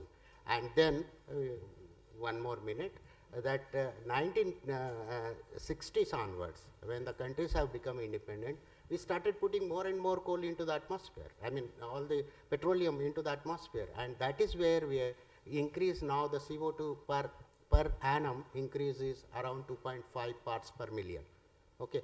That's the buildup we are doing, and that is creating all this trapping of energy, and now the energy is 2.3 watts per meter square, and if we keep on doing that, we may end up having 4.5 watts per meter square very soon. Imagine what will happen to that sort of world, what we are seeing already. So more frequent extreme events are going to come. We have been seeing already. Yeah. So I think when we start, so this will keep going on, because climate change will have positive effects. Is something which is very, very interesting. That's the reason why we had, given the title of the first session as Climate Change and Food Sector Intriguing Correlation. So it will remain intriguing, and let it be a mystery for some more time. So thank you very much, all the panelists. It was wonderful having you here. I really enjoyed moderating this session, and now I would request that we'll have a quick tea break after this felicitation, and we get back at 4:40 so that we enjoy the next session as well. Because I know after people would like to leave around by 5:30 or so. I assure you that we'll finish off the next session by 5:40 if we all get back by 4:40. So thank you very much. Thank you, sir. And I request you to come forward to felicitate the panel members as well as the invited speakers for the session. I would like to call upon Dr. Surinder Kumar Tikku, sir, co-founder and Director Research, Breeding and Development of Tierra Seed Science Private Limited. Thank you, sir, for coming and sharing your knowledge with us.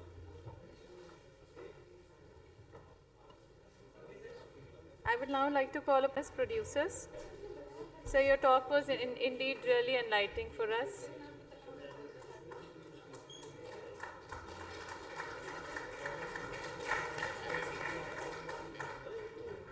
So Director sir is also the moderator. So sir, I request you to kindly felicitate Dr. Naresh Kumar sir.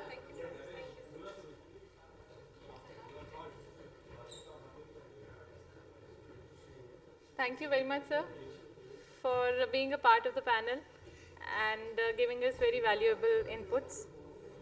I'd like to call upon Mr. Sandeep Sudan, sir.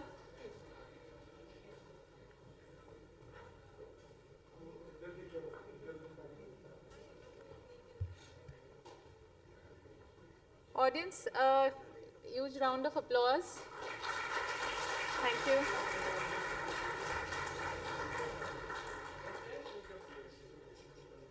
Next, I'd like to call upon Dr. Dinesh Kumar.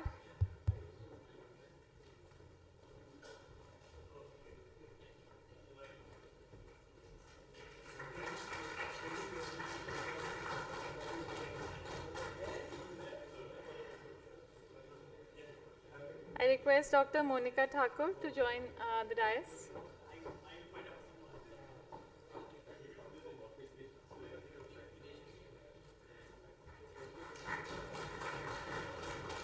Last but not the least, I'd like to call upon Dr. Arvind Kumar from India Water Foundation.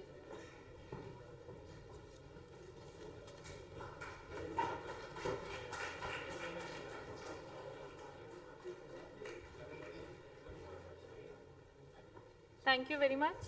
And as I request all of you to join for the, Acha, we have a group photograph. So, I would request the rapporteurs of the session, Dr. Prasanna Kumar sir and Dr. Murli, to join on the stage, and Dr. Neeraj.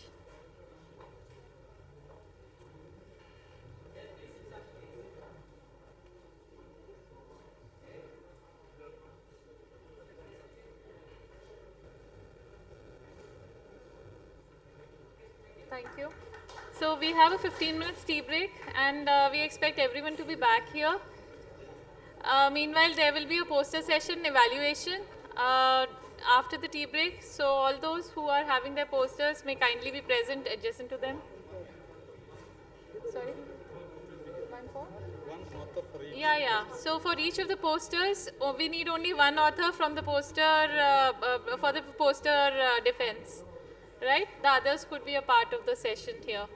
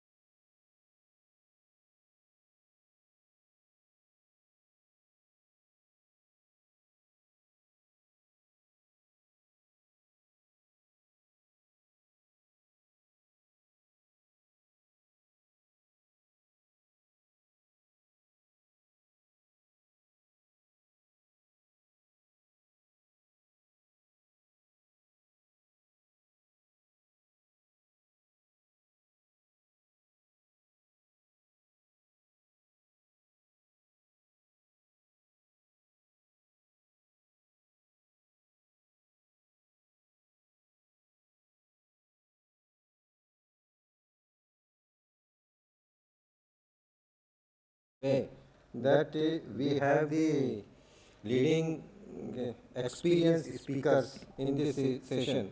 This session will have the two lead speakers. I call upon Mr. Karthik Nagarajan on the stage. Please come on the stage, Dr. Karthik Nagarajan, sir. Dr. Karthik Nagarajan is an engineer with a degree of the mechanical engineering with 30 years of experience in designing of industrial food processing machines, particularly the spiral freezers, IQFs, freeze dryers, process line equipments and refrigeration powertrains. He has worked for Tata Group of companies in industrial refrigeration and air conditioning and founded Starcore Refrigeration Limited, which has a legacy of 2 decades in the food processing industry. With over 137 clients, 30 plus products, 200 plus projects in industrial refrigeration and food processing, Starcore Refrigeration boasts of being the first indigenous supplier from India to build IQF and spiral freezers. So, sir, please have a seat. Our another lead speaker is Mr. Saurabh Bhanot. He is here only? Yeah. So, Mr. Saurabh Bhanot is the regional sales head at the Danfoss India Private Limited. He is also a mechanical engineer with a PGDM in marketing, and he has completed his senior leadership program from IIM Ahmedabad. He is currently placed as the regional sales head for North and East region at Danfoss India and is in charge of managing Danfoss Climate Solutions cold chain and transport air conditioning and refrigeration business in India and subcontinent region. His major responsibilities include devising operational strategies, supervising key account sales, product positioning, and working closely with government and consulting institutions. He is also leading the micro-channel heat exchanger strategy for Danfoss India. We welcome you, sir. Our moderator of the panel is none other than Dr. Amal Arora. I call upon Dr. Amal Arora, sir, on the dais. He has the long association with the NIFTEM. In fact, right from the inception of the NIFTEM, he is the founder member, even I can say, the NIFTEM, and he is involved in the various policies formulating for the NIFTEM. When we were formalizing all these pilot plants, he was the key pillar at that time. Dr. Amal Arora, he has served in the various companies at the very senior level. He is the ex-vice president of the RJ Corp, ex-CEO of Farm Healthy Enterprises Limited, which is the subsidiary of the Concor, and recently he has retired from the position of the director of the National Seeds Corporation, NASC, from Ministry of Agriculture and Government of India. We have a very able panel here to discuss about the energy efficiency in the cold chain systems. And we have Dr. Senthil Kumaran. He is the academician, researcher, principal scientist at ICR Institute, Indian Institute of Horticultural Research, Bangalore. He obtained his PhD from the Tamil Nadu Agricultural University, Coimbatore, and after that, he is working on the mechanization of the horticultural crops under institute projects and externally funded projects by the various external agencies. As a team member, he got awards like Dr. J.S. Pruthi Award, Kejriwal Award, and ISAE Team Award. He was awarded Dr. R.K. Jain Memorial Award by ISAE for mechanizing mushroom spawn production. He has been involved in development of more than 38 horticultural machinery as a research team leader and associate member. These tools and machineries are adopted by farmers and industries many states in the country. Our director, Dr. H.S. Oberoi, was also with him at IIHR Bangalore, and when he was heading the division, he was there as a principal scientist, and they have in the long association. Our other panelist is Mr. Nitin Goyal. He is the CEO of the Inficol India Private Limited. Dr. Nitin Goyal is the Chief Executive Officer, as I told, of the Inficol. He has over 20 plus years of the experience with the 15 plus patents in solar and cooling. He is a graduate from the IIT Bombay and PhD from University of Florida in solar refrigeration. He has earlier worked in the field of electronics, cooling, solar absorption, and thermoelectric refrigeration systems. He has licensed cooling technologies to Godrej, Whirlpool, Lald, and Oasis in his previous companies. Inficol is a leader in advanced solar cold storage systems, having installation with Indian Army and USA Department of Agriculture. We have another very able panelist, the only lady in this panel, Mrs. Niharika Jalan. I welcome Dr. Jalan. She is the founder and the Chief Growth Officer of Indicol Private Limited, New Delhi. She obtained the PGDM Marketing and Operations from IIM Lucknow, and after that she worked in the various companies, namely Kailash Agro Private Limited, Keston Integrated Marketing Services Private Limited, CL Educate Limited, Career Launcher, etc. And now she founded the one company, that is the Indicol Private Limited, and working in the field of the cold chain. From the other government agency, the funder, Mr. Sameer Athale, is the Deputy General Manager of the NABARD. He has been worked in the various capacities at the Mumbai, Lucknow, and Bhopal, and presently he is attached with the New Delhi office of the NABARD. So I welcome all our panelists as well as our lead speakers, and now I request to our first lead speaker, Mr. Karthik Nagarajan, to deliver his lecture here. Please, sir.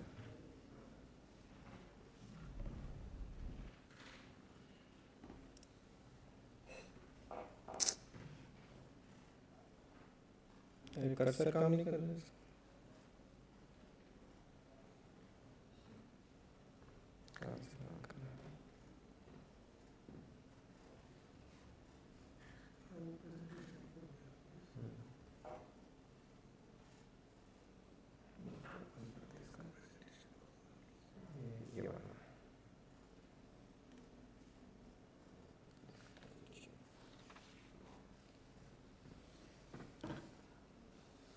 Good afternoon, my fellow colleagues and all my panelists, and thank you, Mr. Oberoi, and thank you everyone from NIFTEM, MOFPI, to give me a pandolim of the stage to talk and present my views and on cold chain, energy efficient cold chain systems. I have been a part of this industry from the last 30 years and have been effectively contributing to food processing, making food processing machines, and to make cold chain systems. We would have executed a number of projects, and I am here to share my experience with you on how to make energy efficient storage and cold chain systems work. I have an experience which is hands-on as far as this industry is concerned, and it is no way theoretical, and it is more of a practical contribution which I will be able to give you, but with a little bit of more interaction from all of you. This will be not a speech, but it will be more of an interactive session, a small interactive session to make it more meaningful and to make it more presentable. The first thing which I dwell on, my area of expertise has been refrigerants, and my area of expertise has been machines to work with these refrigerants. The natural refrigerants, as we know, are ethane, ammonia, water, and carbon dioxide. The ODP of these refrigerants are 0, and the global warming potential is on a scale of 6-1. When I mean 6, that means the maximum is 6 of carbon dioxide and the minimum is 1. Now, other refrigerants which are there are hydrocarbons, and which are 50% more efficient than synthetic refrigerants. Synthetic, when I say synthetic refrigerants, it means CFCs, SCFCs, HFCs, HFOs, etc. Now, these hydrocarbons are also refrigerants like butane, isobutane, isopropane, and are all refrigerants which are used widely in the petrochemical industry. Petrochemical industry, by and large, as of now, are only using isopropane and isobutane. The COP, the coefficient of performance of which is way ahead of other synthetic refrigerants. If we are talking about, but in the commercial sector, the use of this refrigerants is only limited to small portable freezers, it is used to small domestic freezers, it is used for beverages, it is used for small ice cream systems, and it is used for small refrigeration transport trucks and chillers from 1 kilowatt to 150 kilowatts. Today the industrial refrigeration market is moving more towards natural refrigerants because of its efficiency and value of performance. A simple state of calculation shows that ammonia refrigeration system is more efficient to a synthetic refrigeration system by almost around say 12 to 18%. B is if in case you go for low temperature applications where you do a cascade refrigeration between CO2 and ammonia on a whole, the system becomes more efficient by 22%. If these are practical figures which we have analyzed over a period of time, so people are turning more into natural refrigerants. US is working only on natural refrigerants today, and all the food industries in the US all the food processing large industries in the US are only resorting to ammonia refrigeration or cascade refrigeration using NH3 as well as 744, that is CO2 refrigeration. I'll just give you some illustrative examples. If for example you are commissioning a chiller system which is used for cooling or for air conditioning or for refrigeration or any other purpose, 1 kg of 134A, that is the refrigerant, if you leave it to the atmosphere, it is equal to 1 kg of refrigerant if you leave it to the atmosphere, it is equal to driving a car for 27,561 kilometers. If you have driven a car and the amount of CO2 which comes out of the car, emitted out of the car, is X kgs, then leaving 1 kg of R134A equals to driving the car of 27,561 kilometers. It means a light bulb operating or 10-watt light bulb operating and burning for 92 years. And it means it equates to 6199 kilometers of flight distance which it has to cover. So 1 kg of R134A left cheaply to the atmosphere in terms of a leakage, in terms of charging not done properly in a refrigeration system can cause so much amount of carbon emissions. So this has to be stopped. There has to be a good charging system and a good pump down system which will be able to remove the refrigerant from the system and not leave it to the atmosphere cheaply. So we are creating a hole in the sky. Just by leaving 1 kg of 134A or 1 kg of any synthetic refrigerant in the sky will be able to make a hole so big that the ODP the GWP will increase and the ozone depletion potential will increase. So the easiest way today is to stop the refrigerant from leaking out of the system and depleting the atmosphere. So use efficient systems in which the charging system should be efficient and the pump down system should be efficient. And that can be easily done, it doesn't cost a lot. And this is very practical to do.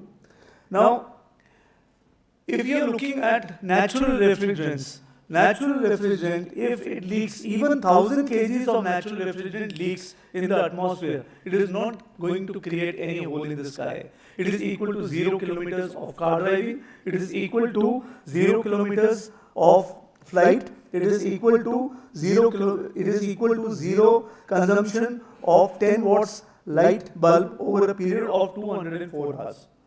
In other words, what I am saying is use of natural refrigerants are going to be the scope is going to be the main focus of approach in the coming years.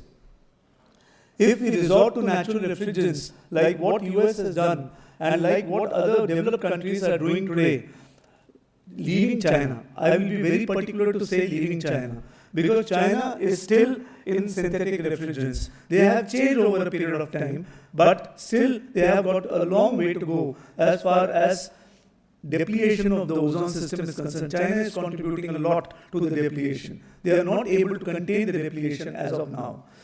But as far as US is concerned, it has been working very consistently over reducing the footprint and the carbon footprint. And that is why they are enjoying those credits. And now, by means of the Montreal Protocol, they have almost got into natural refrigerants. I would come to the next slide. One person, any one person, generates about 400 kgs of CO2 every year. These are some figures which we can just ponder about. A car driven for 7 kilometers with a mileage of 15 kilometers a litre adds 4 kgs of CO2 to the atmosphere. Future cars which will be designed with natural fuels will be able to reduce CO2 emissions down to 0.1 kg per 7 kilometers. 0.1 kg per 7 kilometers. So the cold chain systems are going to resort more to hybrid vehicles rather than fuel vehicles like petrol and diesel. An electrical car driven 7 kilometers with a consumption of 15 kilowatt hour over a 100 kilometer run will only produce 0.91 kgs of CO2.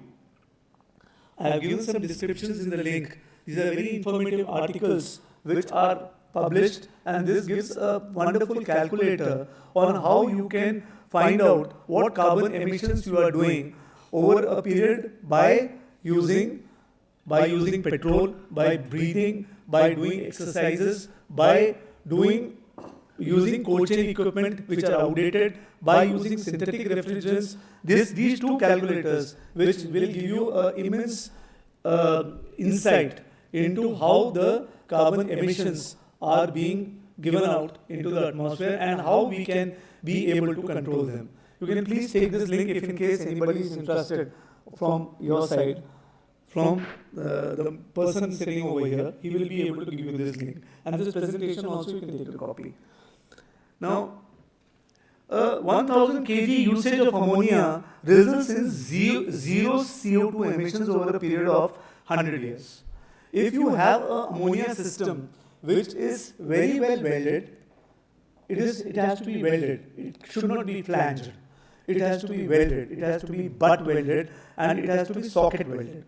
If in case you do socket welding, and if in case you do butt welding, and you do a proper refrigeration system with ammonia over a period of 100 years, even if it leaks, there will be zero ozone depletion.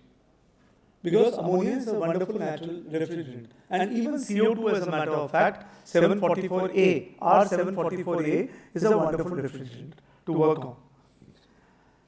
Now, hence the use of natural refrigerants are the best way to curtail climate changes and to promote energy efficient storage and effective cold chain systems.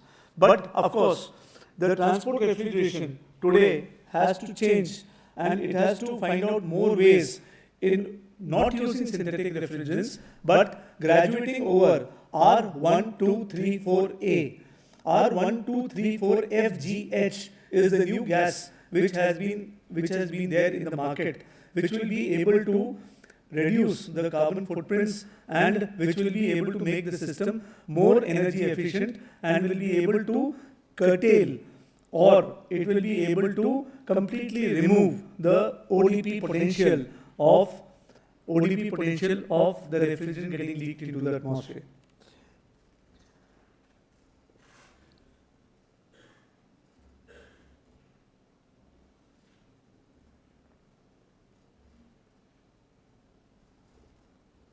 Yeah, now we come to controls and automation. The most important thing is we make a refrigeration plant. We make a refrigeration plant which we use it for powering our cold stove, powering our food processing equipments to make food processing happen. But have you wondered at any given point of time that everything is manpower controlled? Everything is controlled by a man and an operator who uses that machine. Yeah, everything is controlled by means of manpower who run those machines. Now the manpower is there, the power goes and the power comes, the manpower goes and puts on the power and he starts the system once again. Now let us understand the automation which can happen in the system. Let us take a very practical example. A cold store is there. If in the cold store, what do we desire? We desire a temperature and we desire a humidity.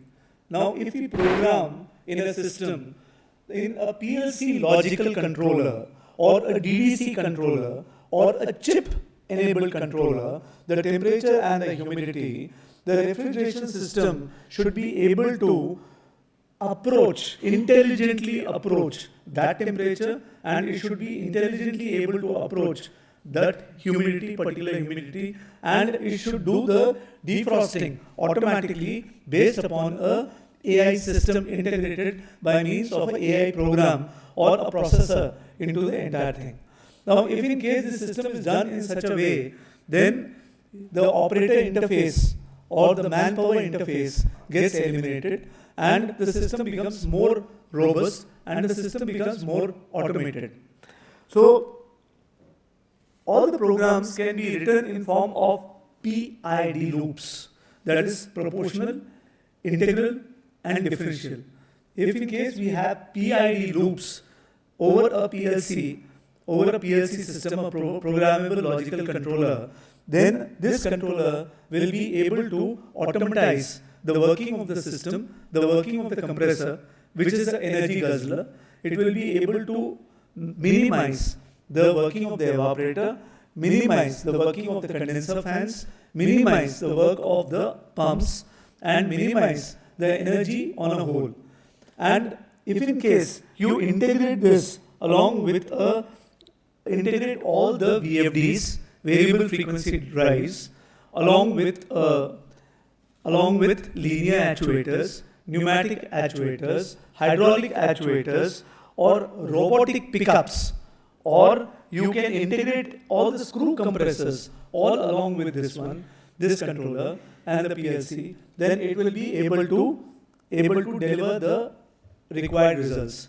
Now, what is required? You have to set the pressure, and you have to set the temperature, and you have to set the humidity. And these are the three parameters which guide the control of any food processing sector. And the food processing sector uses all these discrete datas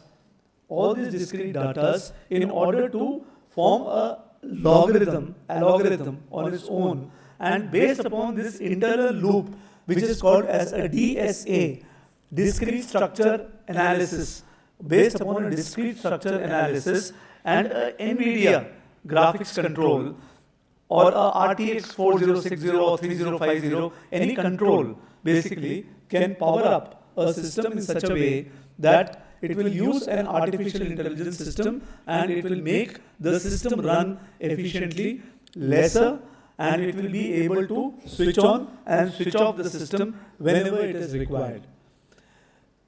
Once this is done, this will lead to lesser of manual intervention, and once the manual intervention gets eliminated, the amount of energy savings are massive. I will just give you a small example. We did one of our projects in which it was a large project which was used for a food processing industry, which had IQF, which had a spiral, which had cold stores, which had freeze dryers, which had so many things in this one. And there was a refrigeration system which was complementing the entire thing. There was a screw compressor which was working, and the screw compressor was working on a mechanism which was called as the slide valve mechanism. Now, in the slide valve mechanism, the power consumption figures were very, very high, and the cost of power was going up high the roof. Now, this was integrated with a VFD, a variable frequency drive, and the slide valve mechanism was kept at the maximum levels. The VFD, based upon a pressure input, automatically made the system work, and made the capacity control of the system go up and down. When the capacity control of the system was reached, the power saving was massive, close to 38%. 38% was the energy saving because of this. And secondly, using an adaptive integrated control system along with feedback analysis and data sampling, the system was able to, and there was a network using intelligent network architecture, which is called as the INA system. It was able to reduce the amount of power consumption by almost around 46%. Just see the amount of power which was saved in a particular exercise, which comes through automation and control. We used a lot of Danfoss products along with this one to understand the hot gas defrost of the system by itself and to control the system. The system along with Danfoss controllers and along with these PLC systems put together and along with these intelligent controllers were able to reduce so much amount of power cost. Now, power cost means carbon emissions indirectly, and it is also the ODP, it is also so many other gases, greenhouse gases which develop and emissions which are taking place. So once you reduce your power input costs, we will be able to change around this whole cycle and address the climatic change which is happening today because of use of immense power. This power, we are leaking the power. We are not using the power to the optimum best. We are only using the power to make the system run. We have to make the power using the optimum best. So, controls and automation along with computational control can reduce power input cost and reduce CO2 footprints and can prevent greenhouse gas emissions. Now, there are a lot of other renewable energy sources also. I will just give a small example. We have worked on an example which has been running and which has been working. Solar energy, a 3,000 metric ton of frozen storage, which was storing frozen products coming out of IQF freezer, requires a power of 200 kilowatt to run, and this happens for a period of 10 hours in a day. The kilowatt hour cost is 8 rupees, and it runs for 10 hours per day. And the input cost of storing this product over a period of 6 months, that is from the point of production to the point of disposal to the customer, the amount of cost incurred is 29 lakhs. That is the power cost which is incurred, is around 29 lakhs. If the government is able to subsidize the input capital cost by 50%, the payback will be roughly 2 years and the carbon emissions will fall by 2160 kgs. Wind energy is another way of reducing the carbon footprint. Of course, there are a lot of wind energy close to 5 to 8 meters per second can reduce the capital cost, can reduce the carbon footprint cost by almost around say 6,000 kgs per year. Bioenergy, not feasible right now in India, but over a period of time, with the bioenergy becoming the biomass becoming cheaper and the dry matter becoming better, we will be able to even reduce the cost further. I don't have data and statistics on biomass fueling, but I would love to share some data over a period of time with all of you. Thank you, my dear friends, and it has been a wonderful association with all of you, and I look forward that we all will work very positively in this area of business and making the produce more better and cheaper and reduce of carbon footprint in the coming years. Thank you, sir.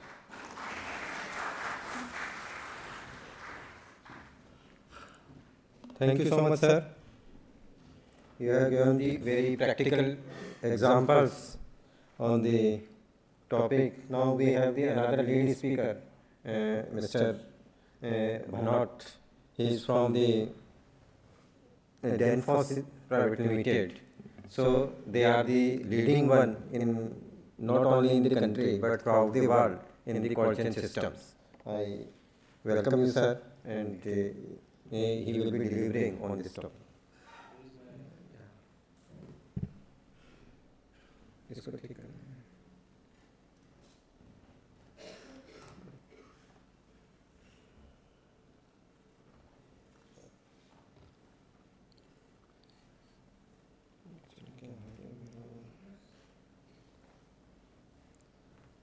Thank you, Professor Sunil.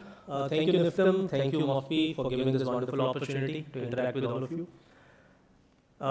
Good evening, ladies and gentlemen. My name is Saurabh Bhanot. Today, I'll be talking about the global mega trends that we are in today and the decarbonization opportunities in the food chain and the cold chain sector.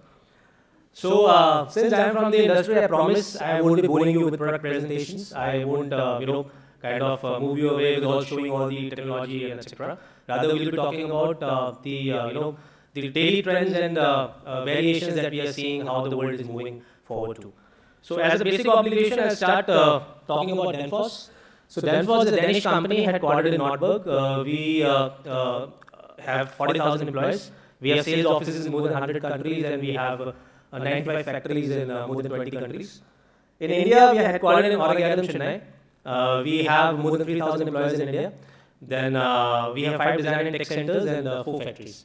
Thanks to our partners and wholesalers, we are present at more than 65 plus locations in India. So the conglomerate of Danfoss is basically divided into 3 divisions. So there is Danfoss Power Solutions that deals with the industrial and mobile hydraulics as well as fluid conveyance. Then we have Danfoss Climate Solutions, the division to which I belong. That is a merger of cooling and heating. Anything related to refrigeration, heat pumps or air conditioning is falling under this vertical. And then we have Danfoss Power Solutions and Drives. That is helping us to control and modulate the speed of our AC motors. So when I talk about today, we see ourselves that in the past 10 years, the way we have been conducting our businesses has truly transformed. And it's going to further change in the next 5 to 10 years. So today we see ourselves amidst the middle of these mega trends. Number one, digitalization. 90% of the data had been created in the last 2 to 3 years. We have seen our dependency grow multifold on AIs, IoTs, WhatsApp, different social media tools. However, every time we are, exchanging messages or we are, uploading a picture, we are generating data. 2% of the world global electricity is generated by data centers, and a lot of data centers are being set up just to make sure that the data we produce are being handled. So it's very, very important that we adopt the right set of technologies while setting up these data centers. Number 2, talking about electrification. 17% of the world global electricity is consumed by the HVACR, heating, ventilation, air conditioning, and refrigeration systems. Electricity is going to become the major carrier because of the renewable sources of energy. By 2040, as per a study, all the cars that we are driving, 50% will become electric, and so will happen in the ferries, trucks, etc. as well. Talking about urbanization, cities consume about 70% of the global energy, and it's also responsible for 70% of the global emissions. As per a study, by 2050, 70% of the people will be living in cities. That means all our tier 2 and tier 3 cities will go metropolitan. That means a lot of infra will be loaded into the cities, whether I talk about cold chain, or I talk about transport, I talk about air conditioning, etc. And there is another study that tells by 2030, 1.5 billion people will be added to the population of the world. Now talking about the topic of today, that is food and water. I was very happy in the morning when Dr. Kamna was talking about water, because that is one subject that is least talked about. And water is very, very important, it is the most scarce resource. So we have to do all the efforts in terms of storing and reducing the dependency on fresh water. Talking about food, 1/3 of the food that we produce is lost or wasted. And food wastage is responsible for 1/3 of the global greenhouse emissions. And when I talk about urbanization, I mentioned that 1.5 billion people will be added by 2030. That means a robust cold chain, food chain setup has to be there to feed that growing population. And I can tell you, by having a right cold chain in place, 20% of the food wastage or loss can immediately be addressed. Last but not the least, climate change. In every forum, we are talking about climate change. Since 1990, 50% of the greenhouse emissions have increased. Greenhouse emissions have increased by more than 50%. And only the right set of energy efficient technologies, the use of low GWP refrigerants, could help us pave the way towards a low carbon, a carbon neutral future. So the point to dwell upon here is, we are seeing ourselves in the middle of these mega trends, but how do we capitalize on the opportunities that are available in these mega trends? So let us now talk about the decarbonization in food chain or the cold chain sector. So we are seeing very, very bold statements by all the conglomerates of the world, whether I talk about Nestle, Mondelez, Amul, etc. they're all talking about carbon neutrality, they're all talking about decarbonization. Some are saying they become carbon neutral by 2030, some are saying they'll become by 2040. But do you think, what is the ulterior agenda behind it? Is it only that the companies are too much focused on energy efficiency? That they are too much caring about this decarbonization? Actually, the hidden agenda is that the consumer has become very aware. The consumer of today, the educated consumer of today is actually wanting to use the products of companies who are focused on environment, who are focused on safeguarding the natural resources. You buy a packet of chips. You see on the back they are telling you how much carbon footprint that packet of chips has gone in the manufacturing of those chips. You take a flight from Delhi to any place and you will find that on your air ticket you will see the carbon footprint of that airline. Why the companies are doing that? The companies are doing that because they know that the consumer is becoming highly aware. And they are very, very focused on working with these kind of companies who are focused on the environment. So this also opens a lot of opportunities. In the morning, I forgot the name, the dignitary was talking about this scope 1, scope 2 and scope 3 emissions. So right now, whatever we do is actually falling into scope 1 and scope 2 emissions. Because most of the work that the companies are doing is only related to their operations. And that actually also opens up a lot of opportunities to work in. Then if I talk about the scope 1 and scope 2 emissions, they are basically involving that whatever operations the company has, how are they reducing the carbon footprint there? What kind of efficient technologies they are using? What kind of latest innovative means they are adopting? And it also involves the kind of electricity that they are using is either produced by the fossils or is being produced by the renewable sources of energy. Scope 3 and scope 4 he touched about, but mostly scope 3 is upstream and downstream, the raw material that is coming from my factory. I don't know if it's some fruits that I'm buying from a farm. What kind of carbon emissions the production of those fruits are producing. If I talk about after I have produced a product, it is going to the downstream, how the consumer is using it. Whether he is actually working on the shelf life of that product or it is actually becoming a waste. So a lot of work and a lot of opportunity is there if I talk about decarbonization in this sector. The right way of choosing the right technology and the right work is by having the right people, by having a dedicated team who is working on your company's net zero targets, by understanding who are the stakeholders who will be impacted, who will be helping us in achieving those net zero targets. The second is the process that we have to adopt in terms of the technology that we adopt. In terms of energy efficiency or the auditing part where we have to ensure that whatever measures we have adopted, they are actually working in the direction of this decarbonization. When we talk about technology, let me use some very simple examples. My colleague in the previous presentation talked about VFDs, just using it with a screw compressor. Actually, in my personal opinion, I believe electric motor is one of the biggest inventions of human mankind. Any appliance you see around you, electric motors will involve some sort of incorporation in that appliance. So somehow if you are able to control or modulate the speed of AC motor, you will be actually able to save a lot of electricity or energy. And 50% of the world's electricity is actually being consumed by electric motors. So Danfoss has got plethora of drives available, which my peer also mentioned today, that he has used with a screw compressor. So you can actually think of starting with the small tiny steps in bringing decarbonization into your operations. Talking about the right technology in terms of compressors. So again, when we talk about the food chain right from farm to fork, there are a lot of areas like talking about the production, the processing, talking about the storage as well as transportation. All those 4 areas, if you use the right sort of efficient compressors, we're actually going to save a lot of energy.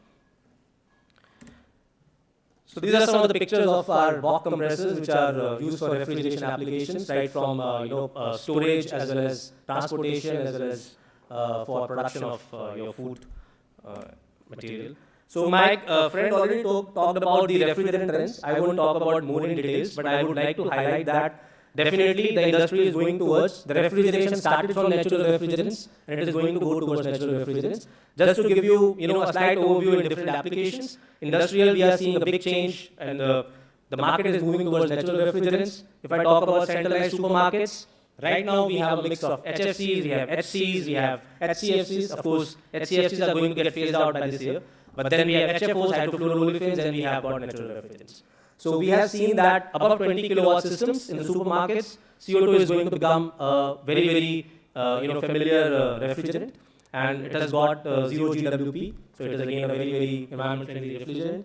Then talking about the condensing units, right now again, we are seeing that less than 5 kilowatt of systems, we are seeing propane there, going to be a dominant refrigerant, and above that, again, it will be CO2. And then for monoblocks like visi coolers, bottle coolers, etc., we are seeing that propane has already, ahead of many other refrigerants. So just by using the right energy efficient technologies as well as the low GWP and natural refrigerants, we can actually meet 38% of the Paris Agreement. And when we say that, we speak with a lot of confidence because Danfoss has already incorporated all these things. So I'll share some of the practical examples. So our climate strategy is we want to become, we are a 10 billion euro company and we want to become carbon neutral by 2030. So if I say Nordberg in Denmark is called the energy efficiency capital of the world, and all our campuses in Nordberg have become 100% carbon neutral by 2022 itself. And then if I talk about India, we have our headquarters in Oregon, Shinde. And what all we do here is, in the last 3 years, we have cut on carbon emissions by more than 12,000 tons. So we only take 14% of the electricity from the grid. 86% of the electricity that is coming from renewable sources of energy, that is wind and solar. All the cars that are being used in our factory for public transport as well as internal transport is all electric. We have 3 lakh liters of storage of water capacity, which we use for sanitation purposes. We grow our own fruits and vegetables, so it's all about how much you give back to the environment, and that is what we are using to feed the workers and the staff. We have a biogas plant for all the wastage of all these fruits and vegetables, which is generating biogas, which is again used to cook the food. And then recently what we opened is, we opened a power bank. So since we are getting the electricity from the renewable sources of energy, on Saturdays and Sundays when the production is not happening, we are actually having a big power battery where we are storing this electricity and then we are using it during the peak demands. So it's a LEED Platinum rated building. Anytime you guys are in Chennai, do pay us a visit and have a look at what all incredible initiatives we have made in terms of carbon neutrality. This is one example. I talked about heating and cooling in the beginning, and I was also discussing with my panelists in the afternoon. So this is one great initiative that we have taken. We had 6 to 7 sort of ducted air conditioners installed in the canteen, where the heat was just getting wasted because it's a cooling system. So we connected a heat pump to it, and what we are doing right now is using that waste heat, we are heating the water, and that water is again being used in sanitary purposes inside the cafeteria. So all these sort of innovative small things are actually helping us to pave the way towards energy efficiency and carbon neutral world. So before leaving, I would like to leave you with a thought. Like every morning we are born again. What we do today is what matters the most. So let's join hands and work together in engineering a greater and greener nation for tomorrow. Thank you so much.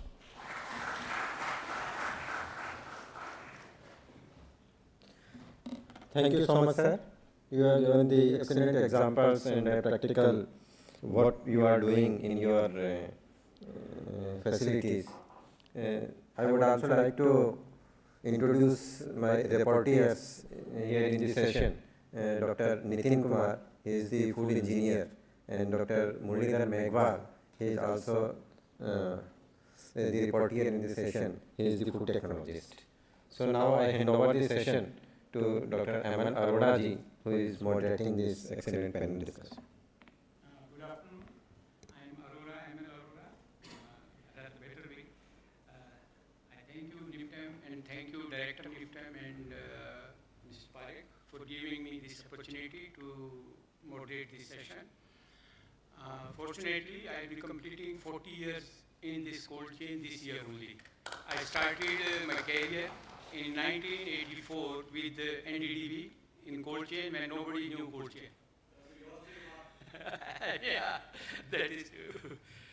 So anyway, I know that we are running late by 1 hour, and we'll try to make it as fast as possible, because otherwise also we'll make this session interesting. We'll not let you bore for the next 30-40 minutes what we are here. Then thank you, Mr. Karthik, and thank you, Mr. Banot. Mr. Karthik has given a very important points, this change of refrigerant, PID and wind energy, whereas Mr. Banot has also given a very important point that carbon neutrality and technology, that is energy also something. Now I will request Dr. Senthil Kumaran, who is a principal scientist, IHR Bangalore, and he is expert in farm machinery and power. He has done very big jobs in this, and he has been awarded many times also. Now I request Mr. Kumaran to put some light on this thing. Good evening to all, respected panelists, and I would like to thank Dr. Brai for giving me this and the organizers for giving me this opportunity. I would like to start, based on my experience and mechanization and the practical experience what we had, what we are doing at IHR Bangalore in the field of horticulture. I would like to start that any perishable commodities to make it more for higher shelf life and all, it should start from the farm.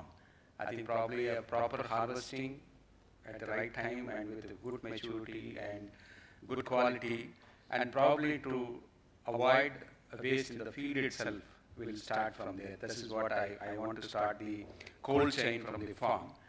And the next step is that when it comes to pack house, and then of course the processing, if wherever it is required. I think a lot of water is used, and we need water.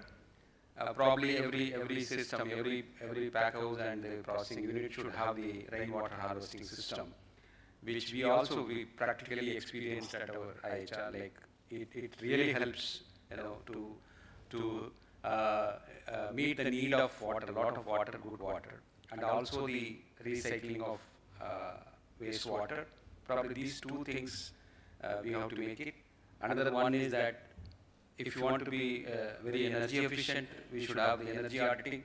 Every step using maybe the sensors and all the technologies which people have told just now that to save the energy. That energy auditing, so that we can introduce the improved gadgets and the machinery to save energy. And then when it comes to the pack house, and also we had the hot water system, the hot water treatment system for mangoes, which uses the alternative energy like solar hot water as well as solar steam generator. These two things practically we have experienced that alternatively these two technologies, like there were steam generation as well as hot water, solar hot water can be used for pasteurization as well as the treatment. So these things, of course, that alternative energy can be used. To come to the final, sir, for the distribution of fruits and vegetables, when the cold chain ends with the retail outlet, probably when it starts from there to distribute to the customer, and probably a push cart follows, and where it goes for the further distribution and the delivery, probably we also had to introduce the evaporative cooling system of van as with van and then solar power tricycle for fruit and vegetable vending. These are small interventions which can be introduced to have the energy efficient as well as to reduce the post-harvest. So these are some of the points which I had in my mind with my experience. Thank you, sir. Thank you, Mr. Kumar. Now I will request Mr. Nitin Goyal, who is expert in putting up the cold stores with the help of, I think, solar energy, most of the solar energy. And he has a very, solid background, rather we should say. He has done something in US also, and he has done engineering also. And he knows this ins and out of the solar energy. He can put some light on this. Yeah, thanks, Mr. Dr. Roda, for speaking. See, so first of all, coming back to the solar part, India is third in solar energy generation, 120 gigawatt, about 30% of installed capacity. So solar is already growing, but this solar is not going to help cold chain. And the reason is we are talking about cold chain where the weakest link is sitting at the farm. And we need to really focus on cold storage at the farm gate. I don't get Shimla apples in summer. Washington apples are there, but not Shimla apples. India produces 30% of world banana, only 1% is exported. Right? So there are a lot of gaps in the cold storage, cold chain.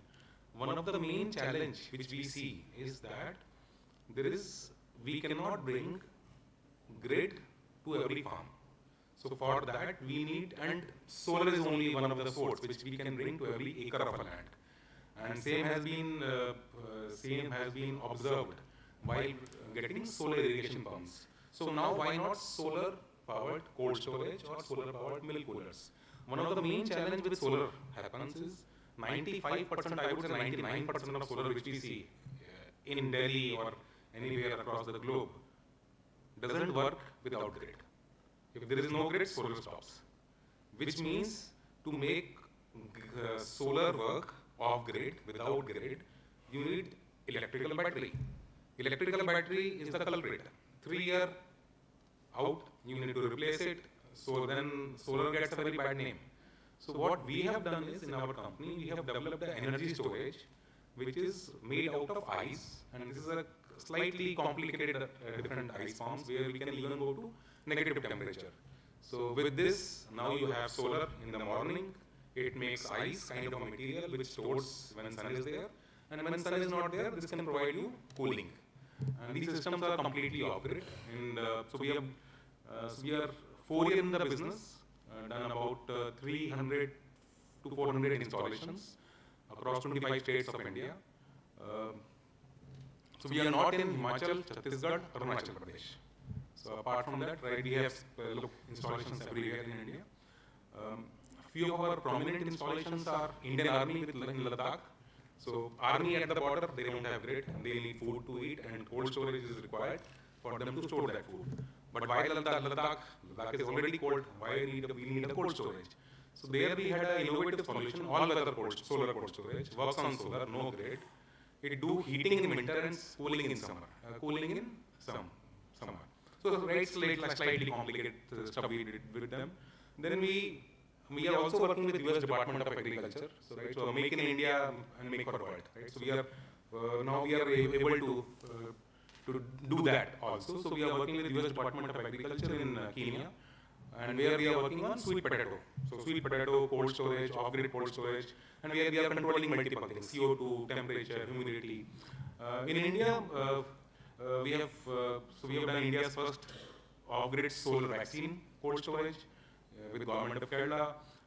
Like you have Amul in Gujarat, there is Vamul, West Assam Milk Union in Assam. So there 80% of milk, about 2 lakh litre per day, is cooled on our solar milk coolers now. So there is another example. So now coming back to MOFP kind of food processing kind of use cases which we have seen and which we have seen really good outcome. In Nagaland, we are working with a lot of FPOs where the FPO is using these cold storages for processing purpose, demand and supply gap, right? So Naga chilies, they will procure, they don't, and when they come in bulk, they don't have people to process it. So they come, they will store it in a cold storage, and then they will make a pickle out of it, and they will store it there. So and then there is also a requirement of multi-chamber. So it's a solar cold storage with multiple different chambers with different temperature zones. That was one example. Another example which we have done is Amla FPO in Udaipur, where they have same kind of Amla processing and in a cold storage. Then we have worked with Vasundhara FPO in Gujarat on cashew and mango ripening use case. Sahaja Organic in Bangalore, where they are storing multiple things, potatoes, tamarind, and fruits and vegetables. So those are the one very interesting use case which we have seen is ripening of banana. Right? So NCCD claims 95% lack of ripening. What it means? It means 95% of banana and mango we are eating is calcium carbonate based, which means all of that is cancer causing. And the only way to eliminate it is by law, regulations, and more than law and regulation, there has to be a cold chain. Now, the rule of thumb on cold chain, right, people look very expensive. Cold storage is very expensive, right? I would say it is not expensive. We need to see what is the primary reason of it becoming expensive. To me, I will give you a rule of thumb. 15 paisa is the cost of cooling milk with grid. It becomes 1 rupee just by cooling by diesel. And everywhere, even in Gujarat, every milk cooler is backed by diesel generator, because in village, single phase is available for your phone and lights and TV, but not 3-phase, and cold storage required 3-phase. So even in Gujarat, you will have 16 hours of power cut. Now, that cold storage becomes expensive, not because of, and why it is not available in India is, or not prevalent in India is because lack of grid. And that can be eliminated by using energy storage like ice and solar. So, and some few use cases I can give you. In milk, in Vamul, the cost of hardware is only 15 lakhs. 15 lakh hardware, 15-year life, approximately. It cools 8 crore of milk, worth of milk every year. So 15 lakh hardware is cooling 80 crore of milk. How the cold chain is expensive? It's not expensive. Now, even if it gives 1% or 2% extra value addition, right, it will pay off on its own. Another is that Vamul did a very good quantification. Earlier, their cost of cooling was 60 paisa, average of the entire year before system got installed. After 1 year, the system got installed, in the average it was 30 paisa, right? So 2 years of payback, right, straight away coming from solar. If you look into, let's say, fish cold storage, cost of hardware, okay, expensive, 30 lakh rupees, it's very expensive for India. But now if you go back, think in a different way, 300 rupees fish, 10 metric ton cold storage, if I even use it only for 10% extra because of wastage prevention or value addition, whatever, that value becomes 81 lakhs per year. Right, so that's like a hardly 4 months of payback. So essentially what I'm trying to say is that right now a lot of policies are driven towards large systems, but we need to really look into small size systems and the farm gate, because otherwise it is not possible to find Shimla apples, and it is not even possible to export Indian horticulture. Right, people claim, see, horticulture is the only, I personally feel horticulture is one of the only possible ways to uplift agriculture and increase the farmer income. Reason is, you have 10% of acreage goes to horticulture, but the contribution to agriculture GDP is 30%, 3x, 3 times. And the only way to do it, food processing, drying, salting, right, and cold chain. So those are the kind of things, right, which need to be done. And in this case, one of the very important thing is solar. And I personally believe that solar kind of technologies can really uplift the market. And in fact, we are working in Kargil, in Seabakthon, we are working in Kupwara kind of areas on apples. So there are multiple use cases, but we need to really understand, right, how it need to come in the policies. Right? Thanks.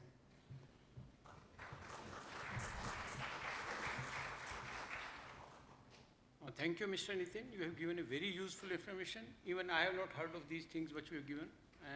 I mean, putting up this type of cold store in remote areas like Ladakh and UR. Thank you, Nitin, for giving this type of information. Now I will request Ms. Niharika Jalan. She is a co-founder of Indicold Private Limited, and Mr. Karthik Jalan. I think Mr. Karthik Jalan and Mr. Karthik Jalan and Mrs. Niharika Jalan, both are the founder of this company, and they came to me 5-6 years back, and I couldn't see anything successful what they were planning at that time. But now I'm really happy to see that they are very successful in their business and they are doing very well all across the country. And they have changed the dimension of the cold store industry, what I understand. Mrs. Jalan, please. Thank you so much for your kind words, sir. I would also like to thank NIFTEM for having me here. We've been very associated with NIFTEM for a number of years now. I think almost as long as we've been in the cold chain sector. And let me tell you that as students of NIFTEM, whoever's here, you have great futures, because I know now that I think every third person that I speak to in the industry is a NIFTEM student. So kudos to all of you. And yeah, I think the institute has done a wonderful job. A lot of what I'll say, so it was actually really nice when I heard that we were doing a session on energy efficient storage. Energy is the biggest, from a very industry point of view, energy is the biggest cost component of any kind of cooling or cold chain system. And therefore, it is something that we have been working as an organization on multiple ways. Just before we sort of got into the session, we were having a discussion, and someone asked, there is a lot of cold chain infrastructure, and every time I go and see a cold storage, it's not utilized. And even from there comes the fact on why we consume more energy when we cool things down, is because of the fact that yes, we can use renewable sources. That's, I think, the biggest and the lowest hanging fruit, and something that we are doing. But the second thing is that when we design a cold storage or a cold chain system, it is a one size fits all design which is currently happening or has been happening in India till date. And we are seeing a move away from that. So what needs to be done is that to bring in energy efficiency, do we look at what is the produce that we are going to store, and what is the aim of the storage. So like Nitin gave a very lovely example on farm gate storage, and hence we can use off-grid systems there. We at Indicold mostly work on bulk storage, so storage systems which are at least 5,000 pallets, 4,000 metric ton upwards. And how do we make this more energy efficient? So we've sort of done now a second in-house design of a facility. So the first facility that we designed was launched about a year back. This was 4,000 plus pallets in a compound which was reporting into ML Arora sir for a number of years. So it's a Concord compound, and we built a system where we understood that the product and the location required high throughput. It was close to NCR, and multiple deliveries, a system that needed to work 24 hours. So if any of you want, it's about 10 kilometers away from NIFTEM. Happy to have you there. I know some students have interned at that facility also. So when we did the design, it was very counterintuitive to the traditional system design. So what we did was we built in 3 different air zones. So we moved the product from a +10 to a -5 and then to the -22 zone, therefore making it more energy and efficient and bringing down the energy consumption. So that's something that we at Indicold are continuously working on, building design systems which will make it more energy efficient. I think one thing that we see a future in is also automation, so bringing automation into the country. We are going to be the first 3PL player launching India's first frozen ASRS high bay warehouse. This is a 30-meter warehouse which will start functioning in June next month in Gujarat. And here we've done a completely automated system. Again, this brings in more energy efficiency because there is no man movement, opening of doors, ingress of air into the system. So a lot of energy efficiency can be brought in by the way that you design the building structure, product movement, as well as your refrigeration systems, coolants that you use. Again, it's already been pointed out that we need to move back to natural refrigeration systems. We need to move back to ammonia. And that's where we are also heading as an industry. Globally, it's been happening for a number of years now. But I think that's my major submission, that let us look at design principles, let us look at automation and scale. The larger we become, the more scale we have at one location, the lower energy you're using per pallet. And why automation works is because every human intervention, every hand that touches every pallet of cold material that is moving through the system actually results in an additional energy consumption. Because you're not only creating an ingress into the system, but you imagine that when somebody moves in, there is a certain amount of heat loss that happens. So that's really what we are trying to do. Happy to have more discussions offline. I know we are almost at 6 p.m, so it's pretty late, so I'll close here and let the rest of the panel carry on.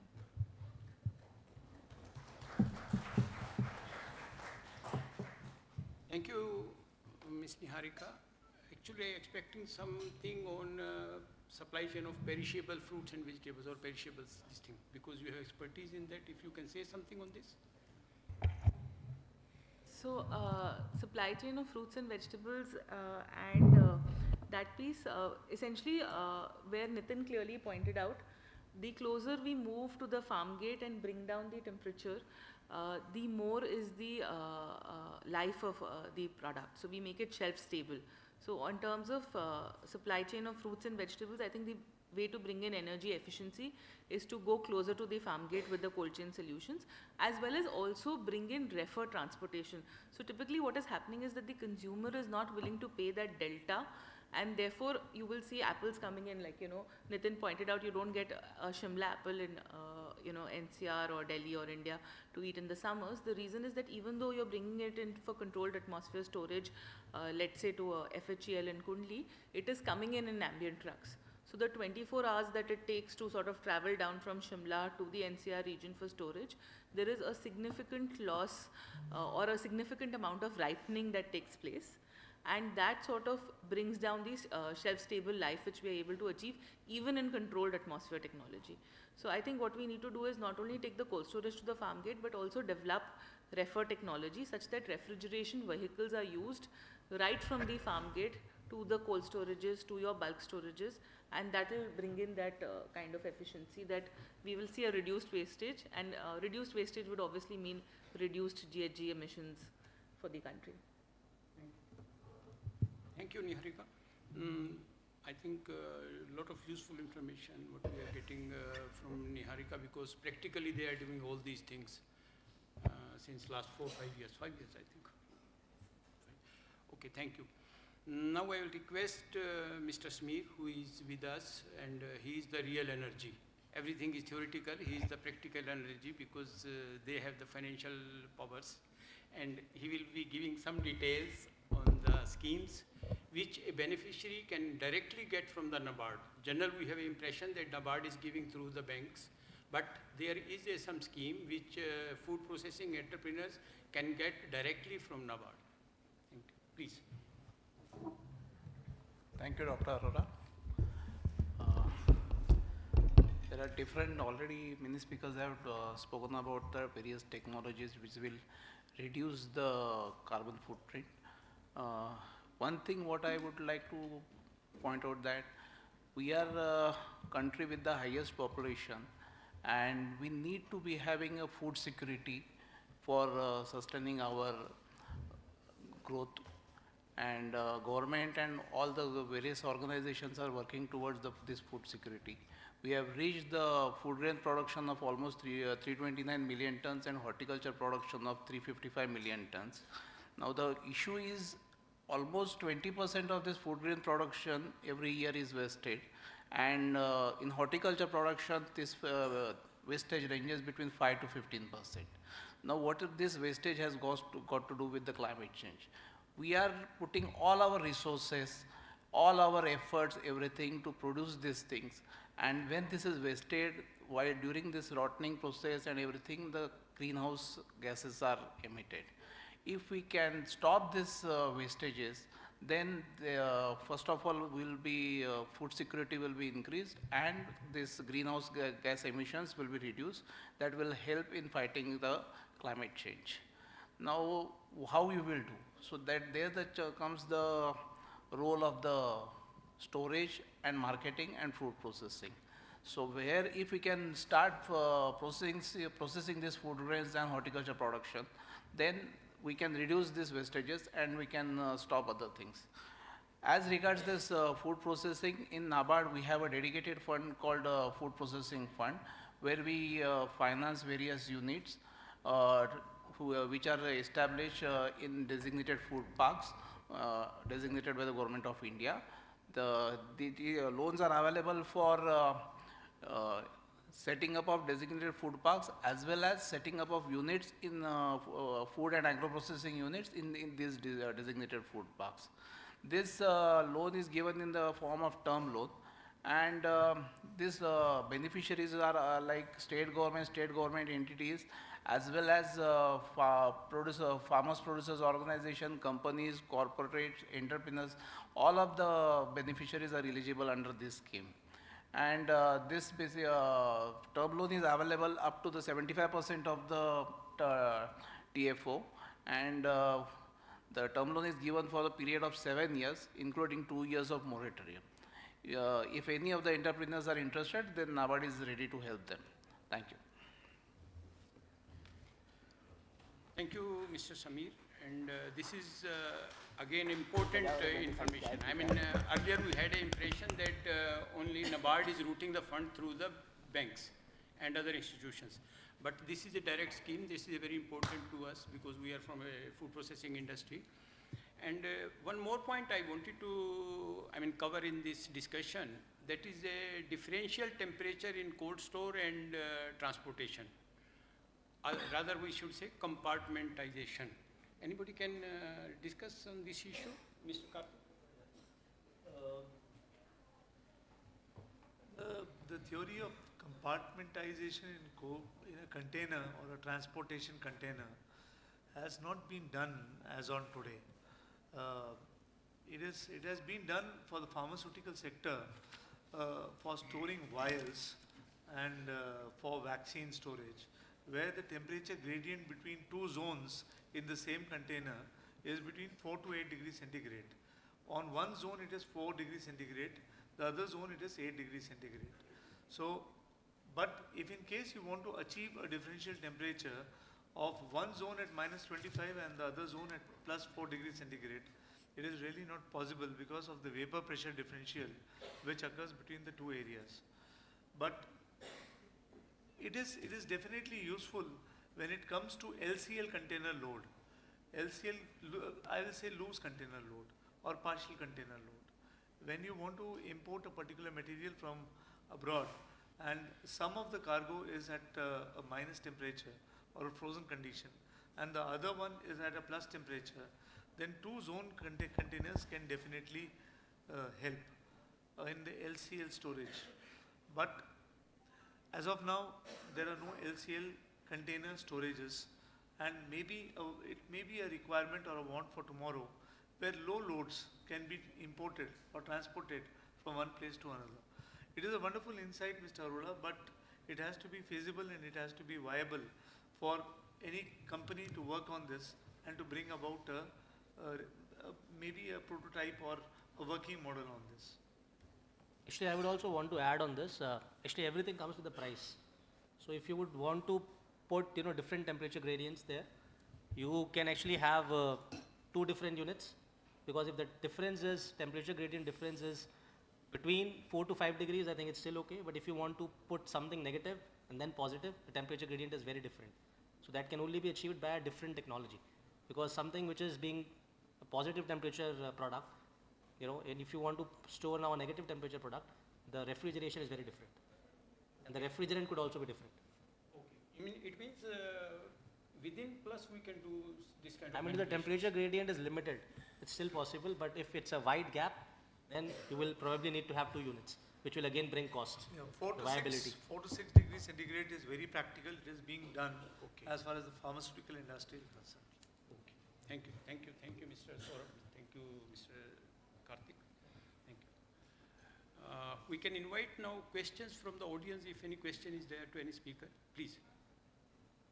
I think in this cold chain maintenance for the fruits and vegetables, we are missing a point, that is washing of fruits at farm level. Because horticulturists, they will tell that if you wash the fruits, you can increase the life by 2 times.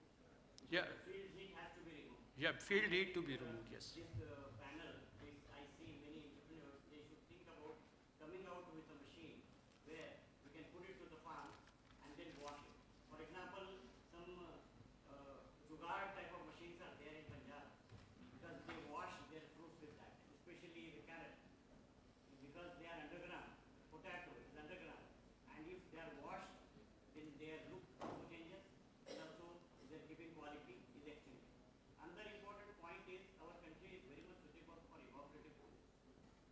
So can we not have a hybrid system where evaporative cooling is one thing and then blast cooling or pre-cooling is another stage, and thereafter it goes to the cold store.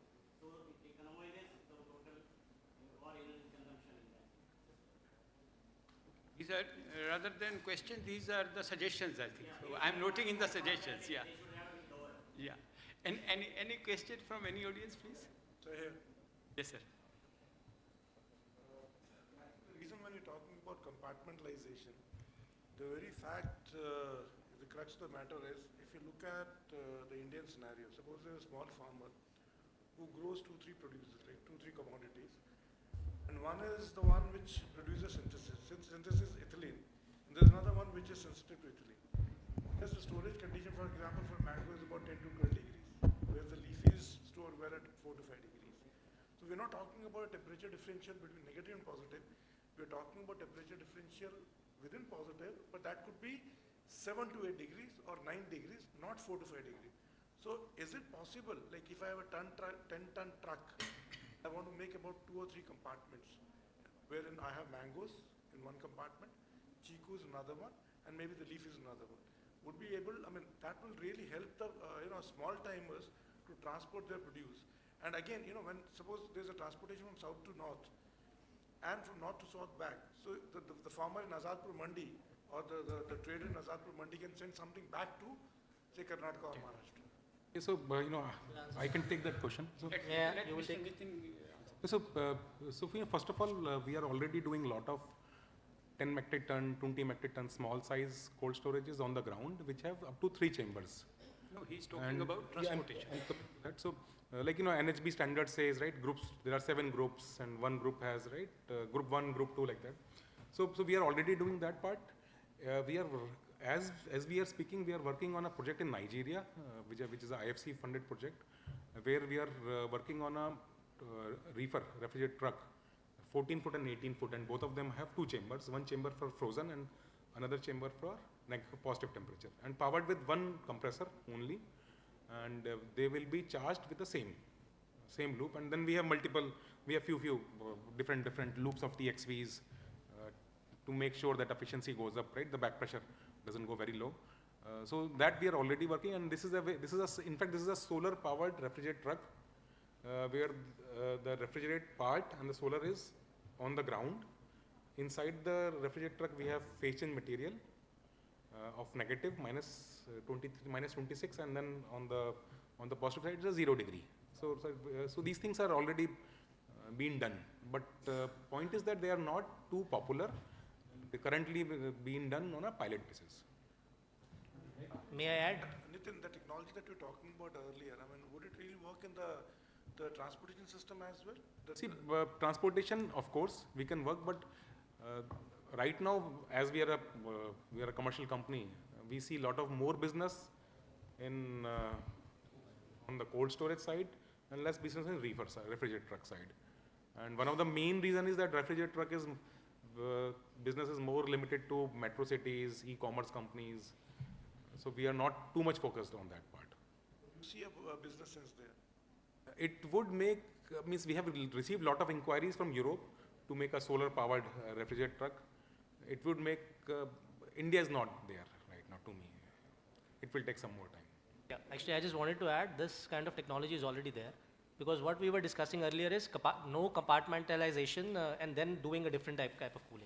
However, if you make different compartments, you can have different evaporators, which he also mentioned. Like you can manage the cooling load in different compartments based on the temperature requirements. And that's very much possible. In fact, in a refrigerator that you use at home, you're already doing that with one compressor. You manage the cooling coil in the refrigerator in a manner like where you need the freezing, you're actually putting the low temperature products there, and where you need the adequate cooling in positive temperature, you're putting your water and fruits and etc. there. So that is very much possible, and it's already happening in cold rooms as well, where you have anti rooms and you have different temperature rooms. It's a very popular concept. However, if you don't want to put a compartment and then you want to do it, then it's not possible. That is what we were talking about. Can I see what sir was mentioning is a temperature gradient between 7 to 8 degrees centigrade. That is what we are talking about. Now, let us come to chiku, let us come to mango, or let us come to apples, for example. If we combine all these 3 fruits and we put it in a single container, now what happens is you have to have a mean temperature gradient. Mean temperature gradient means you have to have a mean temperature at around 4 degrees centigrade and a humidity of around 85 to 95% humidity. Now, apples are the best stored at a temperature of 2 to 4 degrees centigrade, and chikus are best stored at a temperature of 7 to 8 degrees centigrade, and mangoes are best stored at a temperature of 15 degrees centigrade.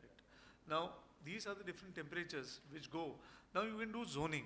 you can definitely do zoning by stratification of air, but the temperature gradient between all of them cannot be more than 2 to 4 degrees centigrade maximum.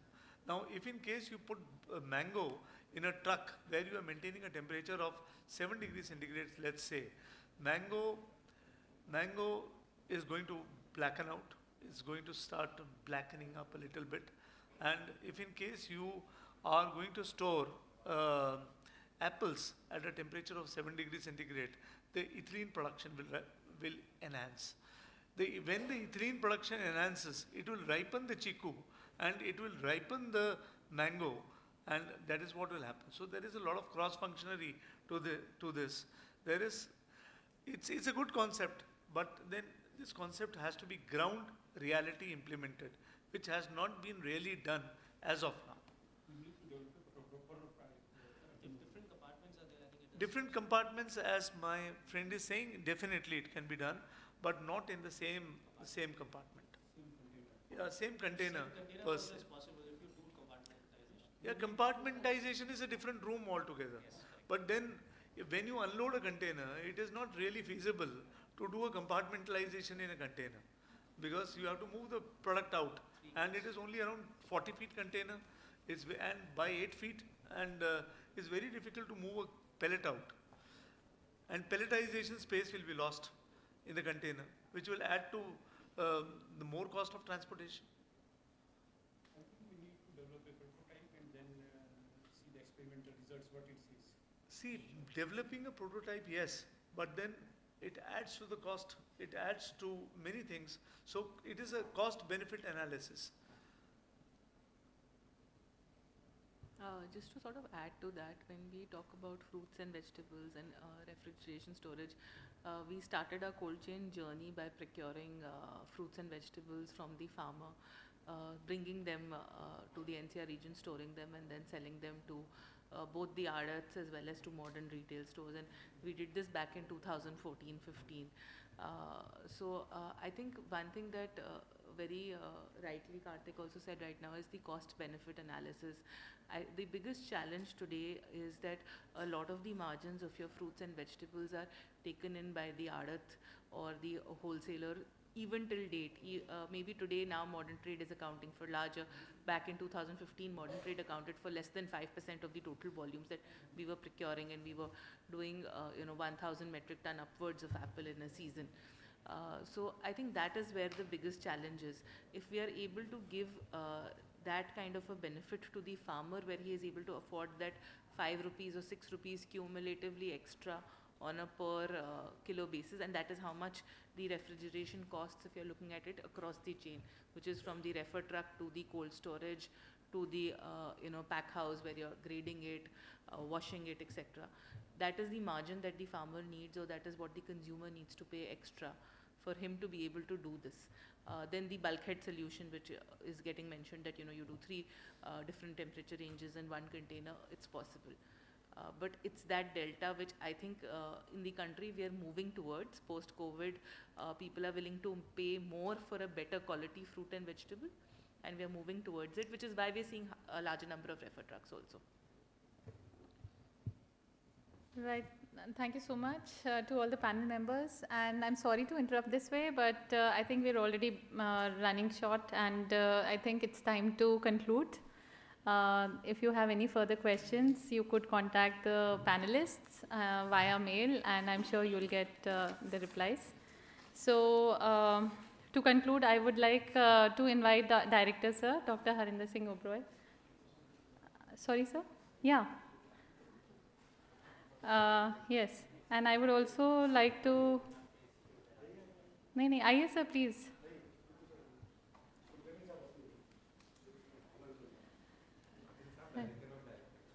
Okay. Thank you, audience. I hope we have made this thing interesting. Thank you. So I think we all are very lucky. We have very strong support here, and I would request sir to kindly felicitate our speakers this morning, for this evening. Dr. Saurabh Bhanot, sir.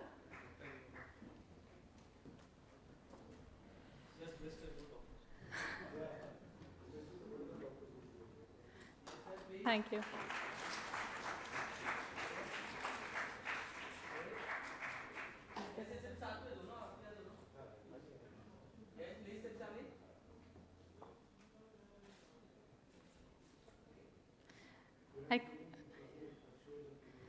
I call upon Mr. Karthik Nagarajan.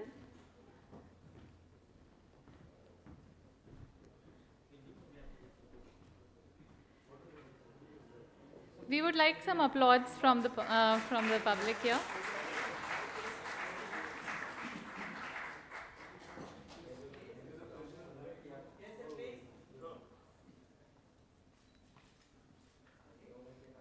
Thank you, sir. I would like to call, yes, I would like to, we call upon Dr. M.L. Arora, sir.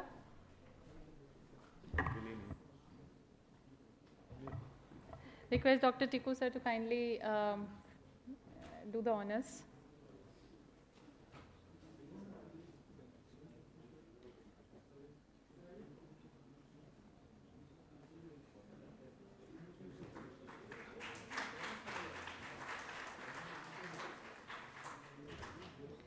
I request Dr. Senthil Kumaran, sir, to please step forward.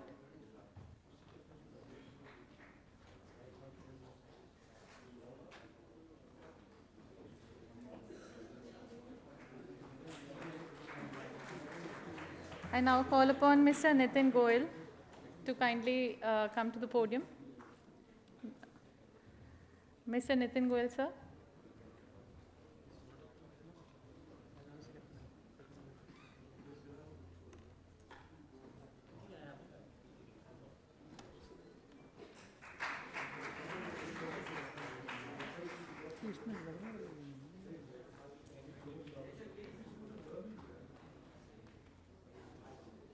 Last but not the least, I would like to invite Mrs. Neharika, madam, to kindly come forward.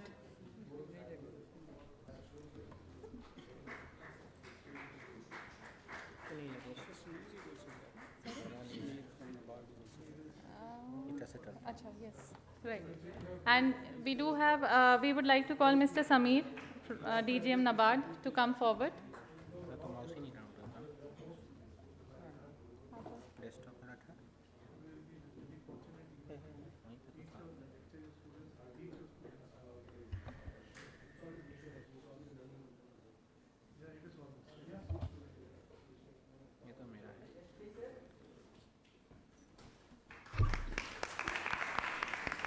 Thank you. I would like to call upon all the members to join us for a group photograph.